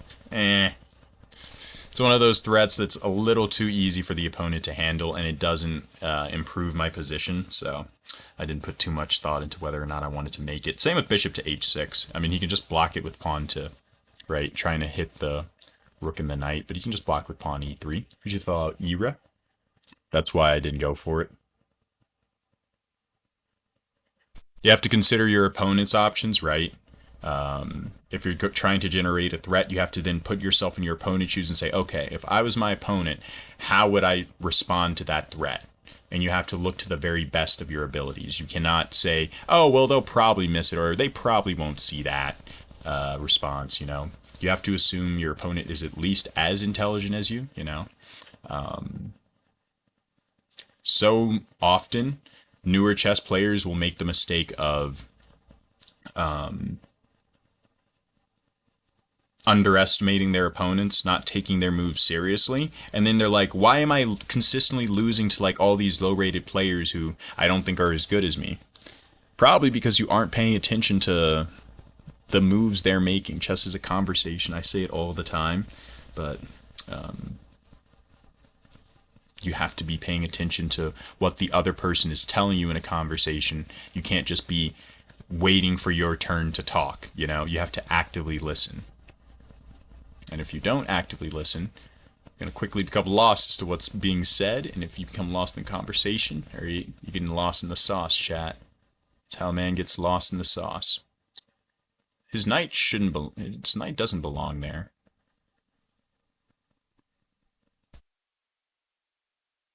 If I go something like pawn to e6 here, and he takes, can I just trap the knight with rook to c8? He gets my rook, takes.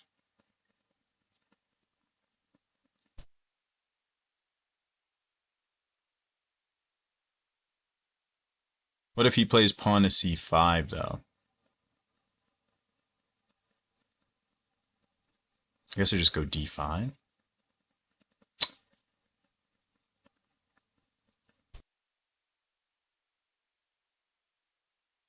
gonna do it.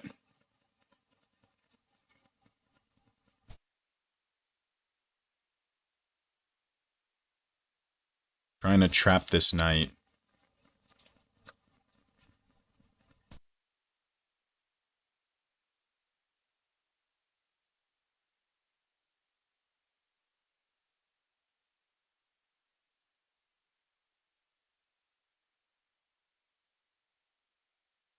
The bishop protects the rook, so if he moves it to either of these squares, I can take and then just move my knight away.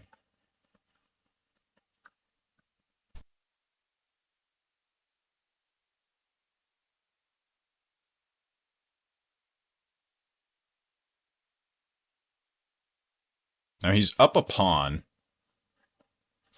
Or sorry, he's up 2 pawns.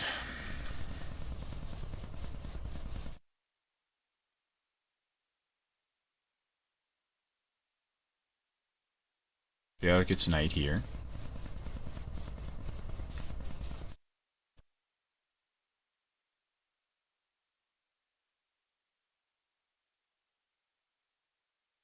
Go b6.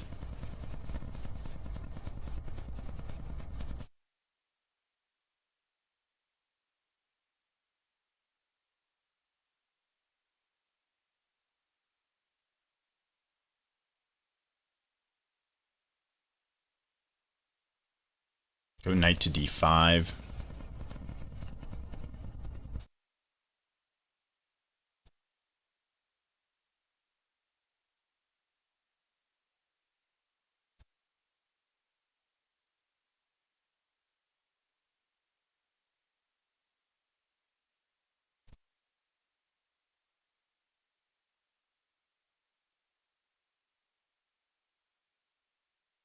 I mean, if pawn to b6, that feels a bit slow. Maybe this position isn't that grand for me.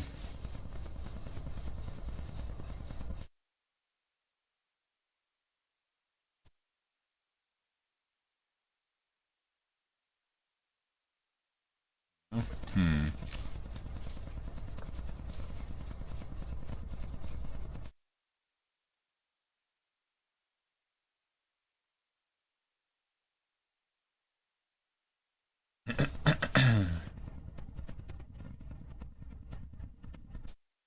Maybe it was knight to d5? I ain't sure. Knight to a2? I don't... Oh, maybe. Knight to a2 might have been the move.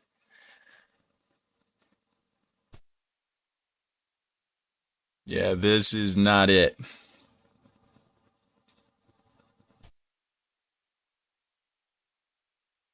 I'm not sure what was it, but whatever it was not this.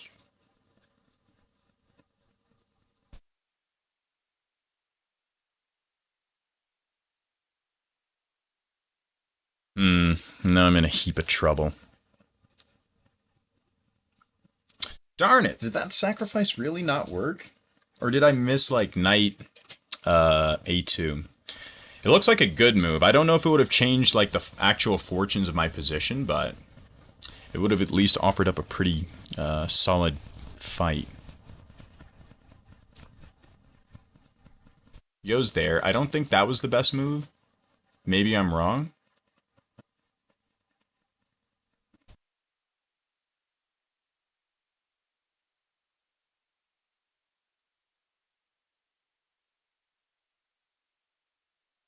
Ah.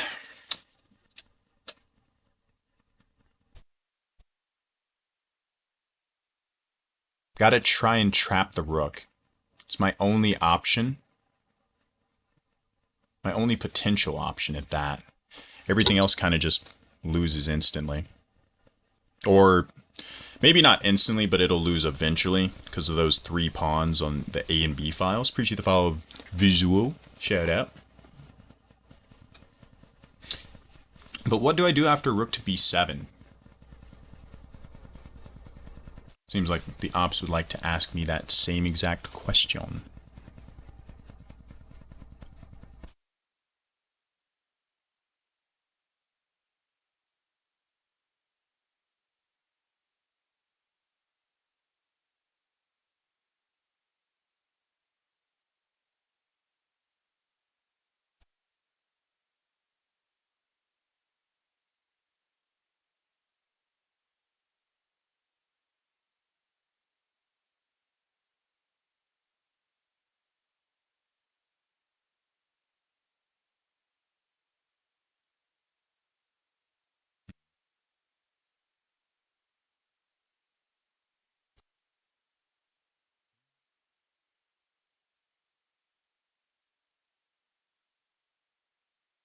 What does that do, I wonder?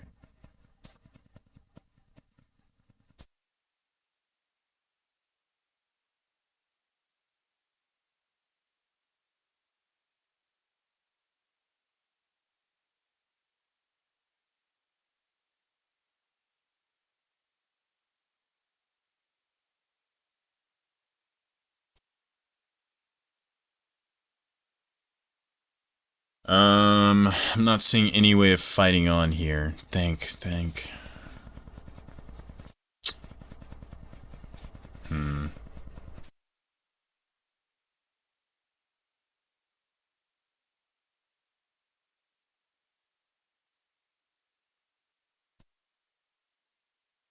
Can I reroute the knight somewhere? Not in time. If I lift the bishop, he just gobbles up these pawns. I guess I go here and, I mean, everything else just loses on the spot, so maybe I can drum up something with this, but I guess this is just losing, man. I can't remember the last time I lost a in-game where I had the knight and bishop versus the rook. Ugh. Of course, usually it's not from a tactic like that to gain that advantage, but it is fascinating. Appreciate the follow comfort. Appreciate the TGIF Morningstar. Shout out. Your time is getting low, yeah. I've been looking for a way to keep the game flowing or keep it going, but I can't.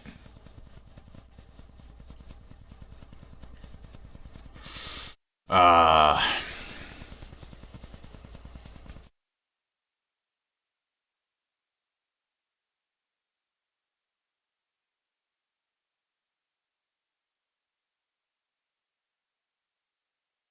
I mean, I don't know. These are kind of the tactics I've been trying to play less. Like tactics, I focus less on tactics that win me material and more tactics that try and give me a stronger position. Here I went for the material though, and I got a weaker position out of it, and I mean, there's just nowhere I can go here. If you just look at the rooks and the pawns, they're just pushing down the board. I can about wrap this one up.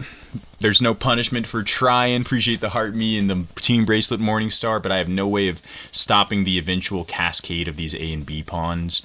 I thought the tactic to win a piece back here, trapping my opponent's knight with the move pawn to e6 was a good idea, but it turns out, unless I did something very wrong, maybe knight to a2 is the move I had to find, but I don't know. Let's see.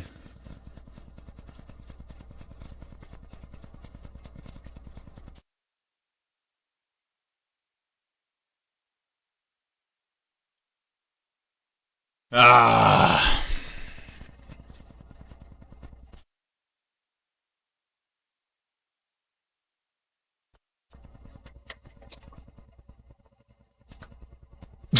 I'm not gonna waste his time. Yeah. We'll take the L on that one. Was my tactic not good? I guess this will teach me a lesson. Let's see. So the queens come off the board, pretty even endgame. I thought my opponent got overly aggressive with this move. This is a blunder, though. That is fascinating. Black is better here, but this is a blunder. I do trap the knight, but my opponent finds the best source of playing on, and now here I get two pieces for the rook, but white is better here because this 3-to-1 majority in combination with the light square bishop, white's one minor piece on the board is just absolutely dominating the position along with the 3-to-1 pawn rush, and man, those pawns came flying down the board quick because this pawn was on e3. This pawn being on e3 lost me the game, because if it wasn't, I could go bishop here. You just park your bishop on c5, and eventually I can bring my king over, and I'll be able to scoop up these pawns. But the tactic I found did not work. And ops just start pushing p down the board. I can't stop it. What are you gonna do? That's a tough game to, tough pill to swallow. It's a harder, what do you call it?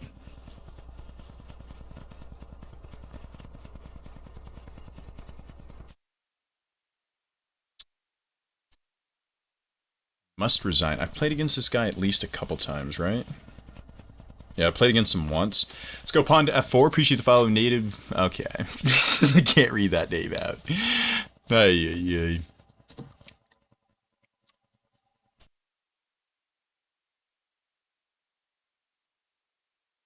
This is a line I'm going to have to study and get better at playing with the King's Gambit, because a lot of people play this central pawn attack after you play the King's Gambit. It's very popular up at my rating level, and I don't know, like, I haven't looked at the line extensively before, so I don't automatically know like the best moves to make. You know, I have to instead like take time to figure it out, and that time is sometimes valuable and needed later on.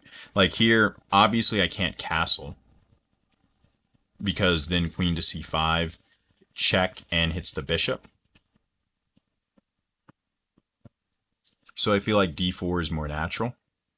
And then castle.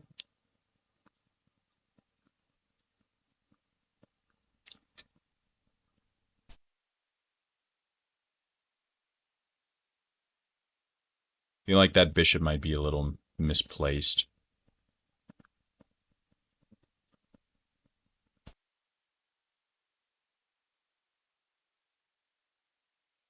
Let's go knight to e4, targeting this bishop. We have 1,200 people tuned into the stream. Shout out, chat. We have been live for 4.5 hours on the grind. I appreciate all the support the stream has been receiving, though. They've been absolutely popping off lately. I feel like I take the bishop here. But what about, like, knight g5?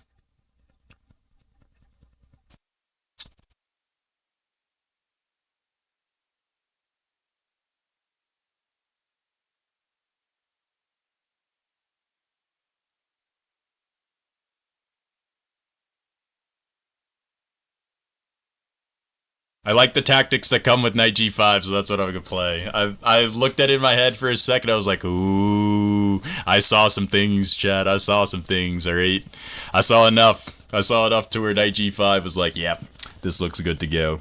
Appreciate the follow, Benjamin Zegler 2000. Shout out. You should make YouTube content. It would be better than Gotham. We're live on YouTube right now. General's Odd Chess. I'm still like very new to like content creation as a whole. I've only been doing it for about a year and a half, or not even a year and a half, probably. Wait, queen to h5 and threaten mate. Starting like June. Yeah, a year and a half-ish. I started in like June of last year. So I'm still getting used to it. Yeah, but upload more videos. I'm working on it, Mark. I'm working on it. All right.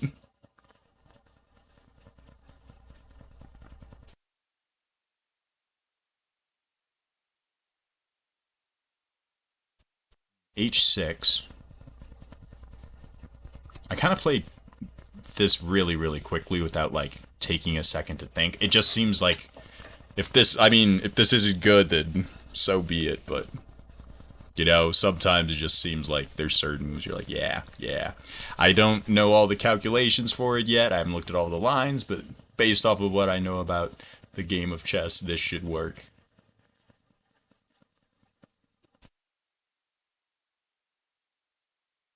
This checkmate? Did we just get checkmate on move 12 against the 2500? No way. Wait. Can you survive this? I'm not sure you can survive this. Can you?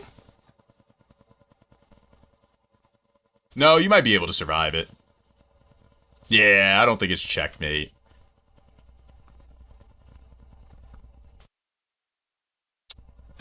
Alright, that is probably not the best move.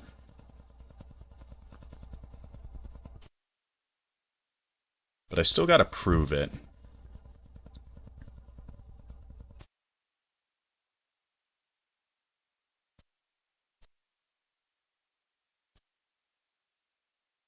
How do I do that?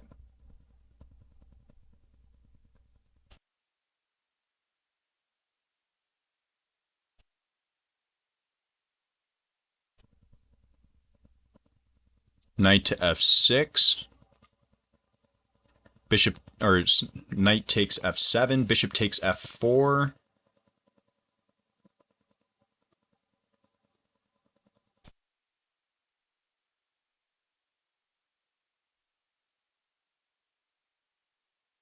Seven minutes. There's no reason to rush. Knight to f6. Pawn takes f6. I don't like the look of that. It might not be like one of those crazy forcing moves. It might be something quiet like knight takes d6, pawn takes d6, and then just rook or bishop takes d4. Or just bishop takes f4 immediately.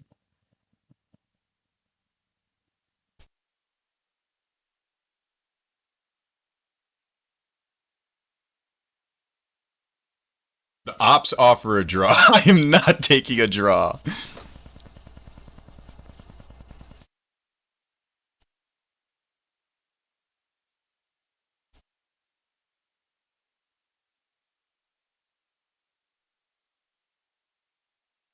Bishop to d2.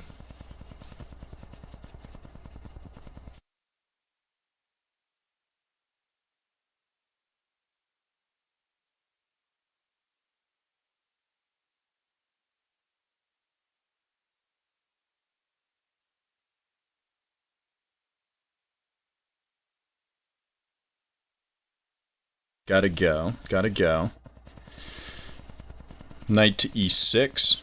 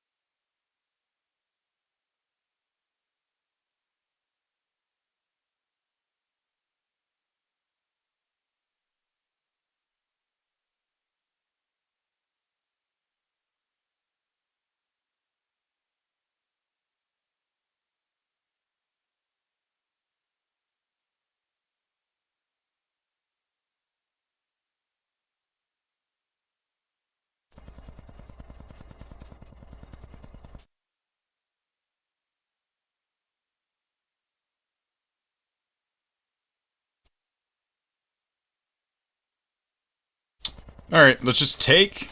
And I think it just takes.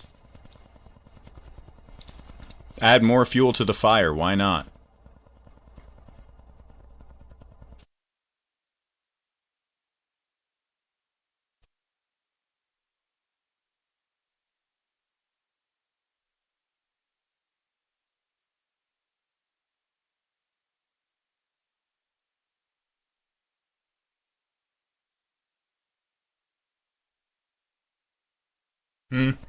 Good night.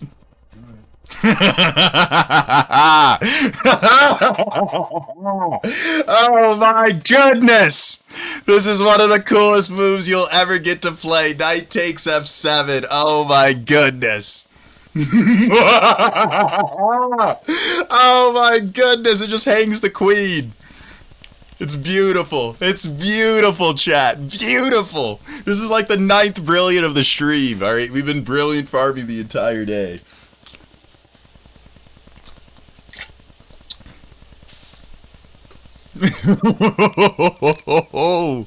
Oh, baby. Alright, that is nice. Shot through the heart, and you're to blame. You give love a bad name.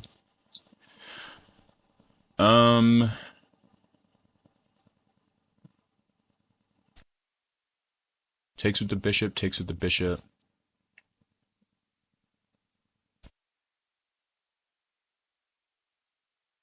We'll take the queen. We take the queen. Shot through the heart, and you're to blame. You give love a bad name. Take the pawn. So we get, what is it? A queen in exchange for a knight? Got each other, and that's a lot for love. We'll give it a shot. Oh, we're halfway there. Oh, living on a prayer. Take my hand, we'll make it out swear. Oh, living on a prayer. Easiest is simplest is best sometimes. Just go here.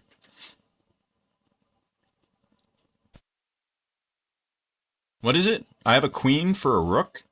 That'd be +4, so I'm up 3 pawns, right? +7. 1, 2, 3, 4, 5, 6. 1, 2, 3. Okay.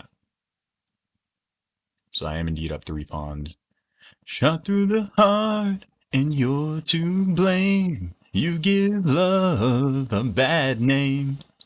What's up, Rickety? How we living, baby? All right, we get the George W. I just want a rematch. Hold up, I gotta review this. 94% accuracy out of the King's Gambit, chat, and you already know we hit a brilliant. You already know we hit a brilliant in this game. All right.